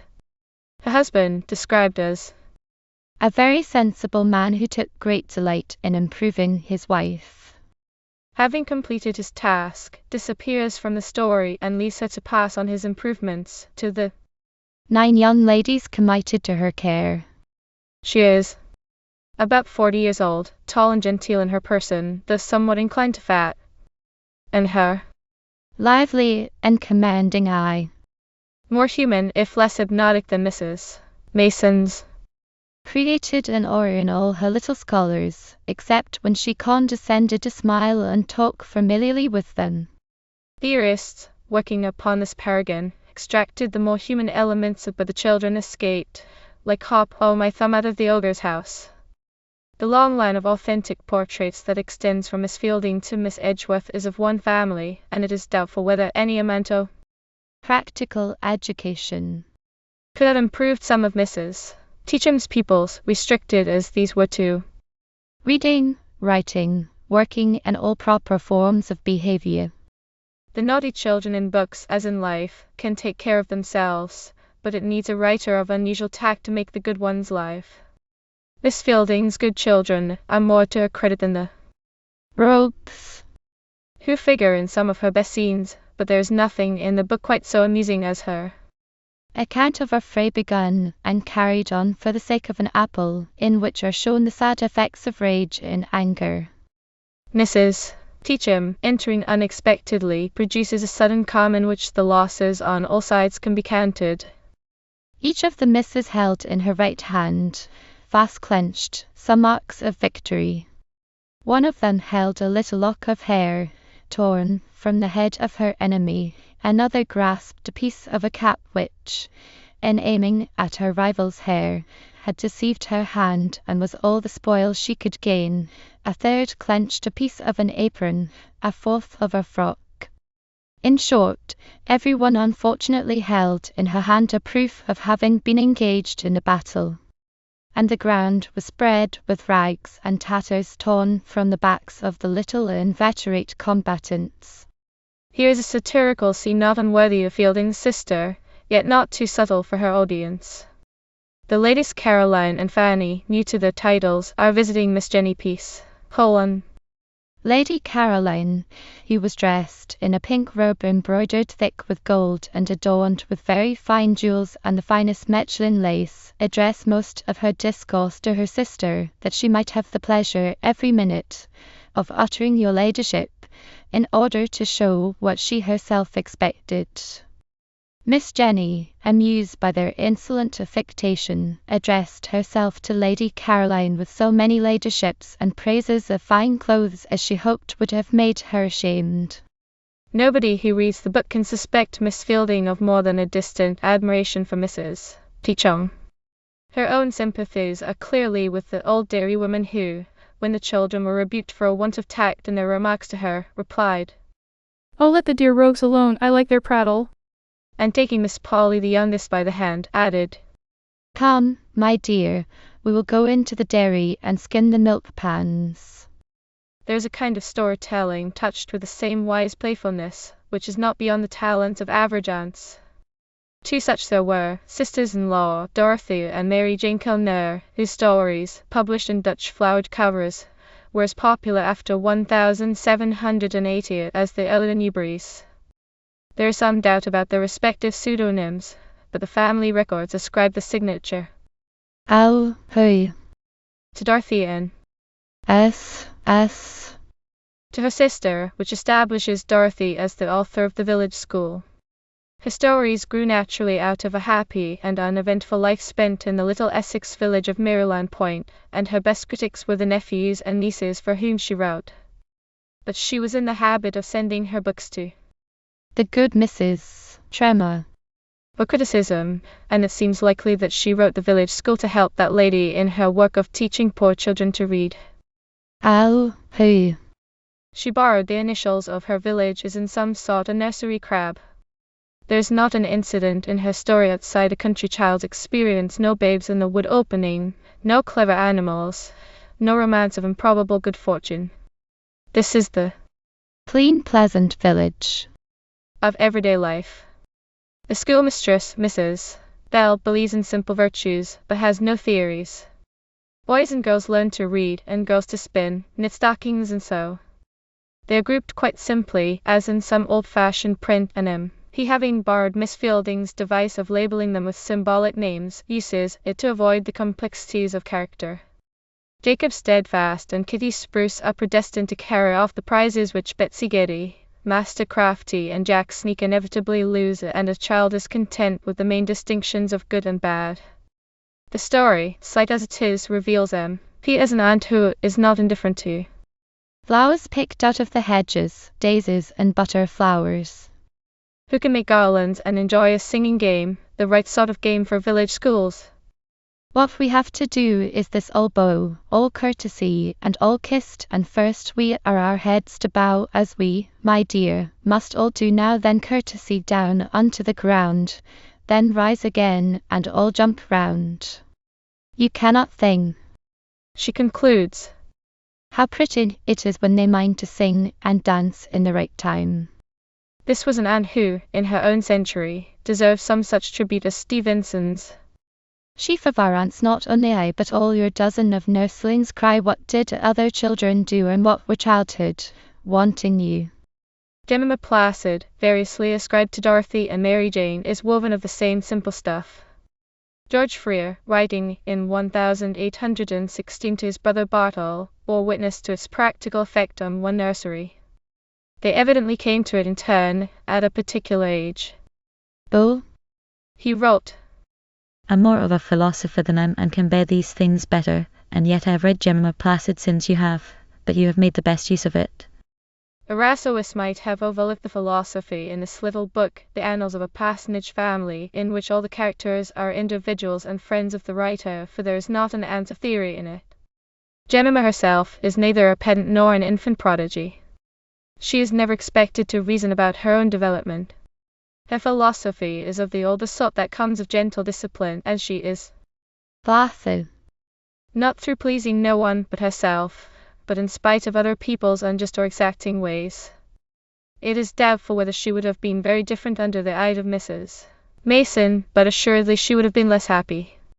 No theoretic child of nature ever was so happy as Jemima with her brothers. The scene of parting, when the little girl 6 years old goes to London, is an introduction to these three.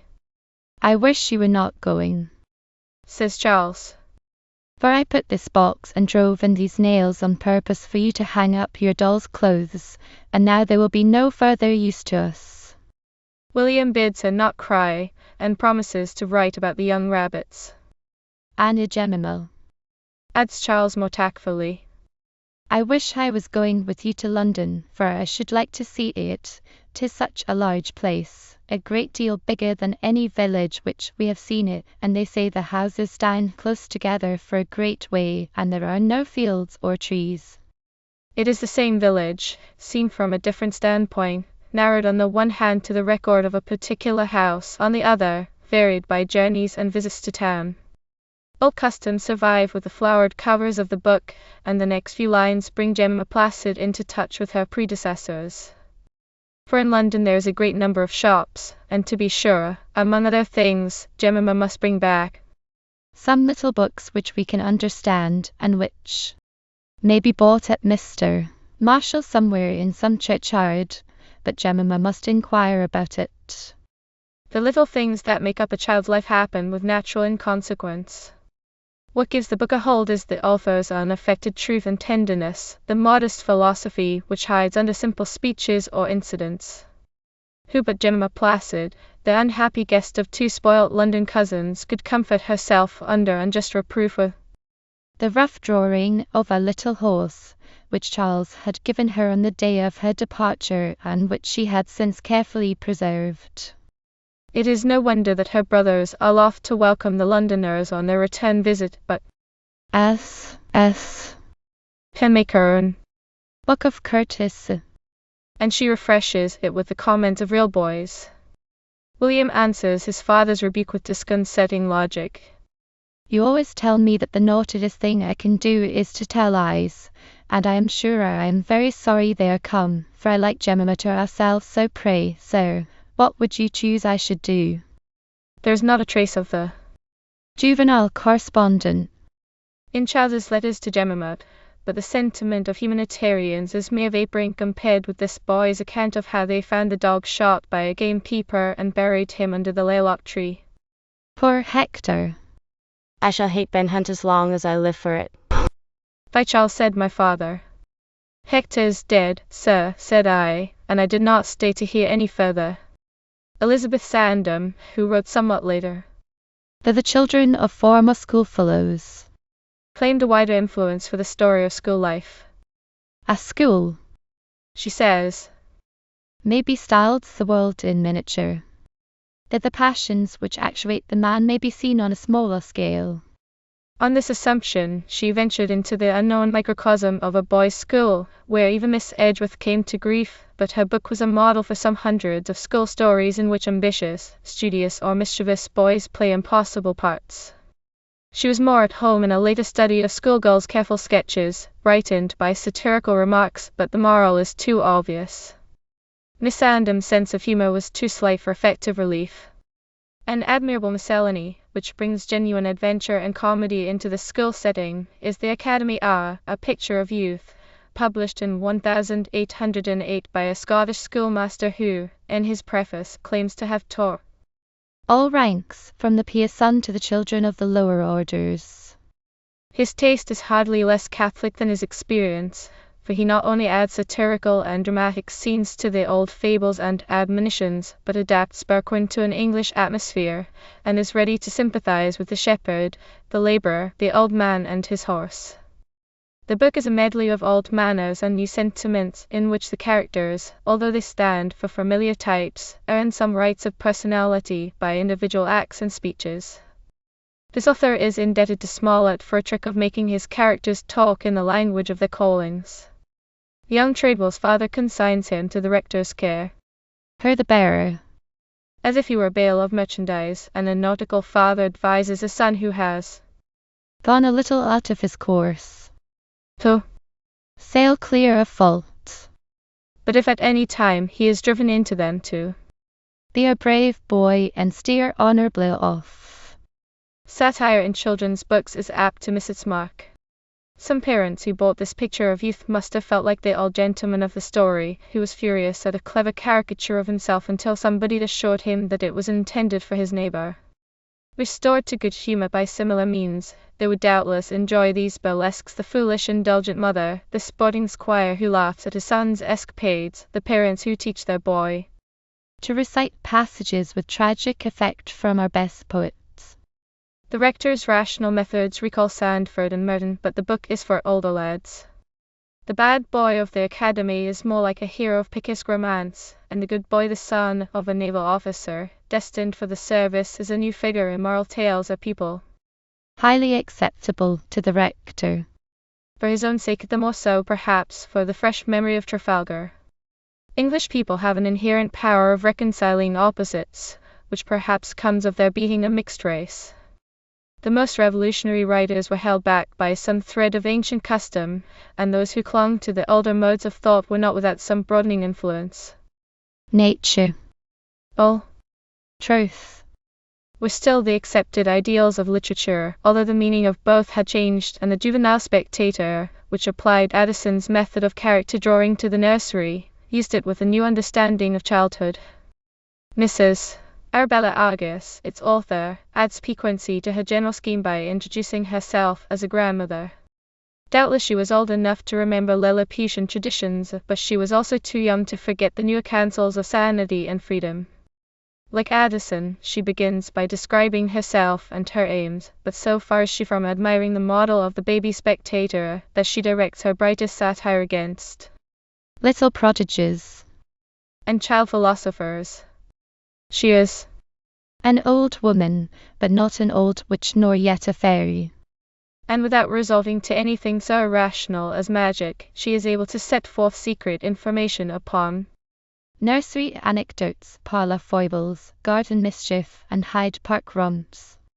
Now, a Newbery writer might have dealt with the first two of these items, but he never could have countenanced such portents of revolution as garden mischief, Hyde Park romps. The letters which Mrs. Argus receives from children show nothing like the decorum of the good will correspondence. Here is one from a typical bad boy which, however, Mrs. Argus contrasts with another, couched in terms of becoming timidity. From a girl to Mrs. Argus. A friend of Mamma says that you are very clever at finding out the faults of children. Pray tell me mine, for if you are as cunning as she says you are, I need not mention them to you. I am certain I know you don't. You walk in the park sometimes. I am sure you do, though, and you have a very long nose, my sister Charlotte, and I hope you will answer this directly, for we are in a great hurry to be satisfied about you. All. Charles Osborne. Mrs. Argus gives sound and pleasantly pointed advice in her replies, though she loses more than one laugh to modern readers in her care for propriety. Will you be so good, she writes in one postscript, as to tell your brother that the word thump which occurred in his letter appears to me an expression unworthy of a well-educated child. Yet she surprises a pugnacious grandson with the novel argument that so few things are worth fighting about, and shows a genuine sympathy with boyish pranks. Her remarks upon fairy tales are a juvenile version of Addison on the Ladies' Library. She knows exactly what sort of writing pleases some children, how the eager eyes of a little store-loving dame glisten with delight at a promising opening, and the lover of fairy tales wishes, just to gratify her curiosity, that there were really such creatures as fairies. Yet she is so far persuaded that an early course of light reading is very prejudicial to sound acquirement, that she rejects any story without the hallmark of a moral. A favorite device for connecting the haphazard events of ordinary life, and one that embellished the bare truth, was borrowed from current satires. The history of Pompey the Little, or the life and adventures of a lap dog, became a model for stories in which an animal, telling the story of its life, acts as an observer and critic of human conduct. Humanitarians and lovers of nature, taking up this form, produced more or less faithful studies of birds and animals, and critics who objected to fables or thought satire dangerous had nothing to say against this mixture of natural history and morality. Doubtless the strict guardians of youth looked askance at such a defiance of reason, but the creatures had an immense influence in the nursery. Their morals were vouched for by Aesop and all his tribe. After all, it was only a new way of presenting these old lessons, and the sternest parent could hardly reject so engaging a tutor as a robin or a mouse. Miss Fielding's governess had not a larger following of school stories than Mrs. Trimmer's fabulous histories produced in moral tales of birds and beasts. This little book, better known by its later title, The History of the Robins, was suggested by Mrs. Trimmer's children, which may account for its being her only imaginative work. The children, taught during walks in the fields and gardens to take particular notice of every object that presented itself to their view, were able, by a natural process of elimination, to develop a chief interest in animals, and used often to express a wish that their birds, cats, dogs, etc. could talk, that they might hold conversations with them. Their mother, instead of rebuking them for so irrational a desire, adapted the idea of talking birds to her own theories of morality, and for once managed to see things from a child's point of view. Her own childhood had never been anything but middle-aged. At 10 she wrote like a grown-up person, and her youth was spent in the company of people much older than herself. Dr. Johnson, meeting her as a girl of 15 at Reynolds's, was so much struck by her behavior that he invited her to his house next day and presented her with a copy of the Rambler. This may have had its effect upon a style developed in formal correspondence. Under her father's direction, at any rate, her diction remained pompous and conventional. Mrs. Tremor composed works as she indited letters. Then compose fabulous histories. She seemed to fancy herself conversing with her own children in her accustomed manner. But that was because she was accustomed to converse, not talk. The children, secure in the possession of a kind pussy mamma, never noticed it. To them it was the most natural thing in the world that birds should converse in the same way. In their family relations, the Robins are passable understudies of the excellent Mr. and Mrs. Trimmer and their children, but the introduction of a human family as their patrons and protectors restores them to the shape of birds. For the first time in the history of children's books, the real center of interest is transferred from the conduct of children to such matters as living in a nest and learning to fly. Here is a good example of Mrs. Trimmer's style. When Miss Harriet first appeared, the winged suppliants approached with eager expectation of the daily handful which their kind benefactress made it accustomed to distribute. On the human side, Mrs. Benson, a kind of domestic Mrs. Teachum, presides over the morals of a son and daughter. Her interest in education is almost equal to Mrs. Trimmer's, who wearied her friends by making it so frequently the subject of conversation. But benevolence softens her utilitarian morality. When Master Frederick rushes to the window to feed his birds and forgets to bid his mamma good morning, she admonishes him thus: "Remember, my dear, that you depend as much on your papa and me for everything you want, as these little birds do on you, nay, more so, for they could find food in other places. But children can do nothing towards their own support. They should therefore be dutiful and respectful to those whose tenderness and care they constantly experience." The Robin family is more than half human. Nestlings, distinguished by the expressive names of Robin, Dicky, Flapsy, and Pexy, exhibit all the faults of children. But there is a world of difference between Mrs. Trimmer's treatment and that of the fabulist. She has learned to look at a nest of birds from a child's point of view. What is infinitely more novel and surprising, she actually shifts her ground and considers the Benson household from the standpoint of a bird. It is here that so many of her imitators lost the trail, and thus it is that their books were soon forgotten, while hers was read with delight for a century. The Adventure of the Nestlings and the Gardener has something of the fascination of Gulliver. This is Robin's description of the monster who visited them in their mother's absence. Suddenly we heard a noise against the wall, and presently a great round red face appeared before the nest, with a pair of enormous staring eyes, a very large beak, and below that a wide mouth with 2 rows of bones that looked as if they could grind us all to pieces in an instant. About the top of this round face, and down the sides, hung something black, but not like feathers. The children dragged Mrs. Trimmer from her didactic throne, and they even made her talk their language. Her own style is reserved for the parent birds, and in discussing important matters, the young ones imitate them. "This great increase of family," says the Robin to his mate, "renders it prudent to make use of every means for supplying our necessities. I myself must take a larger circuit." The mother bird thus addresses her penitent son: "I have listened to your lamentations, and since you seem convinced of your error, I will not add to your sufferings by my reproaches." All this can be endured for the sake of so many delightful incidents. For a child can climb up the ivy and creep under the wing of the mother bird. He can join the nestlings in their first singing lesson, follow them in their first flight, and best of all, he can look at the great world beyond the nest with their wondering eyes. The orchard itself appeared to them a world.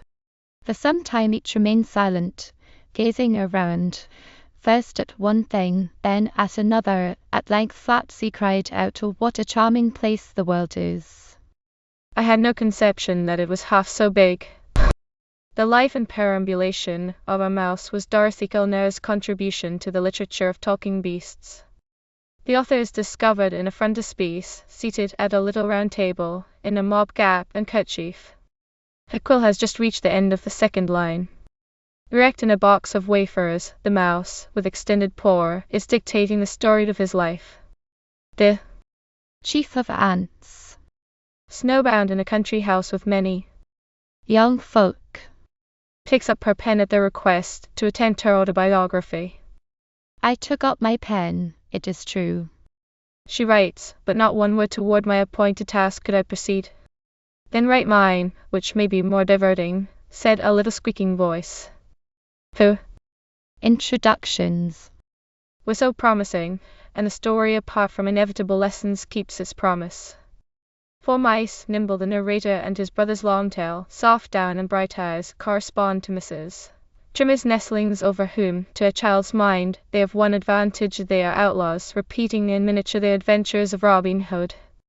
To be sure, they lack the outlaw's chief virtues, for they fly at the approach of an enemy, and rob rich and poor alike. And although such creatures could always be excused in the words of Dr. Watson, but is their nature too? A problem remains to puzzle the wit of a little philosopher how it happens that creatures so keenly alive to human errors are blind to the iniquity of eating a poor woman's cake, a present from her foster son, or the solitary candle that lights a poor man to bed. For indeed, these mice are unsparing critics of cowardly, cruel, and overbearing children. They have a full repertory of moral and cautionary tales. They preach sermons on human courage and honor. The child of action puts aside all questioning, jumps nimbly into a mouse's skin, and makes a fifth on these marauding expeditions. He scuttles along behind the wainscot, buries himself in the most delicious of plum cakes, outwits the footman, narrowly escapes the trap, and thrills at his first sight of the cat. In a mischievous mood, he can hide in a lady's shoe, or wake the children and hear them wonder what it was. There are Eastern adventures to be had among spacious and elegant apartments, where he can choose from a carpet of various colors, a flower that will hide him, and crouch motionless at a passing footstep, and when there is a price upon his head, or the house catches fire, there are still more thrilling adventures of escape. Should a critic remark that these things do not make up 1/4 of the book, a child may tell him that he does not mind sermons and, for that matter, can preach them himself. In 1798, one of the most realistic animal stories appeared: Keeper's Travels in Search of His Master, The Adventures of a Dog. Its author, Mr. Kendall, wrote other books, mostly about birds, but Keeper's Travels was the only serious rival to fabulous histories. If any parent had scruples about talking beasts, here was a book that could be put into a child's hand with perfect safety. No 18th century writer could help making an animal reason as if he were human, but this is a real dog, wagging and whimpering his way through the book, and if he does not speak, the story is not a whit less interesting for that. From the time that he loses sight of his master on a market day by being so attentive to 6 fowls that were in a basket, his adventures are entirely natural and probable. Keeper is never too human for belief. He does nothing that any dog might not do, yet he makes a good hero, sticking to his quest in spite of pain and hunger, refusing comforts and saving the lives of children. Mr. Kendall sums up his hero's virtues in a quotation from Cowper: for those who are not too proud to stoop to quadruped instructors. He was not the only lover of animals, to quote a humanitarian poet. The author of the Juvenile Spectator, in her quaint adventures of a donkey, has these lines from Coleridge below the frontispiece: Poor little foal of an oppressed race, I love the languid patience of thy face, and oft with gentle hand I give thee bread, and clap thy ragged coat and pat thy head. The autobiography of a cat was a more delicate task. A psychologist could not explain the workings of its mind, although a careful observer might record its more intelligible movements. But since every cat is a critic of human character, there was nothing in the way of sermon or satire that it could not achieve. Elizabeth Sandham's Adventures of Poor Puss is a very literal story, setting off the philosophy of 2 four-footed moralizers on a sunny wall, but the anonymous author of Felicer, or The Life and Opinions of a Kitten of Sentiment produced a masterpiece in this kind. Philissa is a kitten of satire as well as of sentiment. This author adopted the form of Pompey the Little in order to ridicule Kant and affectation in general, and Rouse's doctrine in particular, yet the chief aim of the book, as the title page shows, is to turn a child's thoughts from the hackneyed problems of juvenile conduct. We'll have our mottos and our chapters too, and brave the thunders of the dread review.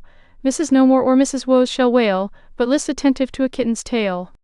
The heroine's pedigree goes back to peril till she actually claims descent from that noble, excellent, and exceeding wise cat, who owed his honours to the liberality and gratitude of the celebrated nobleman the Lord Marquis of Carabas. And indeed she resembles her ancestor as much in genius and discretion as she excels him in morals. She is one that might have sat on Dr. Johnson's knee. Her remarks upon Rousseau would have delighted him. Describing the Countess of Dashley, her little mistress's mother, she says that this lady had been advised by French gentleman, one Mr. Rousseau, to suffer her children to remain foolish till 7 or 8 years of age, when, he said, they would grow wise of their own accord. A plan so easy and delightful that she immediately adopted it. Philissa's satire has the prettiest effect of innocence. One moment she is all kittenish mischief, the next lost in wonder at the lady of fashion who spares half a moment on the way to her carriage to peep in at her little girl. For my part, declares the kitten, my eyes were so dazzled by her dress and her diamonds, and so alarmed by some feathers that grew out of her head, in a manner which I had never witnessed before, but in my old master's cockatour at the castle, and she never wore her so high, that it was some minutes before I could recover myself. The episode of a mock christening, which recalls the juvenile tattler, serves to change the scene. Philissa, provoked to scratch, is sent down in disgrace to a country rectory, where she enjoys a quiet interval, but before long the bad nephew gets the better of the good midshipman, and the kitten runs away. She now seeks a refuge in the house of the most charitable woman living, where, taking up her old part of unconscious critic, she discovers that charity may be a mere cloak for display, and coming thence to another house, ventures into the library of a man of sentiment whose portrait would have pleased Rouse's enemies. I crept behind a huge folio to recover my fright and, as usual, set about rendering my person neat and attractive, in expectation of soon becoming visible.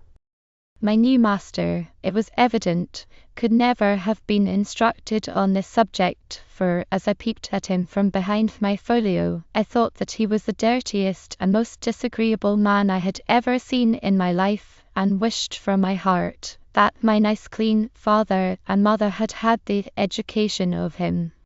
He was short and thick, and by no means pretty, of an ill complexion, and his face very far from clean. All his skins, likewise, were of a bad colour, both his shirt skin and his outer skin, which seemed much out of repair. She is irresistible, this Philissa, reassured to find the sentimentalist writing and Otomesse listening, with her ears pricked up, as if she had been watching for a mouse, while he reads at his daughter, puzzled by the extraordinary fact that the more she appeared to stress, the more pleased her father seemed to be. It is even more unaccountable that a young lady of so much sensibility should turn a starved kitten out of doors. But kittens are easily puzzled, and Philissa runs into fresh adventures on her way to a happy ending. Her fortune is almost too modest for a descendant of Puss in Boots, no more than the blessings of an establishment and many friends, but the chief of these is the daughter of an officer, who lost his invaluable life in the memorable battle which deprived our country of the gallant and lamented Nelson. She, of course, marries the promoted midshipman, and the kitten, having attained a certain seniority, and finding little scope for her sly wit, devotes herself to the instruction and amusement of little Felicie. If a story could end better, let the wise childer show how. Adventures of Things, a variation of the same idea, were mostly derived from Charles Johnston's novel, Chrysal, or The Adventures of a Guinea. If small coins might be supposed to talk as well as great ones, and moralists saw no reason against it, a silver threepence, the equivalent of a guinea in juvenile commerce, could relate transactions at the village shop or at the corner of St. Paul's churchyard which, if less thrilling than the Guineas, were more creditable to those concerned. Other subjects of these stories had a greater fascination for unworldly youth. These were things that a child would play with or carry about: a doll, a peg top, or a pincushion, which, from their intimate association with the family, were in a position to discuss its affairs. S. Designed her Avengers of a Pincushion, chiefly for the use of young ladies. Little thinking that old ones would turn back with delight to these records of domestic life in their great-grandmother's time. It seems that the proper place for a pincushion, that essentially feminine possession, was the pocket, but there were occasions, making for adventure, when it was put into a work-bag by mistake, or lent to Miss Meekly to fasten her bib. And then it was sure to be carried off in another pocket to another house. One effect of the book, unforeseen by its gentle author, was doubtless to increase the number of lost pincushions, for never, until it was published, had little Mrs. suspected what secret critics and inveterate gossips they carried about with them, disguised in harmless taffeters. Rarely indeed is this watchful companion at a loss for information, but once when S decides to skip a scene, it remarks, "The ladies now retired to dinner, but I am ignorant of what passed there, as I was left upon a piece of embroidery." As for the woodcuts, they may well be John the Wicks: they follow each turn of the author's quiet humour. Any little miss could tell at a glance that Martha was personating the music master and Charlotte teaching the rest to dance. These pictures show everything but the colours, and for that matter, nobody shrank from painting the green parlour, when the pincushion declared that the furniture was all of that colour. The Wick collectors have never understood the fatal attraction of plain pots. S. Justifying her simple narrative in a preface, and thinking perhaps of Chrysal, admits that the pointed satire of ridicule might have added zest to her story, but thinks it unfit for children. To exhibit their superiors in a ridiculous view is not the proper method to engage the youthful mind to respect. To represent their equals as objects of contemptuous mirth is by no means favourable to the interest of good nature. And to treat the characters of their inferiors with levity, the author thought, was inconsistent with the sacred rights of humanity. The criticism is a thought too serious. Ridicule is not always a bad method of dealing with children's faults. S. Herself could use it on occasion. Had she forgotten the Wagstaff's party in Jemima Placid, or the delightful mischief of the dressing of Sally Flawn, in which the pincushion played a chief part? It is really a question of treatment. A wooden sword is sharp enough for the nursery. If children are simply tickled by incongruities or miss the point altogether, it is because the satirist has an eye on the grown-up part of his audience. But as S points out, there is a danger that incidents will be dragged in for satirical ends, without any cause to produce them. And true to her own simple canon of art, she decides to make them arise naturally from the subject, though it increase the difficulties of her task. The preface shows a concern for form which is rare in these modest writers, and the method justifies itself. It is extraordinary that so much food for profit and enjoyment could be stored in the shelves of old-fashioned houses. Chapter 7. Some great writers of little books. The fallacy of disguised qualities of the prey. Writers. Mrs. Babel's literary lessons, hymns and prose evenings at home, a new vein of romance, Charles Lamb's attack on the schoolroom science and poetry, the tales from Shakespeare. Lilliputian. Attitude of the Lambs, the adventures of Ulysses, Mrs. Leicester's school, the tailors of anger, imagination and spiritual life, method of work, the contributions of Q. The life of a looking-glass. Mrs. Sherwood, the struggle between imagination and dogma, the infant's progress, the history of the Fairchild family. Disguise is of little advantage to a writer, least of all to a writer of children's books. For although he has many invisible cloaks to choose from, sharp eyes and fine ear are hot upon his track. They recognize the pedant under his mask of amusement.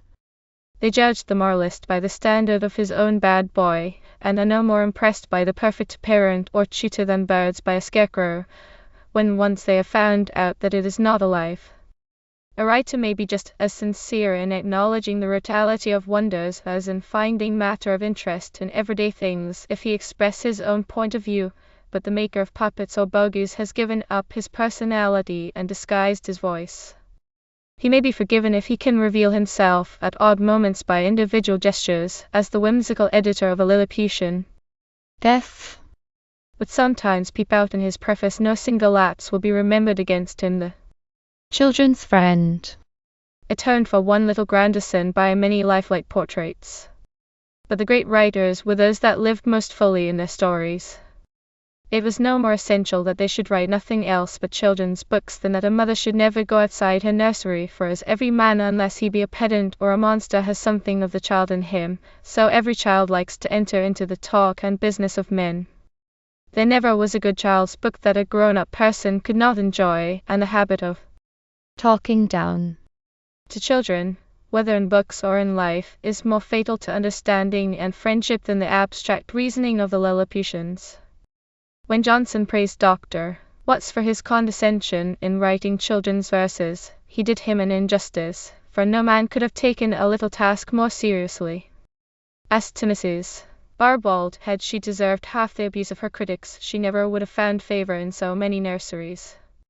De Quincey, who was evidently well disposed towards the Queen of all the Blue Stockings, in spite of her misguided preference for Sinbad, says that she occupied the place from about 1780 to 1805, which from 1805 to 1835 was occupied by Miss Edgeworth.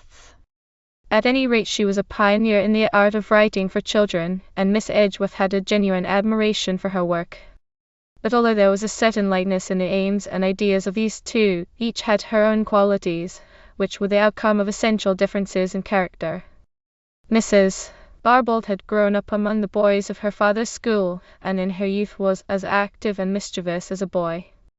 There is a story told of how she escaped an importunate suitor by climbing an apple tree in the garden and dropping over the wall into a lane. Miss Edgeworth, in the same situation, would have walked out by the gate. It is true that none of Mrs.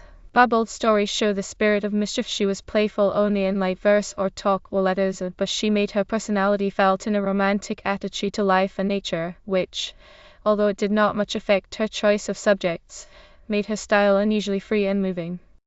She had no children of her own, but adopted a nephew, Little Charles, for whom she wrote most of her stories, and at Palgrave, where she and her husband had a school, she was the mother, tutor and playfellow of the boys. The tutor, indeed, comes out in all her stories. The playfellow and the mother are not always there. Yet she was dominated neither by facts nor theories. A deep sense of spiritual truth underlay her teaching, and her feeling for the poetry of nature was the nearest approach to a renaissance of wonder in children's books. It may be doubted whether the famous hymns in prose ever appealed to children as it did to their parents. Mrs.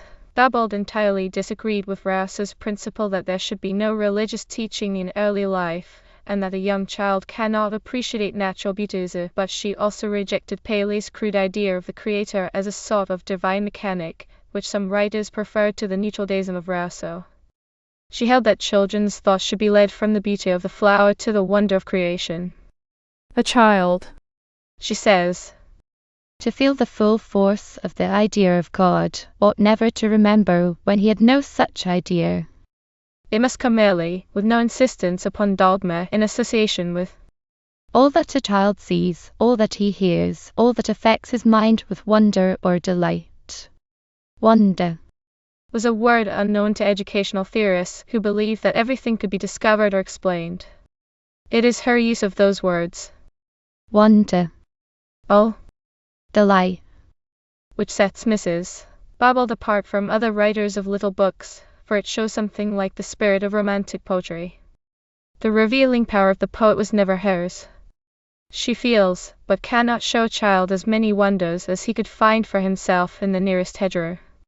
The hymns are a kind of compromise between emblems and pictures of nature. There are no far-fetched analogies. The parable of the chrysalis anticipates Mrs. Gatty, in the language, though rhythmic, is free from the conventional phrases which spoil some of Mrs. Barbalds. Prose poetry. Any mother might use the same images to give her child a first idea of the love of God. As the mother moveth about the house with her fingers on her lips, and stilleth every little noise that her infant be not disturbed, as she draweth the curtains around its bed, and shutteth out the light from its tender eyes, so God draweth the curtains of darkness around us, so he maketh all things to be hushed and still, that his large family may sleep in peace. But it was the tutor in Mrs. Barbauld that made her choose prose, for although she was a facile verse writer, she was better acquainted with Latin hexameters than with ballads, and doubted whether children should be allowed to read verse before they could judge of its merit. Her best work is certainly in Evenings at Home, the popular miscellany which she and her brother, Dr. Aikin, brought out in parts between 1792 and 1796. Sneyd is delighted with the 4 volumes of Evenings at Home, wrote Miss Edgeworth in 1796. It has pitched upon the best stories, Perseverance against Fortune, The Price of a Victory, Caprizol. It would take an Edgeworth boy to amuse himself with The Price of a Victory, a logical exposition which robs soldiering of its romance, or with Capriole, the tale of a little girl in her petticoat, but Perseverance against Fortune fills a whole evening with adventures that most boys would read. The hero is sold as a slave, pressed into the navy, and suffers many other hardships before he succeeds as a farmer. Yet he is a mere type of the persevering man. The story amounts to little more than a clear statement of what happened, with pictures of what was there. It was the matter of these tales that chiefly interested Miss Edgeworth. She approved of arguments against the cruelties of war, she wept with the little girl over her lost pet, she heartily admired the good farmer for his patient industry, and liked to picture his fields, fenced off from the wild common, his orchards of fine young fruit trees, his hives and his garden. Sneyd Edgeworth had had a practical education, and kept the family traditions.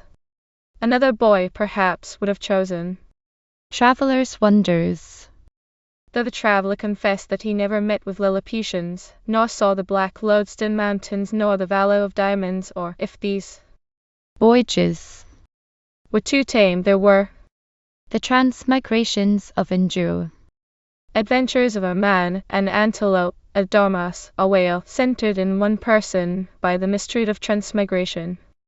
Mrs. Barbauld wrote without apology of the time when fairies and genii possessed the powers which they have now lost. Nobody reading Enduro would suspect her of a design to teach natural history, but she never forgot her profession, and there are more lessons than stories in her books. The average boy would submit to a talk about earth and sun, or metals, or the manufacture of paper, rather than read Order and Disorder, a fairy tale. And doubtless, in those days, boys were less impatient of instruction, but a lesson never can be a story. 100 stories could be written on Stevenson's text. The world is so full of a number of things. I'm sure we should all be as happy as kings. But the authors of Evenings at Home chose instead the encyclopedic ideal, Eyes and no eyes, and produced a series of object lessons. What was worse, Mrs. Barbauld, in her anxiety to be clear, made the fatal mistake of talking down. Charles Lamb, writing to Coleridge in 1802, bitterly resents her popularity. Goody Two-Shoes, he says, is almost out of print. Mrs. Barbauld's stuff has banished all the old classics of the nursery, and the shopman at Newbury's hardly deigned to reach them off an old exploded corner of the shelf when Mary asked for them. Mrs. Barbauld's and Mrs. Trimmer's nonsense lay in piles about. Knowledge, insignificant and vapid as Mrs. Barbauld's books convey, it seems must come to a child in the shape of knowledge, and his empty noddle must be turned with conceit of his own powers when he has learnt that a horse is an animal, and Billy is better than a horse, and such like, instead of that beautiful interest in wild tales, which made the child a man, while all the time he suspected himself to be no bigger than a child. Science has succeeded to poetry no less in the little walks of children than with men. Is there no possibility of averting this sore evil? Think what you would have been now, if instead of being fed with tales and old wives' fables in childhood, you had been crammed with geography and natural history. Lamb is so clear upon the main issue that he cannot be just the instructive children's book. He loved the tales of his own childhood, with their flowery and gilt, and all their delightful oddities. For that, and because he understood the gentle humor of the Lilliputians, he forgot whole pages of instruction in Goody Two-Shoes, and placed it on a level with the wild tales of romance and adventure. Had Mary and he read fabulous histories together, or the transmigrations of Endure, he might have allowed some old exploded corner of a shelf to the schoolroom authors. At any rate, he would not have written hang them. I mean the cursed Barbauld crew, those blights and blasts of all that is human in man and child. Science had succeeded to poetry. The little walks of children ran through botanical gardens, but there is no doubt at all that children, those amphibious breathers of romance and realism, enjoyed it. Lamb's quarrel with the schoolroom was something of a paradox. He took the side of the romantics against the scientists, and yet wrote children's books at the suggestion of the arch-serious Godwin, who, as his publisher, naturally had some influence upon his choice. It was doubtless through Godwin that, instead of following the traditions he admired, he began by adapting greater works, and went on to write about children from a grown-up point of view. The greater number of the tales from Shakespeare are amusing, but she and Charles lived and wrote in such accord that there is no marked difference in the style. His, of course, are freer and more graceful. I have done Othello and Macbeth. He writes to Manning, May 10th, 1806. And mean to do all the tragedies. I think it will be popular among the little people, besides money. It's to bring in 60 guineas. Now it is one thing to turn a child loose in an old library. He will forage for himself, and will seldom choose any but wholesome fare. It is quite another to provide him with such stories as Measure for Measure, Othello, oh, Cymbeline, to simplify the philosophy of Hamlet and weaken the grim magnificence of Lear. The raw material of the plays would not attract many children, and those who were ready for Lamb's tales might have gone to Shakespeare himself. It is clear, then, that the Lambs were Lilliputian in their attitude to children. Yet they were wise in their generation, for in 1805, when they began to write the tales, a boy of 12 was playing Romeo, Hamlet, and Macbeth to crowded houses at Covent Garden and Drury Lane. Oh, little people of the day were incredibly mature. To know them, in the delicate studies of Charles and Mary Lamb, is to find the limits of Rousseau's influence. For in spite of the pioneer work of Mr. Day and the activities of the whole Barbauld crew, these were Lilliputians, the children of Lilliputians.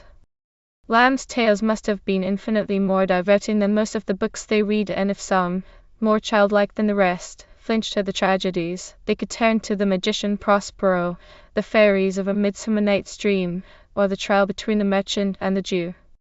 After all, the Lambs understood the vital qualities of the stuff they used. Who would not choose these tales rather than the price of a victory? They are not lessons, but literature, and that is why children are still reading them. Lamb's next venture was sure. Did you ever read My Adventures of Ulysses, founded on Chapman's old translation of it? He asked in a letter to Barton.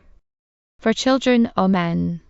Chapman is divine, and my abridgment has not quite emptied him of his divinity. A prose version of Homer, if he had gone straight to the Greek, would have been still better. There was no good reason for turning Chapman into prose, although Lamb could do it gently. But Mrs. Barbauld's nonsense fades into insignificance beside the matter of this book, and her remarks about wonder and delight have not half the meaning of Lamb's phrase. For children or men? These were adventures. that had been told in the childhood of the Greek people. Lamb knew they were natural food for children, trusted his instinct, and defied his publisher. In the matter of catering for children, Godwin was constrained on the one side by his theories, on the other by the parents who bought the books. Not every parent professed his hard and cold philosophy, but they were mostly concerned for morals, and if any lacked interest in the more serious problems of education, they were the more likely to be caught by some prevailing pose of sensibility. It did not follow, if they allowed the children to read Othello, that they would approve of the primitive survivals in Homer, nor did these in the least agree with Godwin's exalted theories of the uncivilized mind. He would have had Lamb soften his account of the Cyclops devouring his victims, and the putting out of the monster's eye, which Lamb called lively images of shocking things. This is the point where art and theory must part company. If you want a book which is not occasionally to shock, Rob Lamb, you should not have thought of a tale which was so full of anthropophagy and wonders.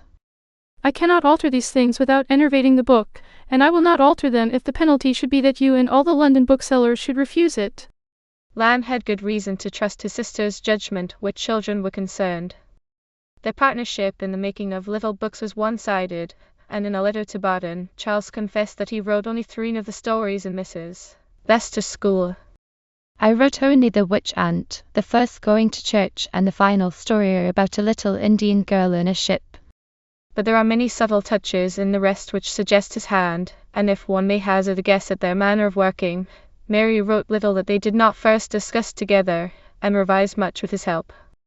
The framework of the book is all that connects it with Miss Fielding's governess. There is nothing of her bright objective treatment.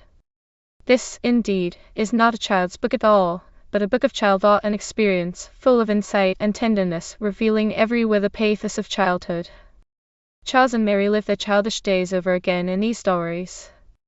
They forgot that as children they had not seen things in the same light.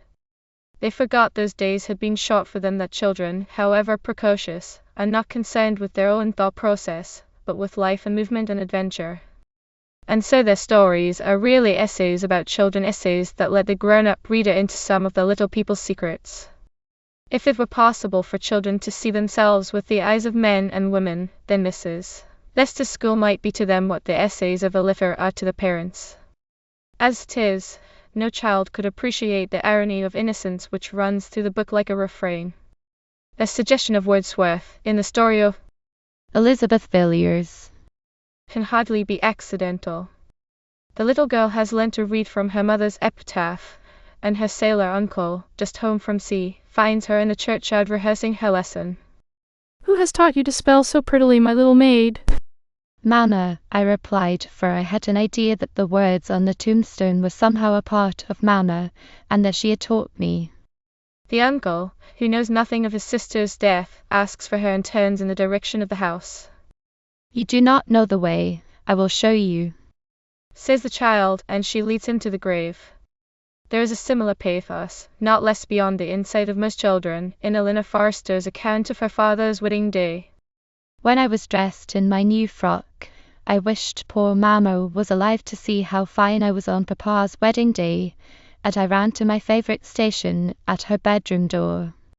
But there is another motif in the book which, although its chief appeal is to grown-up sympathies, might satisfy a child's love of contrast and surprise the strangeness of familiar things, the romance of the unromantic. Emily Barton is a little Cinderella carried off by her father, whom she has forgotten, from the house of relations who have neglected her. A postchaise takes the place of the pumpkin coach, a new coat and bonnet do humble duty for a ball dress. Thus equipped, she jumps into the chaise, as warm and lively as a little bird. Mary Lamb has a store of such tender phrases. The home that most children take, as a matter of course, is a palace of delight to this little girl. Tea is a feast. Whenever I happen to like my tea very much, I always think of the delicious cup of tea Mamma gave us after our journey. The father and mother, loved by other children without thought, are king and queen of romance. Mamma, to my fancy, looked very handsome. She was very nicely dressed, quite like a fine lady. I held up my head and felt very proud that I had such a Papa and Mamma. A ride through the London streets becomes a royal progress. In her exile, the child has had no toys. The playthings were all the property of one or other of my cousins. Now she appreciates the joy of ownership. Not toys alone, but little books are purchased, and by a mischievous turn, Mr. Newberry's old device is turned against his successors. Shall we order the coachman to the corner of St. Paul's Churchyard, or shall we go to the Juvenile Library in Skinner Street? This is far removed from the dramatic realism of the Edgeworth School. It is the difference between the facts and the poetry of everyday life. There is more poetry, but less that a child would take in Charles Lamb's story of the little 4-year-old girl in Lincolnshire and her first going to church. The house is too far from a village for the family to attend church until they are able to set up a sort of carriage. But the child is attracted by the fine music from the bells of St. Mary's, which they sometimes hear in the air. I had somehow conceived that the noise which I heard was occasioned by birds up in the air, or that it was made by the angels, whom so ignorant I was till that time I had always considered to be a sort of bird. The bells calling Susan to church give the story a spiritualized Whittington touch. The ride to church and the child's first impressions are wonderfully described. I was wound up to the highest pitch of delight at having visibly presented to me the spot from which had proceeded that unknown friendly music, and when it began to peal just as we approached the village, it seemed to speak Susan is come as plainly as it used to invite me to come when I heard it over the moor. Here again, things that most children disregard, from thoughtless familiarity, appear strange and delightful to the lonely child. All was new and surprising to me on that day. The long windows with little panes, the pillars, the pews made of oak, the little hassocks for the people to kneel on, the form of the pulpit with the sounding board over it, gracefully carved in flower work. Akin to this is the theme of changed fortune, privileges only recognized when lost. It is the moral never pointed in these tales of Charlotte Wilmot. Oh, the changeling. The child of the ruined merchant describes her first night in the house of his poor clerk. The moon, often watched in happier days, is now a symbol of misfortune. There was only one window in the room, a small casement, through which the bright moon shone, and it seemed to me the most melancholy sight I ever beheld. Poetry, not fact, is again the chief element in the story of the little Indian girl in a ship. Her gentle, imaginative sailorness gives her no natural history or geography. He turns her thoughts to the dolphins and porpoises that came before a storm, and all the colours which the sea changed to. She is never troubled about the genesis of the one or the causes of the other. If Lamb had set down the sailors' tales, as no doubt he would have told them to a child, he could have made a real children's book of the sea monsters that lay hid at the bottom, and were seldom seen by man, and what a glorious sight it would be, if our eyes could be sharpened to behold all the inhabitants of the sea at once swimming in the great deeps, as plain as we see the gold and silver fish in a bowl of glass. In the same way, a visit to the country is not made the subject of lessons on rural occupations or botany. As a matter of fact, Grandmamma's orchard is a fairy place where pear trees and cherry trees blossom together, and bluebells come out with daffodils. The profusion of these flowers and the sound of their names might attract a child that yet would miss the best touches. Sarah was much wiser than me, as she taught me which to prefer. I was very careful to love best the flowers which Sarah praised most, yet sometimes, I confess, I have even picked a daisy, though I knew it was the very worst flower, because it reminded me of London and the Draper's Garden. Here Mary might have aimed a gentle shaft to the hated instructive writers, who taught children which to prefer. But there's no double intention in Sarah. Only one story. The Changeling has really dramatic moments. There's a miniature Hamlet scene in this, a little interlude played by children, which causes the wicked nurse to betray herself. A child would enjoy it better than the tales from Shakespeare. But the little girl who frightens herself into believing that her aunt is a witch is best understood by readers of Witches and Other Night Fears. Little Margaret, reading herself into Mahometism and a fever, would be less interesting to small folk than the book Mahometism Explained, which she found in the old library. As entertaining as a fairy tale. The humour is too subtle for children. They would enjoy the picture of Hollow fare better than that quaint account of the grave physician puzzled over an extraordinary case, he never having attended a little Mahonton before. And so it is with the pictures of child life. The grown-up reader has the best memory for Emily Barton, very young indeed at her first play. Emily herself remembered that it was The Morning Bride, but she was so far confused between this very moving tragedy, the most diverting pantomime, which followed it, that she made a strange blunder the next day. I told Papa that Almira was married to Harlequin at last, but I assure you I meant to say Columbine, for I knew very well that Almira was married to Alphonso, for she said she was in the first scene. At the back of the grown-up mind, besides, there are pictures to help in the reading. Charles and Mary, instead of Emily Barton, reading the tombstones, looking up at the great iron figures of St. Dunstan's Church, or talking over their first visit to Macquarie, and too long ago for Charles to remember Mary at Blake's Mall with the old lady who had no other chronology to reckon by then in the recollection of what carpet, what sofa cover, what set of chairs were in the frame at that time. Or John Lamb, the father, taking a walk to the Lincolnshire village, just to see how goodness thrived. Anna and Jane Taylor cherished ideals clearer and much simpler than the Lambs. They had no tragedy to darken their youth. The struggle with poverty, very real at first, was lightened by the cheerful cooperation of a whole family. They were all engaged upon the father's craft of engraving. They all, father, brothers, sisters, even the mother, wrote.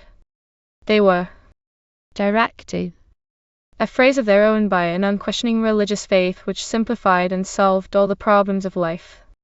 The narrowing influence of the village was counteracted by breadth of intellect and by individual genius.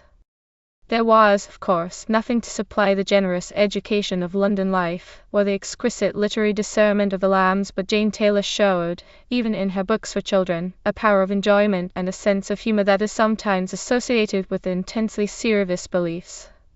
She was untouched by popular philosophy, and adhered to the literary traditions of the school of Pope, but the world of the spirit was more real to her than earth itself. Her work has rare qualities of spiritual insight and imagination. This does not apply, of course, to the simple rhymes which were the sisters' first literary venture. Mary Lamb could make waistcoats while she was plotting new work to succeed the tales. The intricate process of engraving demanded more attention. They were not free till 8 o'clock, and had household duties besides, but, as Anne says, a flying thought could be caught even in the midst of work, or fancy pinioned to a piece of waste paper. Some of the rhymes, there is more to be said of them, were written too easily or too hastily to be of much account, but there are points in favor of a method that makes writing a relaxation, and allows no time for second thoughts. The original poems have a spontaneity and freshness that take a small child at once. The sisters never lost the secret of writing for children, because they could always think with them. Anne, the eldest, had mothered the family, and afterwards brought up a family of her own, yet she wrote at 80. The feeling of being a grown woman, to say nothing of an old woman, does not come naturally to me.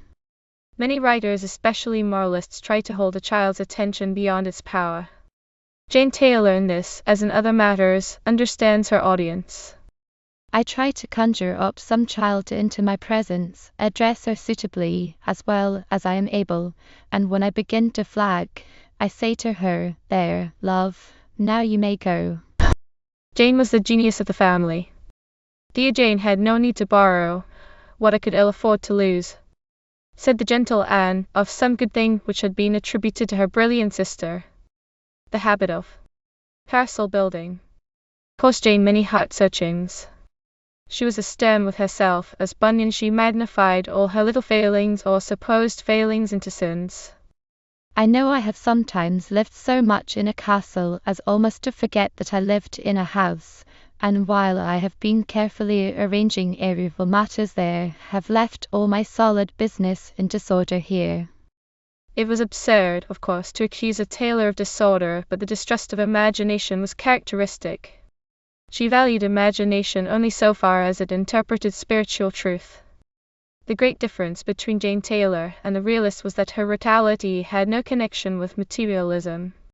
To her, the life of the spirit was the greatest vitality. A thing was real or unreal according to its intrinsic worth. Her sharpest satire was poured upon the material benevolence of philosophy. The light of nature boasting man.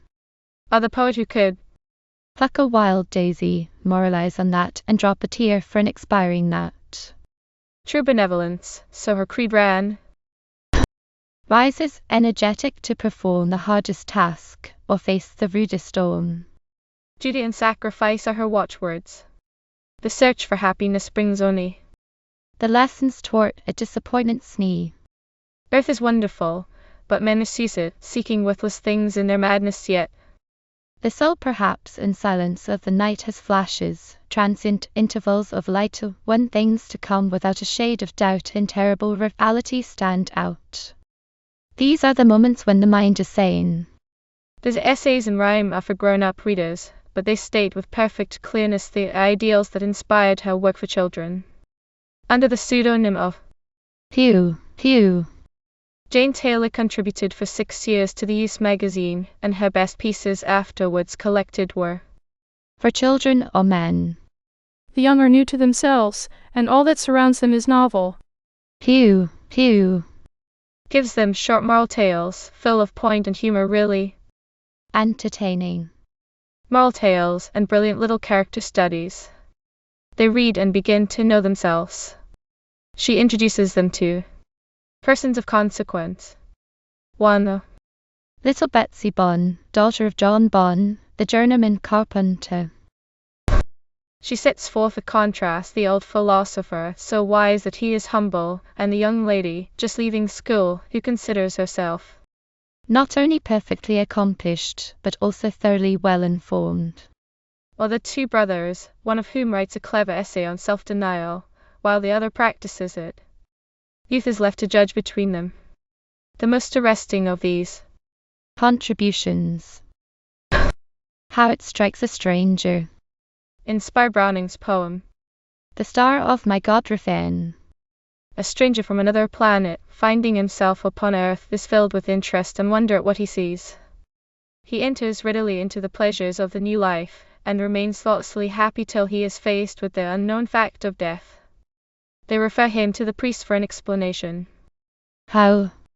He replies, Then I cannot have understood you. Do the priests only die? Are not you to die also? When he understands, he regards death as a privilege and refuses to do anything inconsistent with his real interests. The adventure is described with a wonderful force of imagination, but the lesson strikes upon youthful ears like the voice in Everman. Everman, stand still. Whither art thou going, the scaly?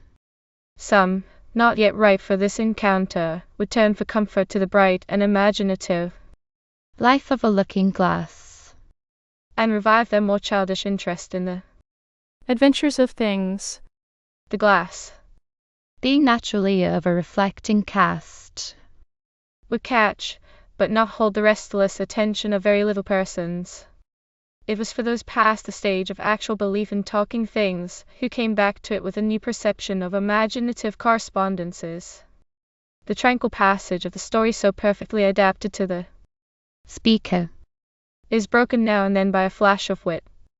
There is nothing extraordinary about the incidents that the writer admits, but she never fails to give the charm of novelty to things of everyday, and chooses her pictures not so much for moral ends as because they would be likely to persist among the reflections of a looking glass. First, the large spider in the carver and gilder's workshop, which, after a vast deal of scampering about, began very deliberately to weave a curious web all over the face of the glass, affording it great amusement.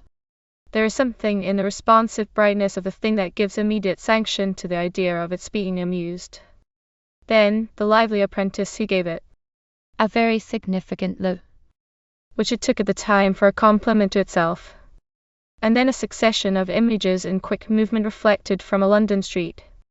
The good-looking people always seemed the best pleased with me, it remarks, with a sly gleam, which I attributed to their superior discernment.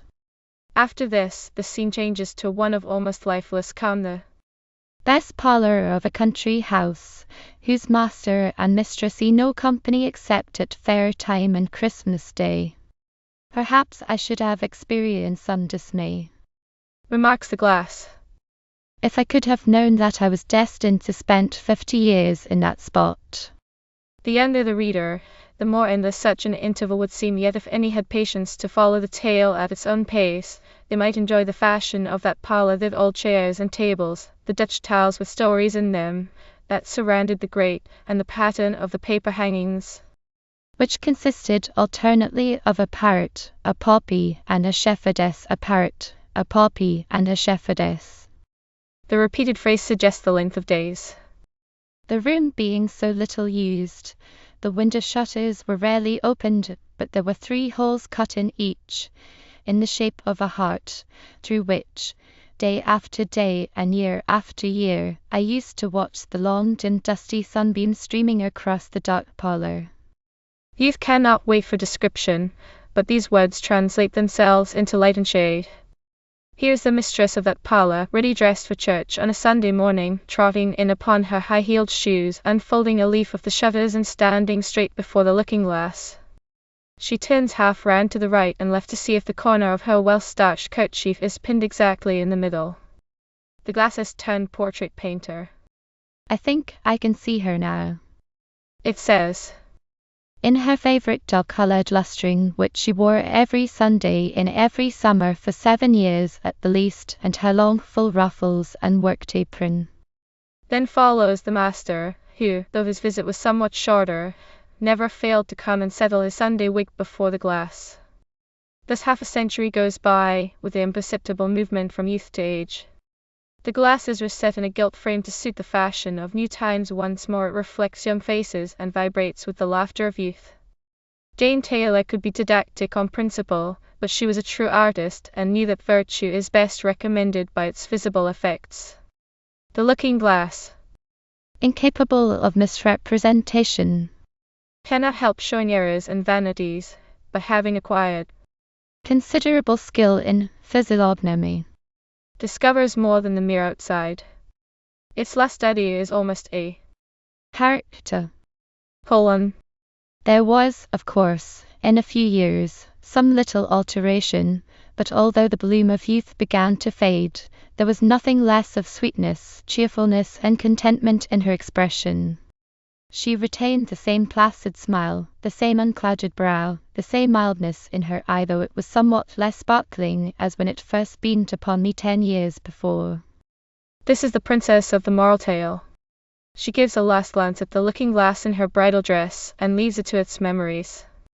Sometimes my dear mistress's favourite cat will steal in, as though in quest of her, leap up upon the table and sweep her long tail across my face, then, catching a glimpse of me, jump down again, and run out as though she was frightened.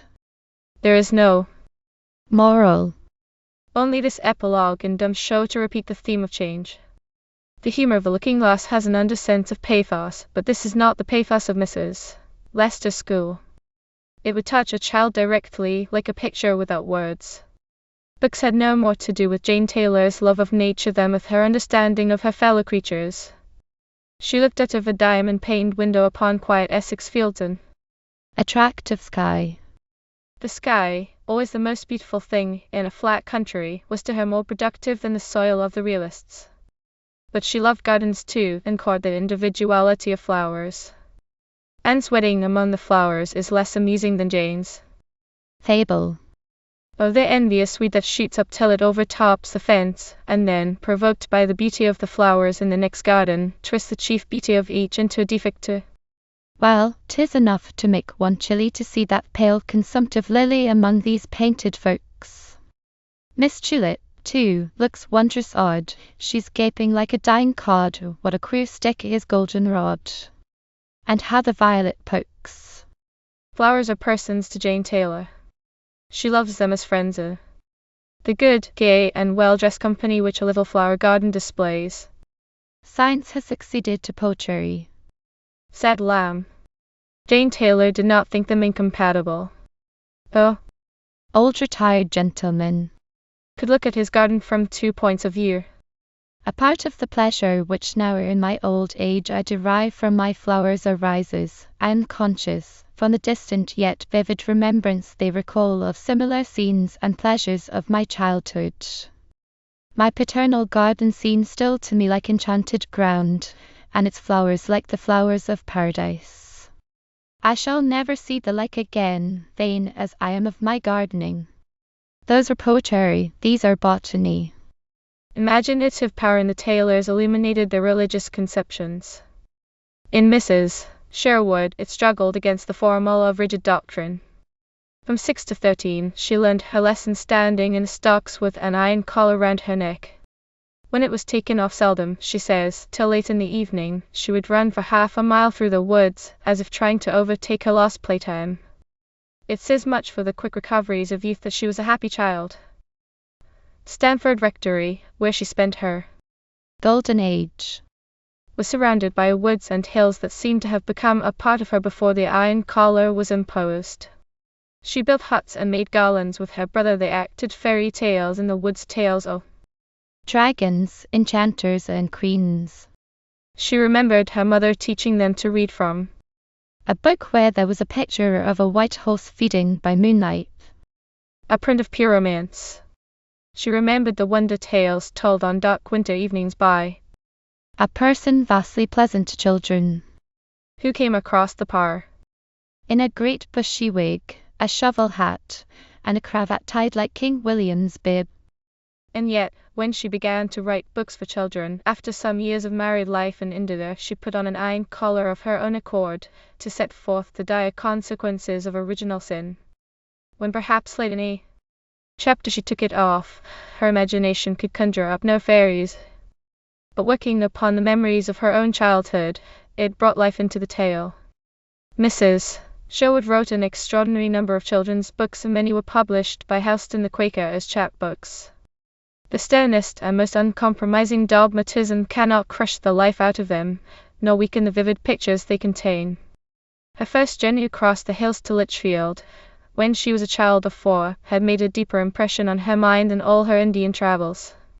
She had fresher memories of the English hills than of the Indian Caucasus hanging as brilliant clouds on the horizon.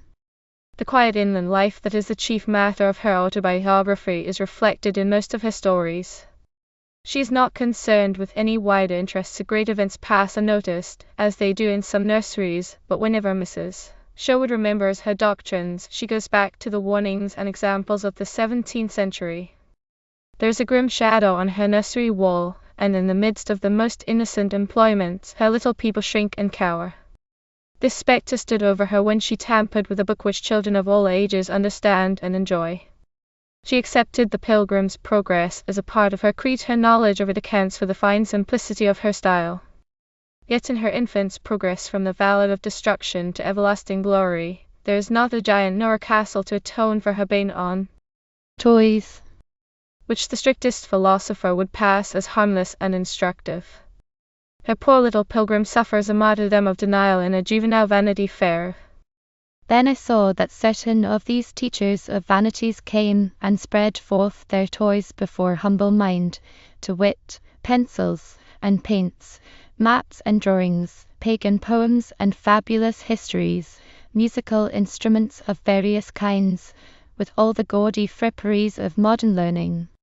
Some of these things had been the delight of Mrs. Sherwood's youth, but in her passion for dogma, she forgot the white horse and the fairy tales, and persuaded herself that an iron collar was the only protection against vanity. Her adaptation of Sarah Fielding's governess shows the same Puritan intolerance. The book had been in her own nursery library, along with Marjorie Two Shoes, Robinson Crusoe, and 2 sets of fairy tales. Yet she expurgated all but one of the moral fairy tales allowed by Mrs. Teacham, and inserted in their place such appropriate relations as seemed more likely to conduce to juvenile edification. It is likely, and for her children's sake, to be hoped that Mrs. Sherwood's practice was kinder and more cheerful than her precepts. The Fairchild Family, the best known and the best of her books, is full of interest and mortality, and in this, the setting is her home and the persons are her own children. To enjoy it, a child must skip solid pages of doctrine, and would do well besides to skip most of the stories read by the Fairchild family out of little gilt books which the good-natured John brought them from the fair. These were chap books, but of a sort only less forbidding than those the peddler carried in Puritan days. John gave the largest to Lucy and the other to Emily. "Here's 2 pennyworth, and there is 3 pennyworth," said he. "My book," said Emily, "is the history of the orphan boy, and there are a great many pictures in it. The first is the picture of a funeral." Let me see, said Henry. "Oh, how pretty." Late editors flinch at the inhumanity of the punishments, and usually omit the gibbet story which, at the outset, throws a horrible shadow on the book. There has been a quarrel in the nursery and the children are penitent. They have been forgiven, but Mr. Fairchild deems it necessary to give them a concrete illustration of the fate of one who has failed to control his passions.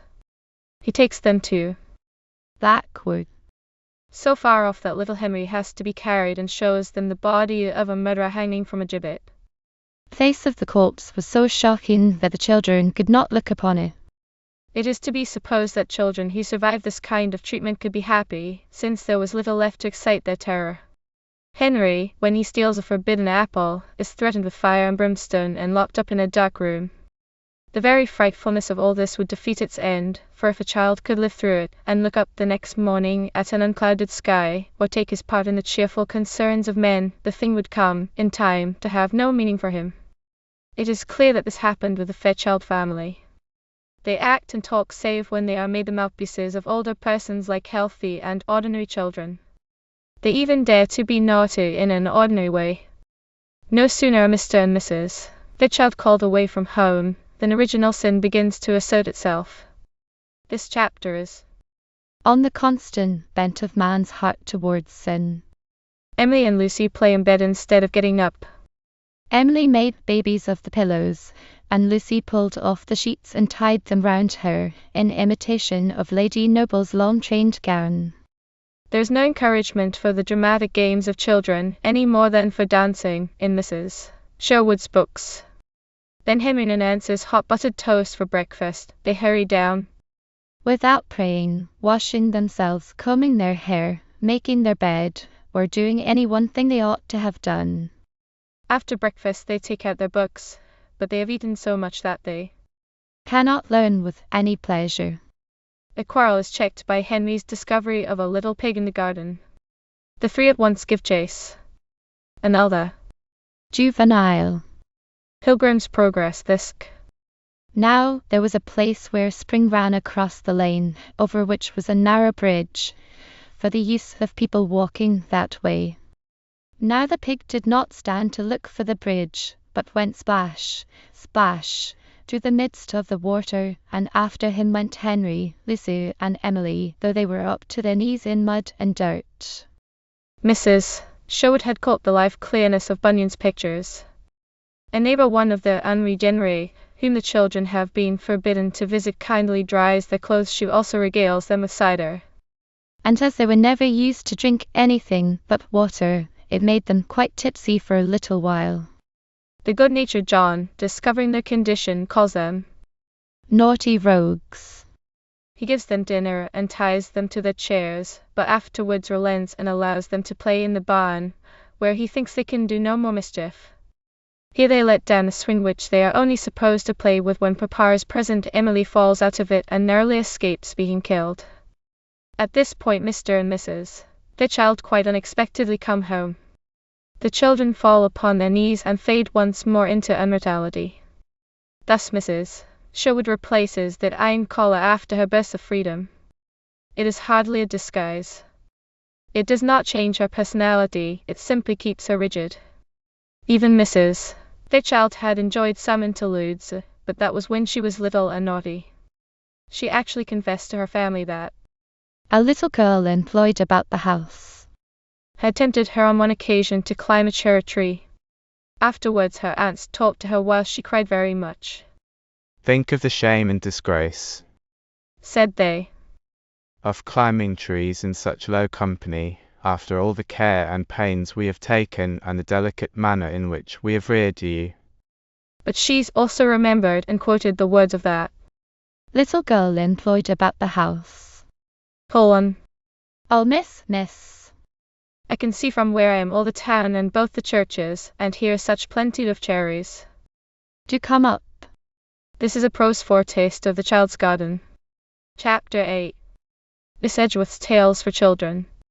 Life at Edgeworthstown. Educational adventures. Practical education. First stories. The parents' assistant. New elements. Waste not, want not. Colon. The geometric plot. Little plays. Settings of the tales. Practical interest. Characters. Little touches. Early lessons. The Purple Jar. Harriet and Lucy. Nonsense in season. Moral tales. Qualities of Miss Edgeworth's tales. Latris utile. The Edgeworth Fairy Doctor. Johnson as the fairies champion Miss Edgeworth and her predecessors the magic of science and life. Marita Edgeworth was 16 years old when her father brought her to his Irish estate of Edgeworthstown. Her childhood had been full of quiet preoccupations, and it argues much for the impersonal methods of Mr. Day that, although he had grounded her in Rouse's theory, she was in no way dominated by it. At Edgeworthstown, her ideas were brought into wholesome touch with reality. The life was almost adventurous after those quiet years in Oxfordshire and London. Her father gave her a real share in managing the estate, and she was soon acquainted with many sides of Irish character, but all her affections and interests were centered in the family, and in this lay the secret of her power as a writer of children's books.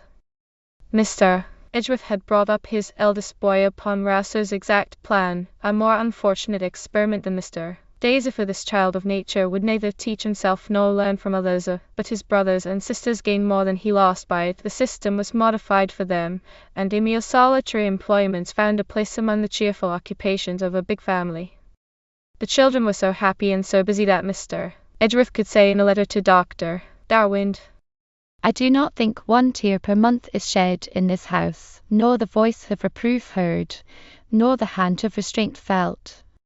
He encouraged Marita to record their educational adventures, and her own translation of Adele et Theodore may have suggested the idea of a book.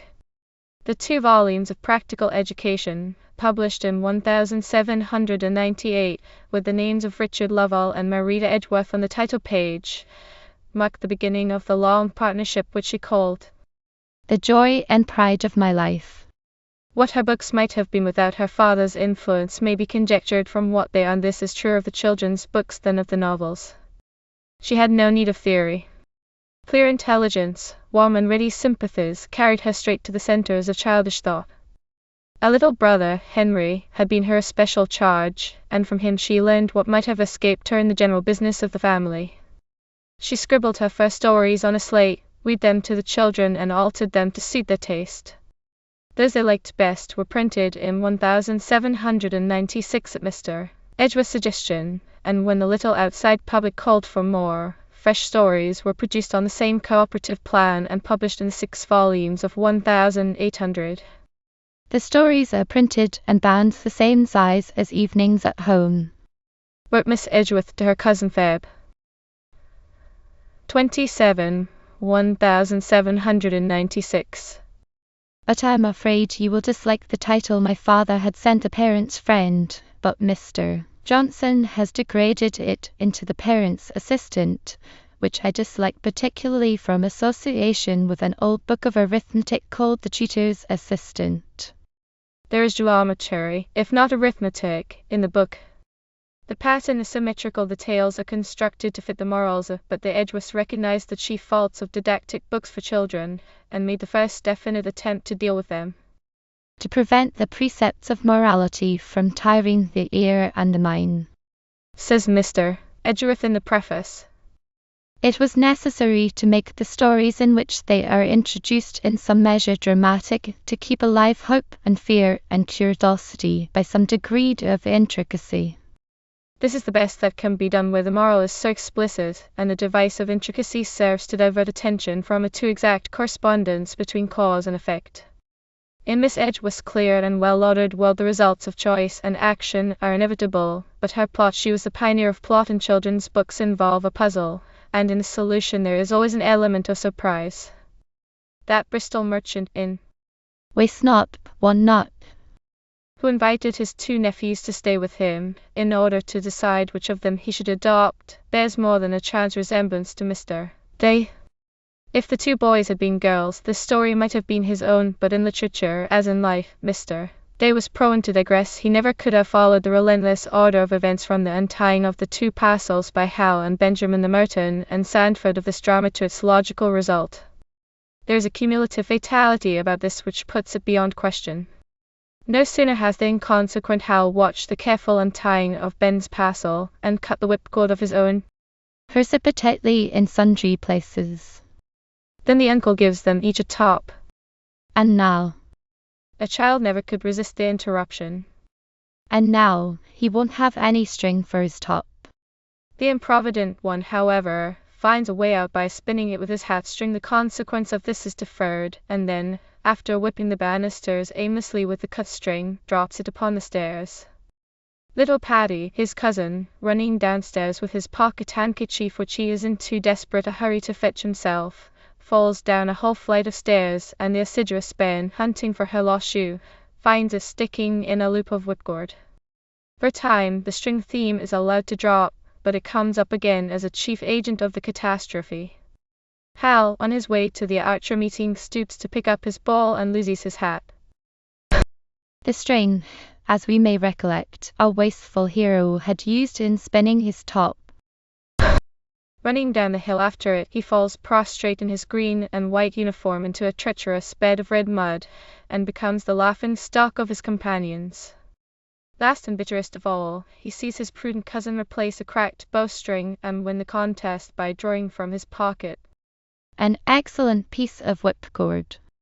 Not a reader but echoes, with additions, the unfortunate Hal's exclamation. "That everlasting whipcord, I declare." The single strand goes in and out with the shuttle motion of a nursery rhyme. This is the string that Hal cut. These are the stairs that lay under the string that Hal cut. This is the child that fell over the stairs, etc.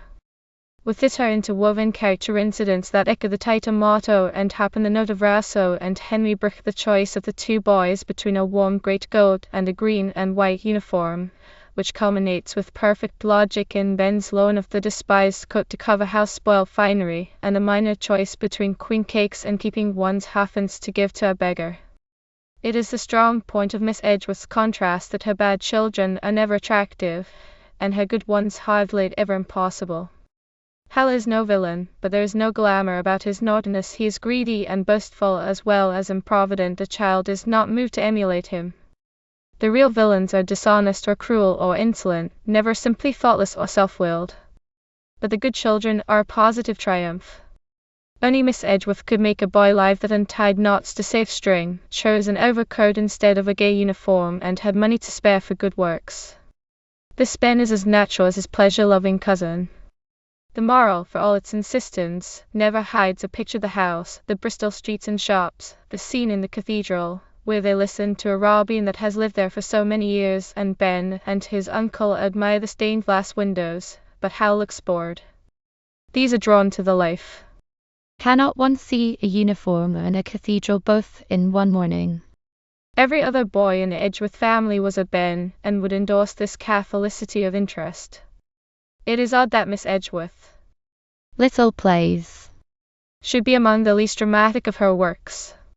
They were, in fact, stories dramatized to fit the family. Theatre education. And the dramatist, intent upon her lesson, trusted her little company to create their parts. The link with Madame de Genlis is of the slightest, for although the Edgeworth children were being educated more or less upon the model of St. Luke, their plays and stories were not in the least like any that Madame de Genlis had written. To Miss Edgeworth, truth was the first law of writing, and she must have felt the want of sincerity that came between Madame de Genlis and her books. Her own stories are essentially dramatic. There is life in every word of dialogue, but the characters need no artificial light. A painted background was a poor substitute for her usual settings, villages that rang with the sounds of honest labor, fields and orchards full of children, a realist's Arcadia. The little town of Somerville, in The White Pigeon, which in a few years had assumed the neat and cheerful appearance of an English village, is in fact a picture of Edgeworthstown. It is only when the writer allows her characters to stray outside the bounds of her own knowledge that the scenery begins to shake. Her school stories would hardly convince an outsider the Neapolitan setting of The Little Merchants is ludicrously out of keeping with so moral a community. But all this is nothing to a child. His interest centers round the objects that make pictures in the mind, the business he can imitate. Berquin understood the practical interests of children, but he had not Miss Edgeworth's keen eye for things that draw. The purple jar in the chemist's window, the colored sugar plums of the little merchant, the green and white uniform. Berquin's children were never so independent as these. His orphans were adopted. Miss Edgeworths keep house by themselves in a ruined castle, and ply their trades of knitting and spinning and shoemaking with the rhythm of a singing game. The finding of a treasure among the ruins is a freak of romance that holds the imagination even while the coins are being weighed and marked. Kitty Grope, the old treasure seeker who demands her share of the orphan's luck, is the only Irish study, but other characters would connect these stories, if they were not so frankly acknowledged, with the author of Castle Rackrent and the absentee Mrs. Pomfret, that laissez malaprop with her Philanthropic Society. Oh, Drugs and Refugees. Mrs. Teresa Taddle, Mademoiselle Panache, the milliner governess, betrayed by her mouthful of pins. Emma and Helen Temple, drawn without reference to a system, and left to develop each in her own way, would pass for sedate and early types of Sense and Sensibility. It pleased Miss Edgeworth the better that she could allow a measure of sense to sensibility. She has many variants of these types: the wise sister and playful brother, the well-informed brother with a thoughtless sister, the wise or thoughtless one with a foolish or prudential family. Not one of them is quite like any other. Nobody could mistake Laura Rosamond's good sister for the equally sensible Sophie, sister to Frederick and Marion. Rosamond, with her filigree basket, would have repeated the lesson of Charlotte and the watch, but unlike Charlotte, she made the useless thing as a birthday present for somebody else. The worst that can be said of Miss Edgeworth's young people is that they sometimes, from the very reasonableness of their upbringing, assume an attitude of civil contempt towards ordinary folk. They understand too soon the dangers that arise in education from a bad servant or silly governess, and are too fond of arguments and encyclopedias. These are annoying traits in otherwise natural and pleasant persons, for although they are prigs in matters of knowledge or conscience, they have a very sound sense of values, and can even be merry when it is not unreasonable to laugh. Sir Walter Scott said that Miss Edgeworth was best in the little touches. Children always find this out. They love the robin that sings in the cathedral, the child that shared her bread and milk with the pig, the little breathless girl who ran back to thank simple Susan for the double cowslips and violets, crying, "Kiss me quick, for I shall be left behind." The smallest parts are played in character, in spite of the didactic purpose and the clockwork plot. The story of Simple Susan is not unlike a Kellner pastoral, but the colors are fresher, the lines more definite. When the little girl parts with her lamb, said Scott, and the little boy brings it back to her, there is nothing for it but just to put down the book and cry. But perhaps his great love of children made him read more pathos into the story than is actually there. Few readers cry over these tales. They reflect the temper of the Edgeworth family. Early Lessons records the schooling of these children. Maria had scarcely discovered the warmth and pleasure of invention when her father recalled her to the schoolroom. She sits about straightening her bright intricate patterns to make reading books for the little ones, much as Dr. Ferris's daughters cut up their trains into Sunday waistcoats for Dick and Bill. To turn from the parent's assistant to early lessons is to agree with Byron that there ought to have been a society for the suppression of Mr. Edgeworth. And yet there is something to be said for these chosen and deliberate little scenes. Acquaintance prospers where there is no plot interest to engross attention. The little boy whose name was Frank steps as naturally into the story as he would into a familiar room. He is so obviously a real little boy that it is even possible to believe in his virtues. When his father or mother said to him, "Frank, shut the door," he ran directly and shut the door. When they said to him, "Frank, do not touch that knife," he took his hands away from the knife, and did not touch it. He was an obedient little boy. There is something arresting in this. Frank's doings and his sayings are a model of simplicity, but nobody could say of him what Charles Lamb said of Mrs. Barbauld's little boys. As surely as any critic is disposed to laugh at Frank, he finds himself watching with involuntary interest while Frank pulls the leg of the table, and finds out what would have happened to the teacups if he had not been such an obedient little boy. His adventures, moreover, are not all among the teacups. He is interested in a carpenter and in kites, and he has a more than usually good eye for a horse. What really distresses the reader is that he is never allowed out of school. His most casual experience contributes to his mental and moral advancement. Chestnuts, glowworms, the flame of a candle, and other enchanting things are impounded for object lessons. Frank's father and mother are his tutor and governess. The only poetry they mete out to him comes from Dr. Darwin's Botanic Garden, and is correlated to natural history, and after that it has to be explained. For when Dr. Darwin sings of a moth trump, little Frank understands by that a sort of box. When his mother repeats "Ally, you beetles, from your airy rings," he asks not without reason, "What does that mean, Mamma?" But the explanation would have come without asking. The governess is giving a lesson, the tutor is at her elbow, and because you should never laugh in lessons, it is all rather serious. But here, as in every school, are the children, the rest hardly counts. Here, for example, when a child has made friends with Frank, is Rosamond, who will make him forget all these lessons. Readers of The Parent's Assistant had met her before, with a filigree basket.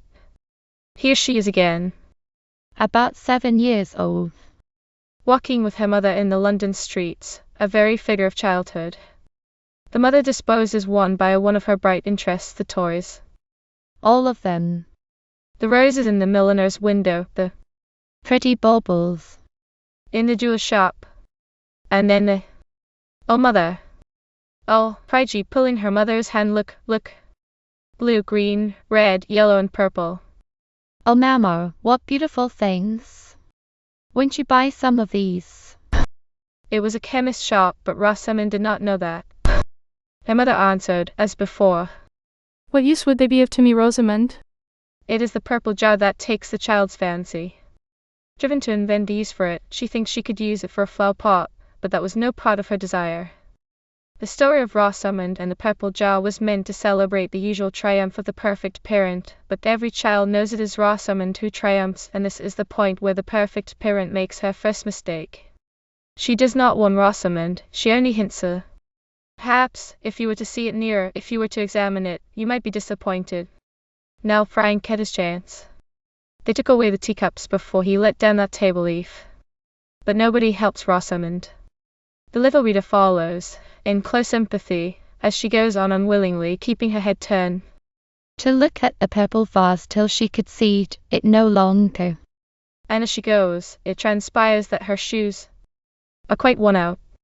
That it should come to this points to some prearrangement by the perfect parent. This occasion presents a unique opportunity for choice. Well, which would you rather have, that jar or a pair of shoes? The parental economist cannot buy both. She makes Rosamond understand that she will not have another pair of shoes that month. Thus the purple jar repeats the theme of the filigree basket and the green and white uniform.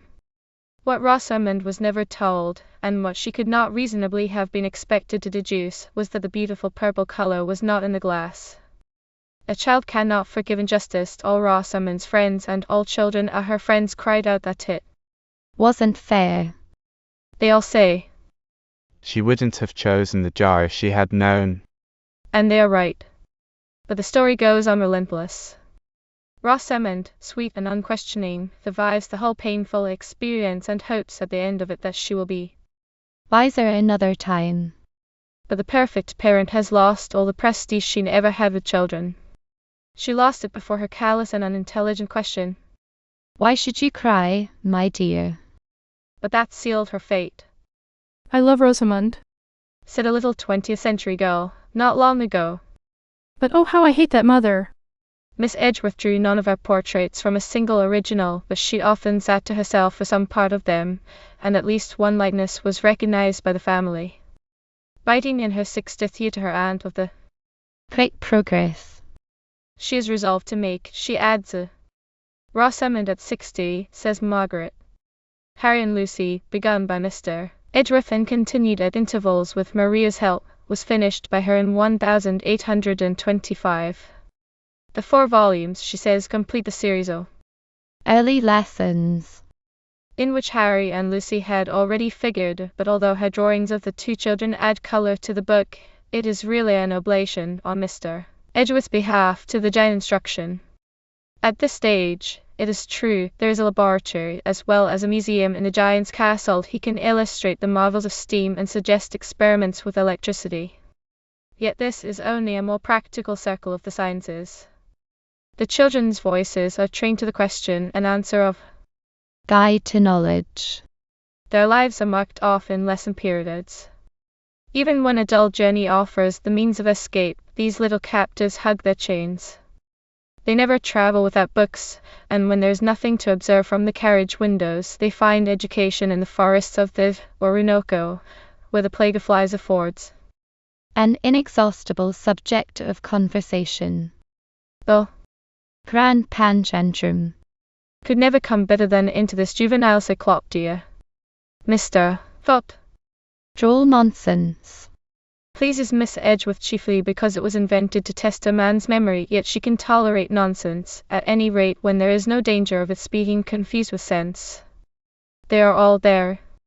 The Piccaninnies, and the Jobblies, and the Goyleys, and the Grand Panjandrum himself with the little round button at top. Lucy laughs and enjoys it. Harry calls it horrible nonsense. But their father's opinion is final, and Miss Edgeworth agrees with him. It is sweet to talk nonsense in season. Always sense would make Jack a dull boy. The didactic purpose, which hampers the storyteller at every turn, becomes more irksome as an audience passes from childhood into youth. Fixed patches of light and shade appear unnatural. The critical eyes of youth are open to devices that passed unnoticed in the nursery.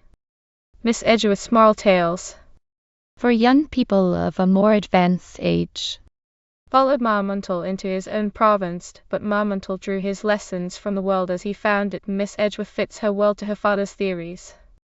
Here again she has admirable portraits, the quixotic forester, a new and convincing likeness of Thomas de Angelina, that mirror of romantic eccentricities.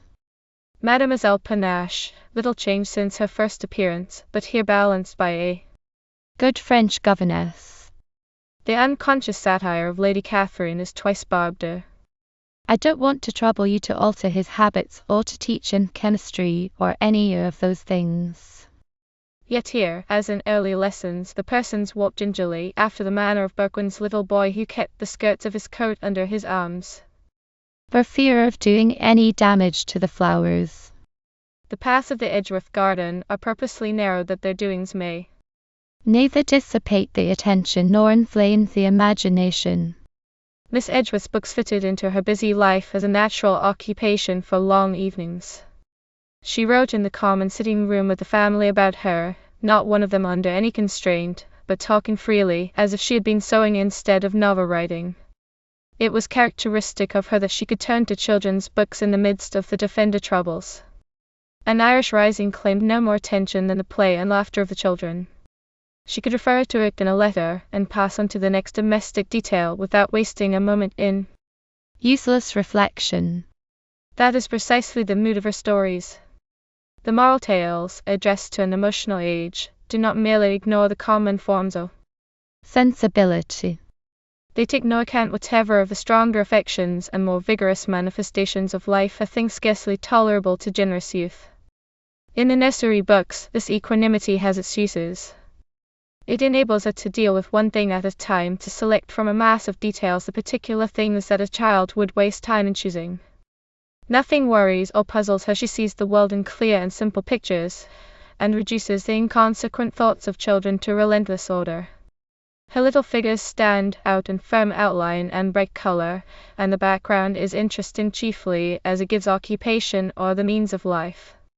Madame de Staël was thinking of the tales of fashionable life when she said, Vraiment Miss Edgeworth est digne de l'entendre as a mais elle si peu dans votre triste utilité.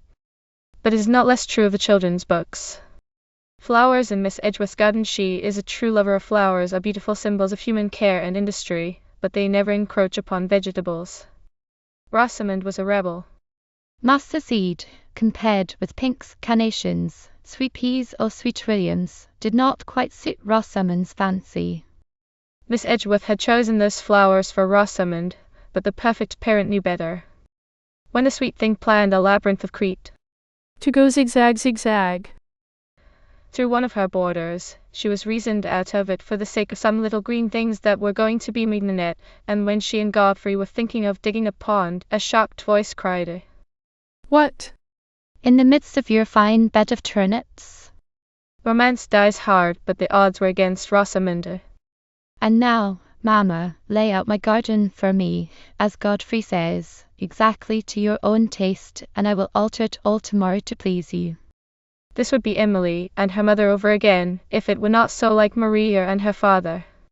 Dealing with the criticism by her cousin, Colonel Stuart, Miss Edgeworth wrote, I know I feel how much more is to be done, ought to be done, by suggestion than by delineation, by creative fancy than by facsimile copying.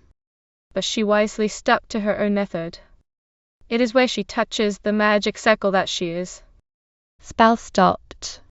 When Laura reads the fairy tale to Rosamond, she is only allowed one. Her passage into an unreasonable world is marked by a change of diction. The Edgeworth fairy is Inexpressibly elegant. her flowing robe is Tinctured with all the variety of colours that it is possible for nature or art to conceive. but there's nothing supernatural about her. She is merely a new specimen for the museum to be Contemplated with attention. like the others. The result, recorded in a scientific note, proves her a creature of flesh and blood. Small though she was, I could distinguish every fold in her garment, nay, even every azure vein that wandered beneath her snowy skin. Dr. Johnson and Miss Edgeworth took opposite sides on this question of the supernatural, and since experience proves that both were right, both must have been wrong. Mr. Edgeworth attacked the doctor's belief that, Babies do not want to hear about babies. and Maria proved it a fallacy, but neither disposed of his claim for Somewhat which can stretch and stimulate their little minds. Mr. Edgeworth's questions are not arguments. Why should the mind be filled with fantastic visions instead of useful knowledge? Why should so much valuable time be lost? Why should we vitiate their taste and spoil their appetite by suffering them to feed upon sweetmeats? Dr. Johnson could have answered him, and perhaps Mr. Edgeworth knew it, for he adds, It is to be hoped that the magic of Dr. Johnson's name will not have power to restore the reign of fairies. there was no great danger, so long as Miss Edgeworth upheld the republic of common sense, but when, at last she laid down her pen, all the spirits whose existence she had denied rose up and denounced her ineffectual successors. Thus she brings the first century of children's books to a natural close. She gathers up the loose ends of the old stories and weaves them into a bright and symmetrical design.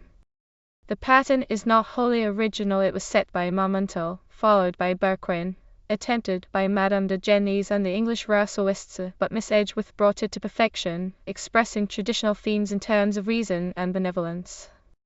The dramatic realism which marks her stories was the keynote of English ballads and folk tales. She found a substitute for romance in the wonders of science. Roger Bacon, that wizard of the chapbooks, appears as a forerunner of the Royal Society. Harriet and Lucy know him as the discoverer of gunpowder, the inventor of the camera obscura, the prophet of flying machines. In Miss Edgeworth's tales, science has not merely succeeded to poetry, it has changed the enchanter's instruments. The balloon is the new Pegasus, while the flying horse of the Arabian tales the magician still cries, New lamps for old. but it is Davy's lamp that he carries. Rosamond, when she cannot explore the India cabinet, is encouraged to look for wonderful things in her own house, which indeed was Miss Edgeworth's own practice. Enchanted Castle Was the home of her aunt Mrs. Ruxton, and Annabel Casem's treasure was not more marvellous to her than a friend's. Inexhaustible fund of kindness and generosity. With the Lilliputian she had more in common than she would have acknowledged. When I was a child, Wrote Mr. Edgeworth in the third volume of Early Lessons. I had no resource but Mr. Newberry's little books and Mrs. Teachum. He is too conscious of the superiority of the new children's books to do justice to Mistress Two Shoes, yet she, with her little scholars and her weather glass, was Miss Edgeworth's Lilliputian prototype. Simple Susan could have compared notes with little Two Shoes upon good and bad landlords, and in some of Miss Edgeworth's stories there are prudential maxims that recall Giles Gingerbread and Primrose Prettyface. Some of Rosamond's features may be traced in the portraits by Miss Fielding, the Kelness and Mary Lamb. The quaint miniature of Goody Two Shoes has the same grave, intelligent look. If this little person, so wholly unconscious of her charm, can be regarded as an English type, then Emily could not have been altogether French. Like Madame d'Epinay, Miss Edgeworth let Rous's lifeless image of the parent ought she to stand between her and her readers. They listened to the talk of other children, but seldom heard her voice. Little touches in the letters would have made them better acquainted, for here she spoke freely, showing both tenderness and humor, making adventures of common incidents, a journey or a visit to friends. I nearly disgraced myself, she wrote after a visit to Cambridge. As a company were admiring the front of Emmanuel College, by looking at a tall man stooping to kiss a little child. This betrays her attitude to art and life. If she never understood the fairy way of writing, it was because she had built a school upon the fairy circles of her village green. Her children were so happy in and about the village that they never discovered an enchanted wood. They planted trees instead of climbing them. They knew all the roads to market, but nobody showed them the way to fairyland. When at last the reign of fairies was restored, children burst into an unknown world of adventure and poetry. Ever since that little boy of Shinston suffered for love of St. George, the fairies have forged shadow schools. It remains to be seen whether they will hold their own with modern pedagogues, but they are still in league with the poets, and the understanding between them is this, that the child, once having tasted fairy bread, can spend but half his time upon solid earth. The rest he must have in the land of dreams. Chapter 9. The Old-Fashioned Garden of Verses. The Spectator on Gardens. Cones, globes, and pyramids. Good counsels in rhyme verse in the schoolroom. Didactic rhymes doctor. What's his divine and moral songs perilliator, amusements for the young Gamagerdens gallant and songs for the nursery, the sublime truant rules and prescriptions, original poems for infant minds, the old garden, and the new Jane Taylor's verses, poetry for children, by Charles and Mary Lamb, the butterfly's ball and other festivals, Miss Turner's cautionary rhymes. Edward, or rambling reasoned on. The triumph of nonsense and rhythm. I think there are as many kinds of gardening as of poetry, wrote the Spectator. His own garden ran into the beautiful wildness of nature. He valued it more for being full of blackbirds than of cherries, and very frankly gave them fruit for their songs. Nature, regarded as a landscape gardener of more than ordinary skill, was even allowed to work under authority in the domain of poetry, but she neglected one corner of it, and there the trees were still clipped after the old-fashioned into cones, globes, and pyramids. This little fenced-off portion was the 18th century child's garden of verses. The only way out of it was by a narrow gate in the midst of a yew hedge, and of this only good nurses kept the key. In the lane outside, the peddler hawked his wares. The old ballads could still be heard. The 7 lamps of enchantment burnt bright at nightfall. But inside the garden there were curious knots, with flowers of the older sort and fragrant herbs. As time went on, some of the trees were allowed to grow as they would. The open country could be seen through gaps in the hedge, and the children began to make friends with travelers upon the road. Good counsels had run into rhyme from the beginning, that they might hang together among wondering thoughts. Thus might the whole duty of a child be remembered. It gave, in short couplets, without figure, all the matter of later exemplary and cautionary verse, and since the lines were spoken in the person of the counsellor, there was a certain dramatic interest added, for he that repeated the lines assumed the part of monitor. This is one of the secrets of a child's pleasure in didactic rhymes. School, dull enough in itself, becomes a live thing the moment it passes into the world of make-believe, and words of caution and authority are a delight when spoken in character. Pedagogues and guardians of youth discovered in rhythm and rhyme a means of teaching facts otherwise unrelated. Emblem writers, feeling the weakness of their strained symbolism, clutched eagerly at an effectual prop.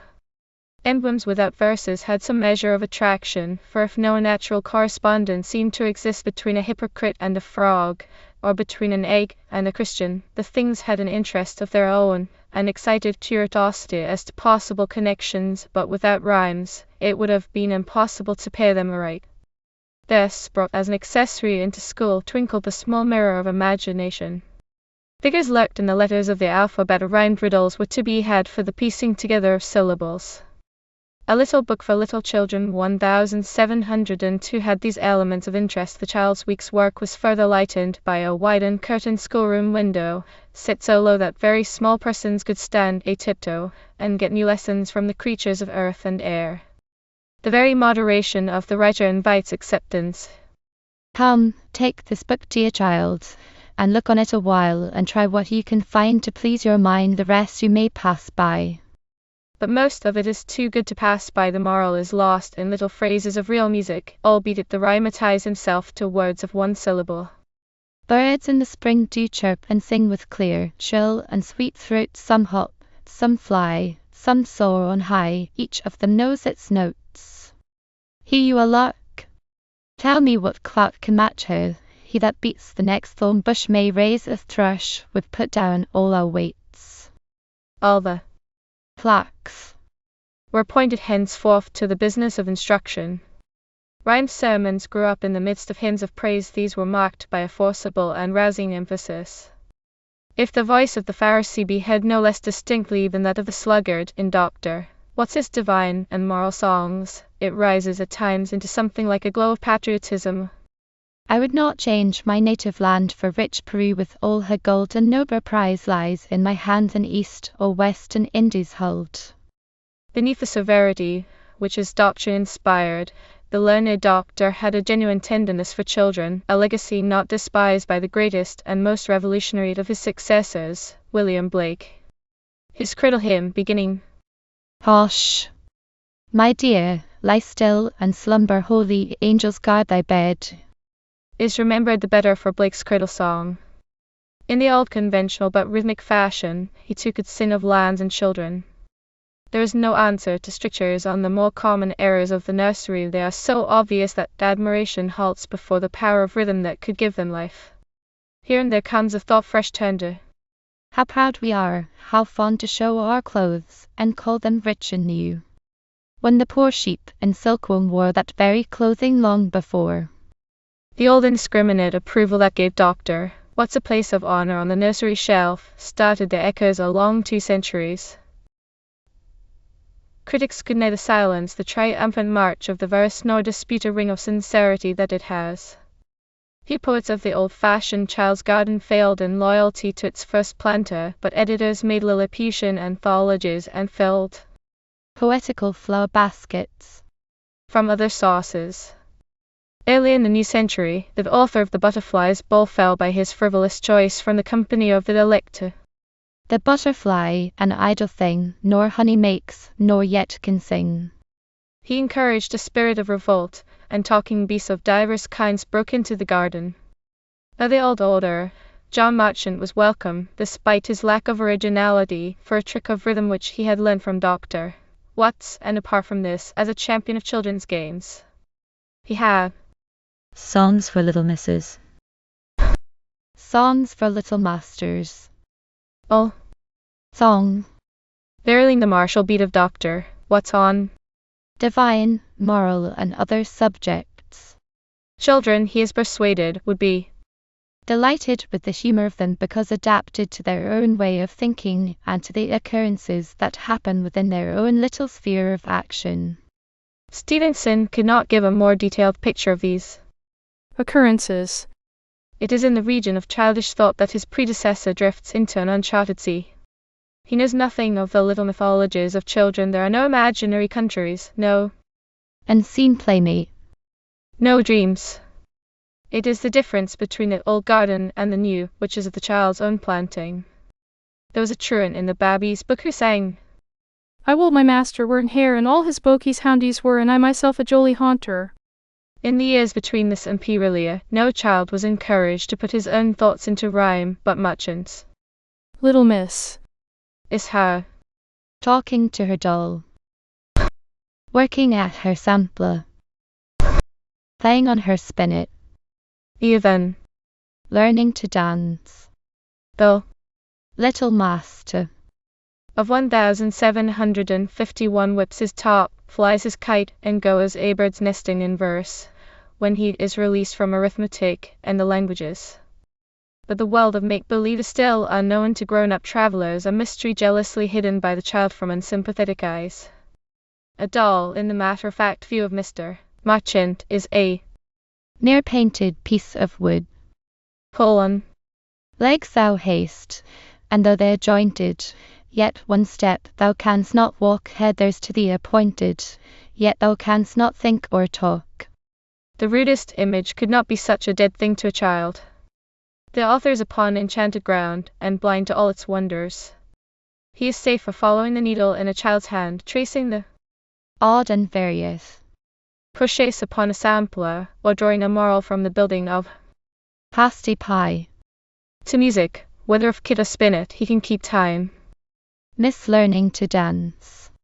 In her sack and hooped petticoat is a bewitching figure, and the musician, though his skill is not great, contrives not to put her out. How pretty 'tis to dance, to curtsy and advance and wave about my hands to sound of kit. My steps true measure keep, thus lightly do I trip, along the floor I sweep with nimble feet. Master, Watching a puppet show, plays Gulliver at the court of Lilliput, surveys the pygmy troop, and makes appropriate reflections. The boy's kite carries this quaint versifier for a moment into the upper air. Even though his fancy cannot support itself, he snatches a simile for the sake of the rhyme, then takes a header to earth and fastens on his moral. He that soars a pitch too high, riding on ambition's wings sudden in the dirt may lie, pride its shadow ever brings. But the kite actually rises, waving a naughty tail, seeming now a little cloud, no bigger than a spoon. The birds play round her or mistake her for a hawk, and the boy, with his string long enough, would send her to the moon. The rhymes of Mother Goose's melody and the top book of all were wild flowers that sowed themselves in the midst of herbaceous borders. 2 gallons of folk songs for children grew out of the same soil. The date of Gamma Gooden's garland is unknown. A Bodleian copy in flowered covers has some rhymes from Mother Goose, but the most daring Lilliputian would not have chosen the fairy theme of impossible tasks. Can you make me a cambric shirt, parsley, sage, rosemary and thyme without any seam or needlework? And you shall be the true lover of mine. Here also is the singing game of London Bridge. Oh, a very pretty little Christmas carol. God bless the master of this house, the mistress also, and all the little children that round the table go, and all your kin and kinsmen that dwell both far and near. I wish them a Merry Christmas and a Happy New Year. Ritson reprinted Gamma Gooden, with additions, in 1810, but in the meantime an unknown editor had collected new songs for the nursery, and adapted them to favorite national melodies. This is the biggest gap in the hedge. Here, at last, is the open country, the cuckoo's song.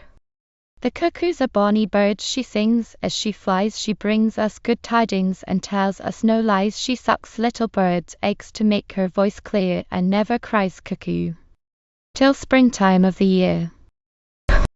The daffodil. Daffodil is new come to town with a yellow petticoat and a green gown. And the song of the north windy. The north wind doth blow, and we shall have snow, and what will poor Robin do then? Poor thing. He'll sit in a barn and keep himself warm and hide his head under his wing, poor thing. It is even more surprising to find, in this trim garden, a nursery lyric that calls up the very spirit of child thought. How many miles is it to Babylon? 70 miles and 10. Can I get there by candlelight? Yes, and back again. There are no other songs like these. The poetical flower basket represents the Lilliputian tradition that prevailed between 1760 and 1789, rhymed fables, epigrams, and inscriptions from poets who never wrote for children, and the stories of In Clea and Yerko. in verse. Of Blake, it is difficult to speak in such a company. He was a winged thing hovering over little formal beds of lavender, catching for a moment an echo of children's voices repeating the creed of The little black boy. dropping a tear for the chimney sweeper, then flying off unseen and unheard to sing his own songs of joy and love. Too much a child to suffer the interruptions of other children, scarcely to be understood by those who were dreaming their own dreams under the noses of the pedagogues. A Pied Piper who never offered his services to the community, a sublime truant from every school. Of the realistic faith that could map out a geography of heaven, he had no knowledge, yet laws and moralities were the burden of some songs that had touched him. There is a magic in the simplest form of verse that may quicken the beat of a child's heart, and endow little forgotten rules and prescriptions of the nursery with unexpected significance.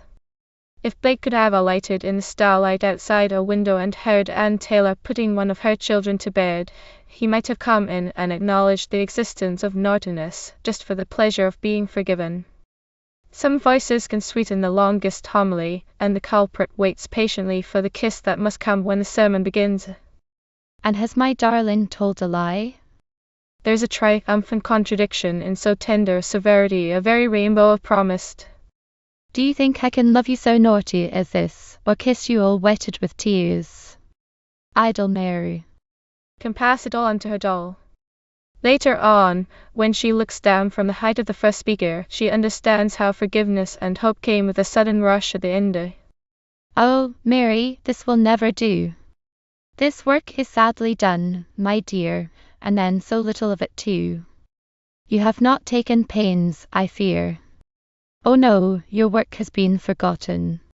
Indeed, you've hardly thought of that. I saw you roll your ball of cotton about the floor to please the cat. The little girl who will not so should neither be allowed to played. But then I hope, my love, that you will take more pains another day. The authors of the original poems wore the laurels of Dr. Watt. With a difference.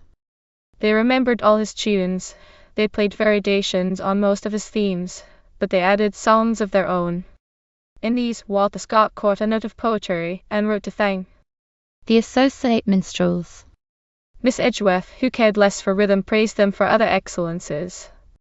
The songs were a means of gentle intercourse between these writers and that interesting little race, the race of children, for whom they had so hearty an affection. The child of the new garden can join hands through the windows of this book with the child of the old. Anne and Jane and Adelaide were the great aunts in literature of Louis Stevenson. 100 years before him they sang of stars and sun, of day and night and playing gardens.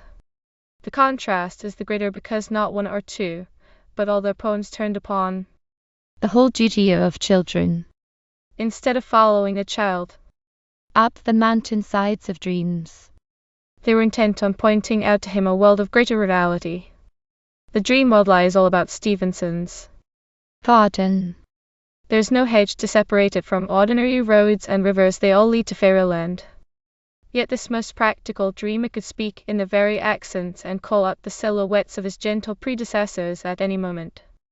It is impossible to read of the friendly cow all red and white without thinking of Jane Taylor's "Thank you, pretty cow that made pleasant milk to sip my bread." The child in her garden looked up and wondered at one star that other child in the 100 years distant garden escaped at bedtime to watch thousands and millions of stars. Who would recognize the theme of Stevenson's when symphony under the old title of The Child's Monitor? Yet the first two lines proclaim it. The wind blows down the largest tree, and yet the wind I cannot see. The wind that brings mystery into the new garden was an emblem of human thought in it old. Stevenson's myth is a real product of the child-minder. O ye that are so strong and cold, O blower, are ye young or old? Are you a beast of field and tree, or just a stronger child than me? There could be no such heathen explanation for Adelaide O'Keefe. The wind took shape as an allegory in her day that changed into the voice of conscience. It became an ever-watchful angel. Thus, something very near must be, although invisible to me. Whatever I do, it sees me still. Oh then, good spirit, guide my will. In another place the four elements are considered in a modestly scientific light. They balance a juvenile version of the seasons. Nature is regarded from the old didactic point of view. Spring when the creatures begin their employ, invites to industry the idle who in summer love best in the shade to recline. Admonished by the active joys of haymaking, the innocent hare is remembered in the hunting season, and in winter charity sits by a glowing hearth and comforts itself with the sophistries of Doctor Watts for the unequal distribution of faggots. These are but echoes. There are many touches that give the personal records of keen and watchful eyes. I saw a leaf come tilting down from a bare withered bough. The leaf was dead, the branch was brown, no fruit was left it now. But much the rattling tempest blew the naked boughs among, and here and there came whistling through a leaf that loosely hung. I saw an old man totter slow, wrinkled and weak and grey. He'd hardly strength enough to go ever so short a way. The leaf and the old man had been seen and remembered, the one for the sake of the other. There were times when Anne, in her gentle way, came very near the heart of things. The three could not have sung so well together if they had not practiced different parts. Jane, comparing her own verses with the rest, modestly explained, I allow my pieces to rank as the leaves, which are, you know, always reckoned a necessary and even pleasing part of the bouquet. The comparison is hardly just, or so. They are bright leaves, more striking, though fewer than the flowers. There's a crisp touch about her simplest work. The verses are better turned than Adelaide's or Anne's. She is content to take her subjects from the common stock of moral tales, to arrange her nursery pictures in twos and fours, but in spite of convention, her morning is a reveille. Our come, for the bee has flown out of his bed to begin his day's labours anew. The spider is weaving her delicate thread, which brilliantly glitters with dew. Awake, little sleeper, and do not despise of insects instruction to ask. From your pillow with good resolution arise, and cheerfully go to your task. Evening. The companion picture is no more original. In due order all the properties of Morpheus move before tired-eyed sheep, and the parting linnet and the owl, the setting sun, the friendly moon that peeps through the curtain. Children know them all, and for that reason the cradle movement of the verse is the more soothing. Conventional portraits. The shepherd boy. Oh. The gleaner. Stand out in clear simplicity, one on each side of the nursery mantelpiece. Evening. Oh. Morning. Go over the bed. But when all the pictures are arranged, some of the figures walk out of them and begin to dance upon the floor. The creatures are never mere moral messengers. Jane has the same eye for character in beasts as in flowers or children. The Toad's Journal. In Q is a better example of this than any of her nursery pieces. The venerable reptile, supposed to have been found alive in the ruins of an Egyptian temple, records the events of his first 1,000 years. Crawled forth from some rubbish and winked with one eye, half opened the other, but could not tell why. Stretched out my left leg, as it felt rather queer, then drew all together and slept for a year. Awakened, vulturely crept under a stone, was vastly contented with living alone. One toe became wedged in the stone like a peg, could not get it away, had the cramp in my leg, began half to wish for a neighbour at hand to loosen the stone which was fast in the sand, pulled harder, then dozed as I found it no use. Awoke the next summer, and lo, it was loose. The next sleep, for a century or more, gives time to dream. The dreamer awakened, grew pensive, discovered that life is a load, began to be weary of being a toad. It is a daring moralist who laughs at her own moral. To find a moral when there's none is hard indeed, yet must be done. The moral, just because. There's none. Presses the unspoken analogy. Age after age afforded him to wink an eye or move a limb, to doze and dream, and then to think of noting this with pen and ink, or hieroglyphic shapes to draw. More likely with his hideous claw such length of days might be bestowed on something better than a toad. Had his existence been eternal, what better could have filled his journal? To go back to the nursery, the original poets were scarcely more than children when they wrote. Jane's talking beast quickened the old stuff of fables by a new sense of likeness and incongruity. The spider and his wife Jane loved spiders are as real to a child as any married couple of his acquaintance.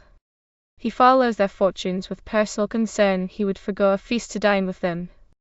One day when their cupboard was empty and dry, his wife, Mrs. Hair Leg Spinner, said to him, "Dear, go to the cobweb and try if you can't find the leg or the wing of a fly as a bit of a relish for dinner." The cow and the ass, meeting where the child may see them on any summer day, reconcile nonsense and natural history. The small actor can take both parts, and laughs the more at his own drollery. "Take a seat," cried the cow, gently waving her hand. "By no means, dear madam," said he, while he stand. Then stooping to drink, with a complacent bow, "Ma'am, your health," said the ass. "Thank you, sir," said the cow. This laughter crept into the garden under the eye of caution and example, and, for his coaxing ways, was allowed to stay as a probationer. Charles and Mary Lamb wrote their poetry for children as a task. It was probably suggested by Mrs. Godwin, anxious to rival the publishers of original poems. In a letter to Coleridge, June 1809, Lamb says, "Our little poems are but humble, but they have no name. You must read them, remembering they were task work, and perhaps you will admire the number of subjects, all of children, picked out by an old bachelor and an old maid." Many parents would not have found so many. The Lambs could do nothing together without enjoying it, and they could not speak in a child's voice, and had almost forgotten the way to Babylon, but there are fewer subtleties of child thought here than in Mrs. Leicester's school. The verses are full of practical interests. The humor of the writers brought tenderness and delight to the class. And children, who are quick to catch the note of sympathy, would feel this without understanding it. Lamb had already tried his hand at children's rhymes. In 1805 he had written The King and Queen of Hearts, a careless and farcical impromptu which he sent by carrier to Mr. Johnny Wordsworth, begging his acceptance and opinion. It is not easy to decide his exact share in poetry for children. The pieces were printed in 1818 are not children's poems. One of them, To a River in Which a Child Was Drowned, was suggested by the translation of a Spanish ballad in Paris's Reliques. Love, Death and Reputation was recognized by Swinburne as a translation from Webster's Duchess of Malfi. Lamb seems to have amused himself now and then by casting fragments of mature flavor into this jar of nursery simples. Of children, but assuredly not for them, is the beautiful Parental Recollections, which suggests understanding as well as lore. A child's a plaything for an hour, its pretty tricks we try for that or for a longer space, then tire and lay it by. But I knew one that to itself all seasons could control, that would have mocked the sense of pain out of a grieved soul. Thou, straggler into loving arms, young climber up of knees, when I forget thy thousand ways, then life and all shall cease. Charles Lamb knew the child that Wordsworth reverenced, the child of imagination, that to itself all seasons could control. The verses he would have repeated in that child's company were nonsense rhymes or metrical wild tales, not without a psalm or two from Shakespeare after the wise example of Mother Goose, for he never could keep the things he loved best out of talk or writing. Poetry for children was written to fit parental ideals, just as stories were sometimes invented to accompany stock illustrations, yet Lamb's gay humor played pranks here and there, as in the gratulatory ode, Going into Breeches. Joy to Philip, he this day has his long coats cast away, and the childish season gone puts the manly breeches on. officer on gay parade, red coat in his first cockade, bridegroom in his wedding trim, birthday bows surpassing him, never did with conscious gait strut about in half the state, or the pride yet free from sin of my little mannikin. Never was there pride or bliss half so rational as his. Sashes, frocks, to those that need 'em. Philip's limbs have got their freedom. He can run, or he can ride, and do 20 things beside, which his petticoats forbade. Is he not a happy lad? And is not this a mischievous poet, that dares sympathize thus openly with nursery vanities?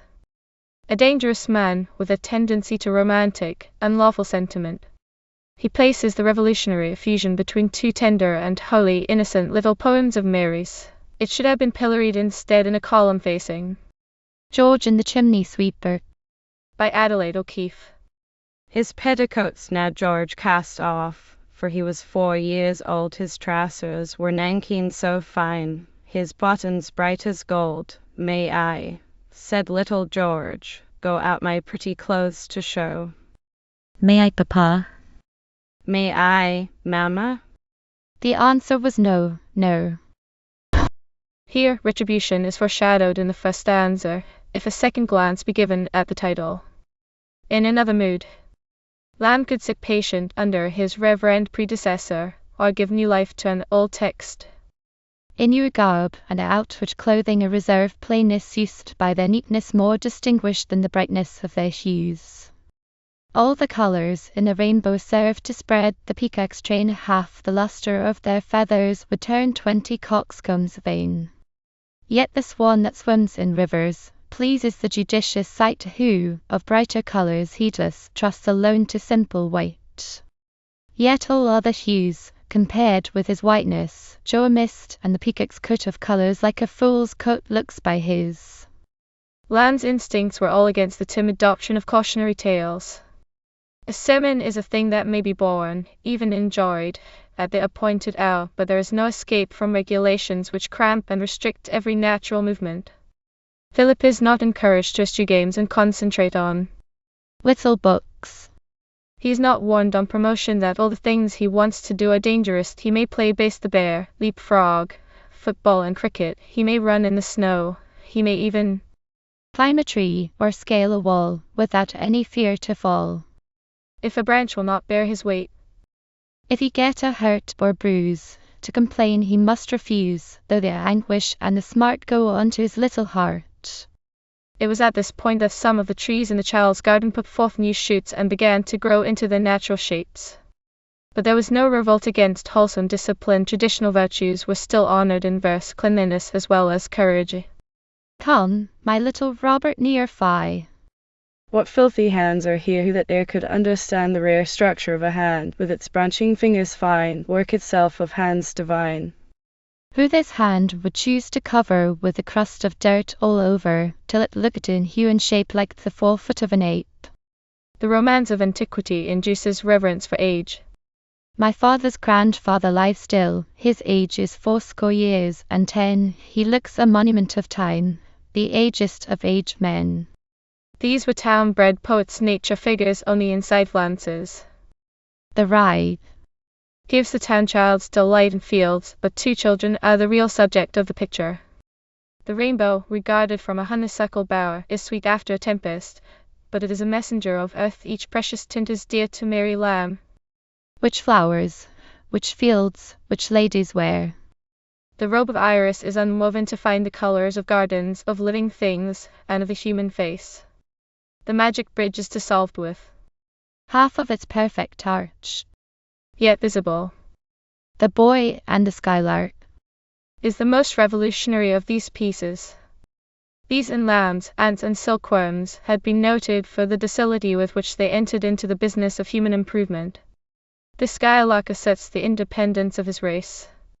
He scorns the limitations of human imagination, which conceives of the feathered race as serving the little ends of man. Richard, hearing the lark's song, confesses his sin, under the impression that the little bird will betray him, as indeed Dr. Watson all Lilliput would have had him believe. This, says the bird, is folly, fit to move a skylark's mirth. Doleful! To think we sons of error on man's low actions waste a care, his virtues, or his vices, or soaring on the summer gales, that we should stoop to carry tales of him, or his devices.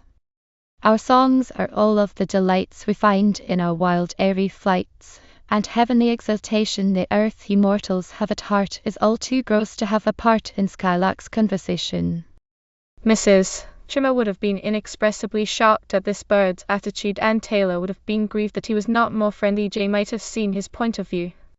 But this lark is a literal poet. There is no attempt here to interpret a real ecstasy of song. The poem is but an argument that hits a popular fallacy. This is still the voice of the town and of common sense.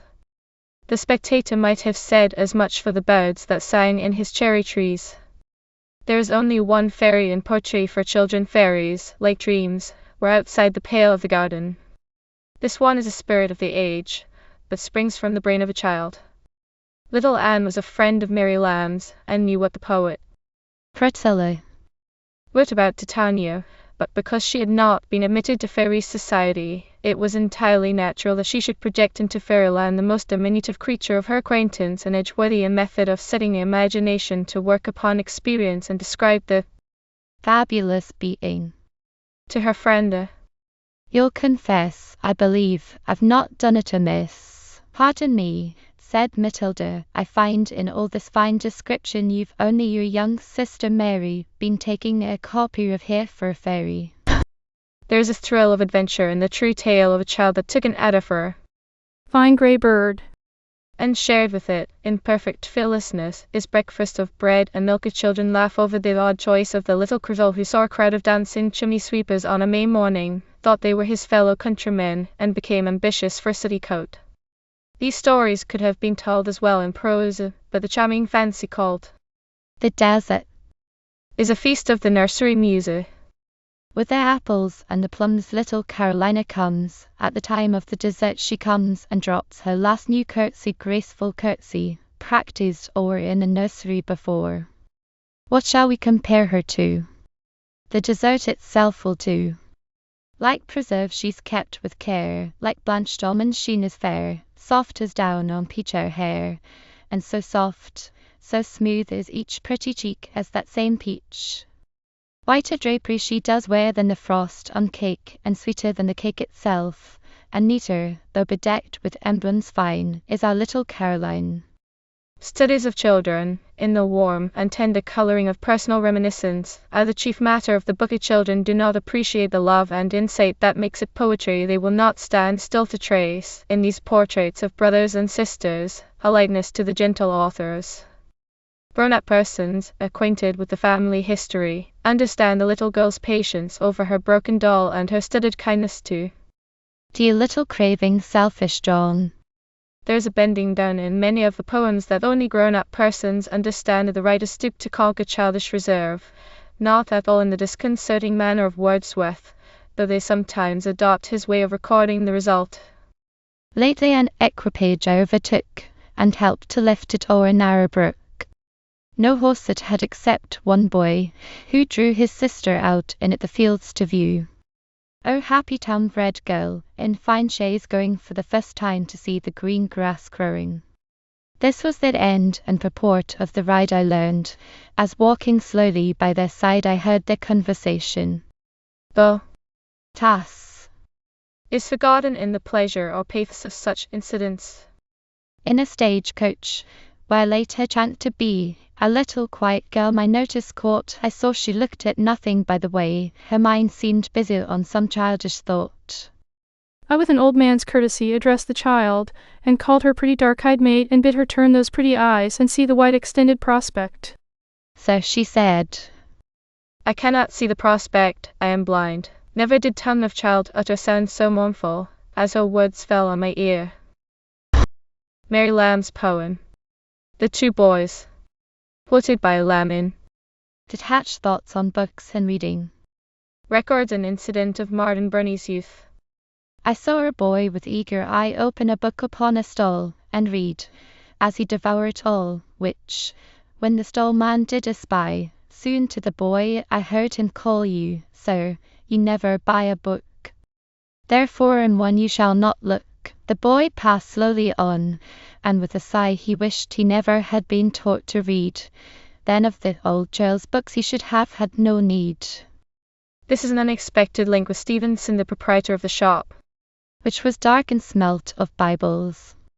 That quaint storehouse of romance is a reincarnation of this bookstall man. He repeats the old growl in prose. I do not believe, child, that you are an intending purchaser at all. To compare these verses with Stevenson's is to discover an essential difference. The Lands had the same delight in memories, but they looked back with tenderness to a childhood which they had been forced to leave behind. Stevenson was a boy to the end. The child in his garden is heard singing his own deeds.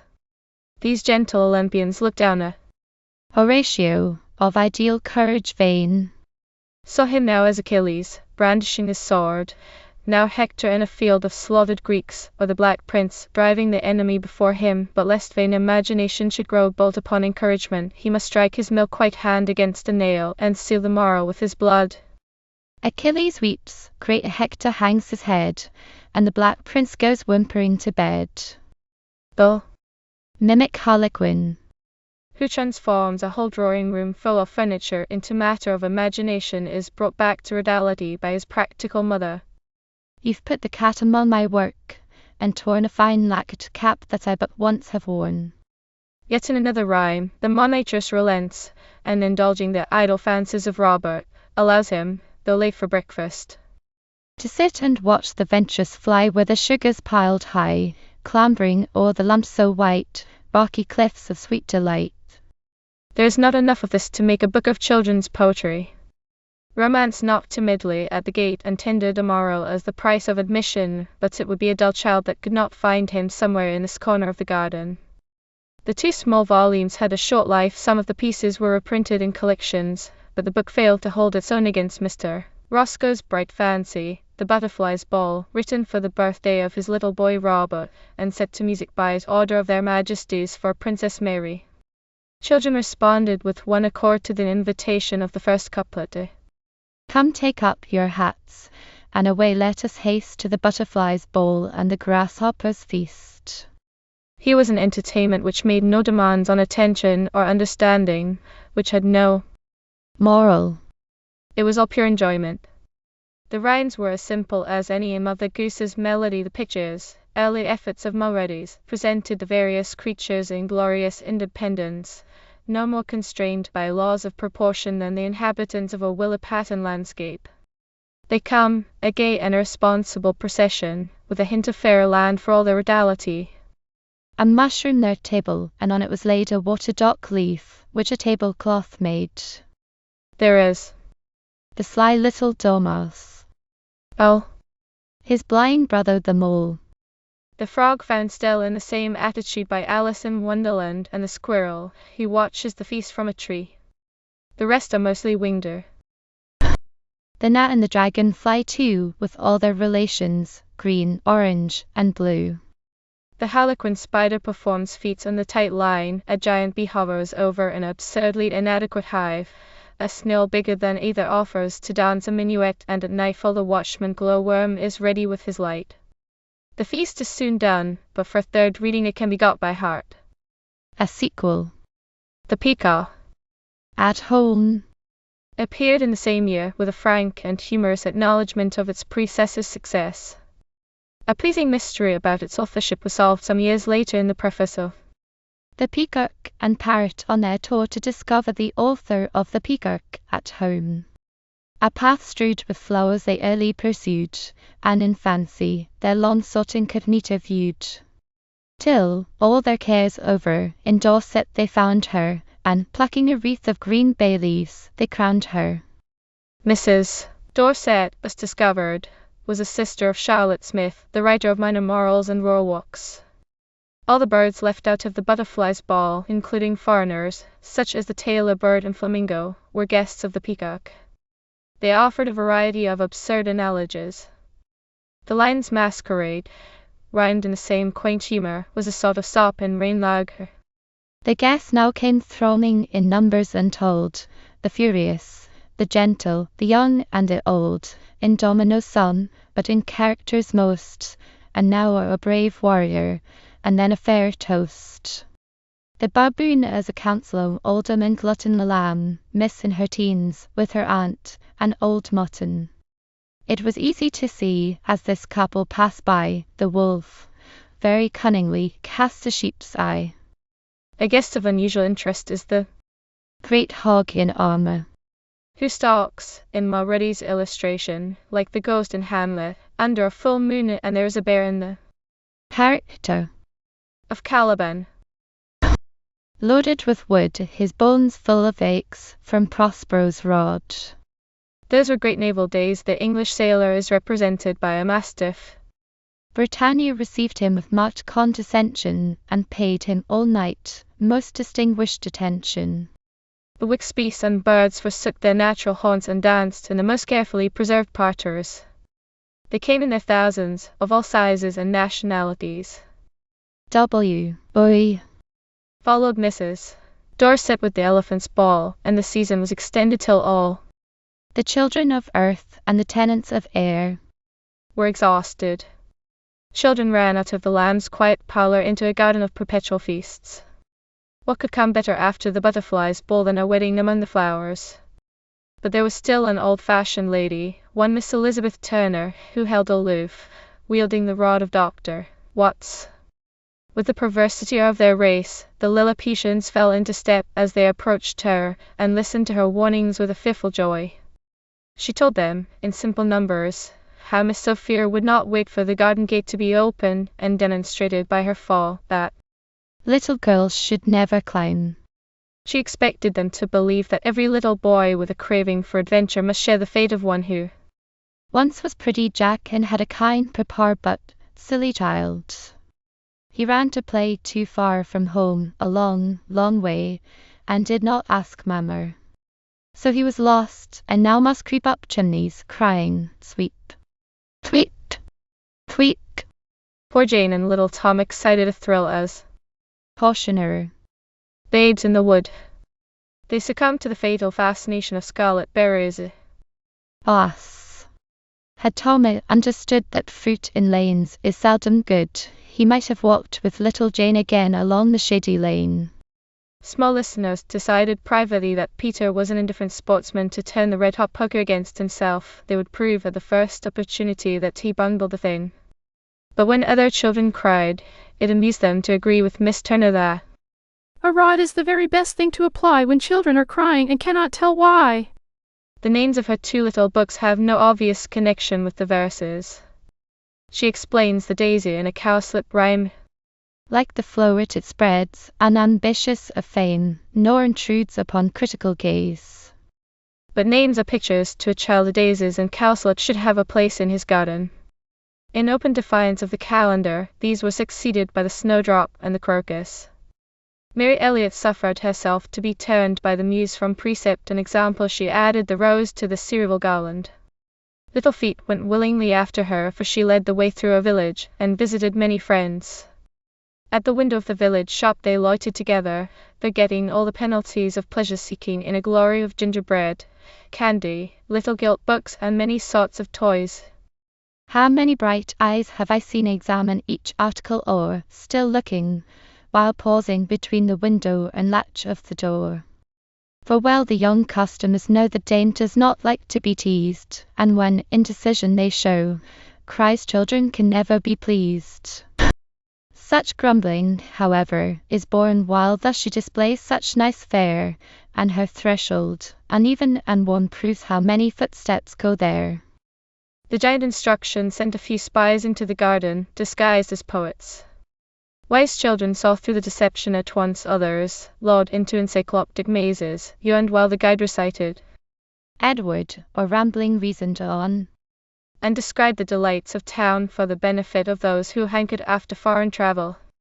The pictures in the Louvre display their bright perfections, but we should first manoeuvre to see some home collections. The Royal Institution gives knowledge, taste and skill, and change without confusion attends its lectures still. Some folks have wished to be whole years in the museum, so much there is to see, no fear it should ennuy 'em. The unconscious humorist rambles thus through a dozen stanzas, but the last lines are drowned by the voice of the peddler at the door. He is singing new rhymes to old tunes, whimsical incidents, Cinderella in verse, Mother Hubbard, Dame Trot and Goody Flitch. The lady of 90 who wrote Dame Wiggins of Lee must have heard him singing in her youth. Nonsense rhymers, whipped out of the court of stupidity, found a refuge in the purlieus of the Child's Garden. Nobody recognized them as descendants of the citizens of Cockayne, or suspected that they would one day be honored as predecessors of Edward Lear. Yet who shall gauge their influence on the character of Englishmen, or decide how far the eccentricities of certain theorists depended on the exclusion of nonsense from the nursery? The history of the 16 wonderful old women came too late for Mr. Dave. There was an old woman from France who taught grown-up children to dance, but they were so stiff, she sent them home in a myth, this sprightly old woman from France. While Mr. Edgeworth was explaining poetry to children, and later, when young reviewers were being taught to dissect poems, the peddler was still singing for truant minds. If he knew nothing of poetry, at least he knew enough to let it alone, and his psalms were good to dance to, which every child knows is an excellent thing in songs. I hope you enjoyed reading the book A Century of Children's Books with me. If you like this, please remember to like and subscribe. Please visit @Audionomy if you want to see different types of videos we produce. For statistics on our videos, visit @Audionomy Core. Happy YouTube travels!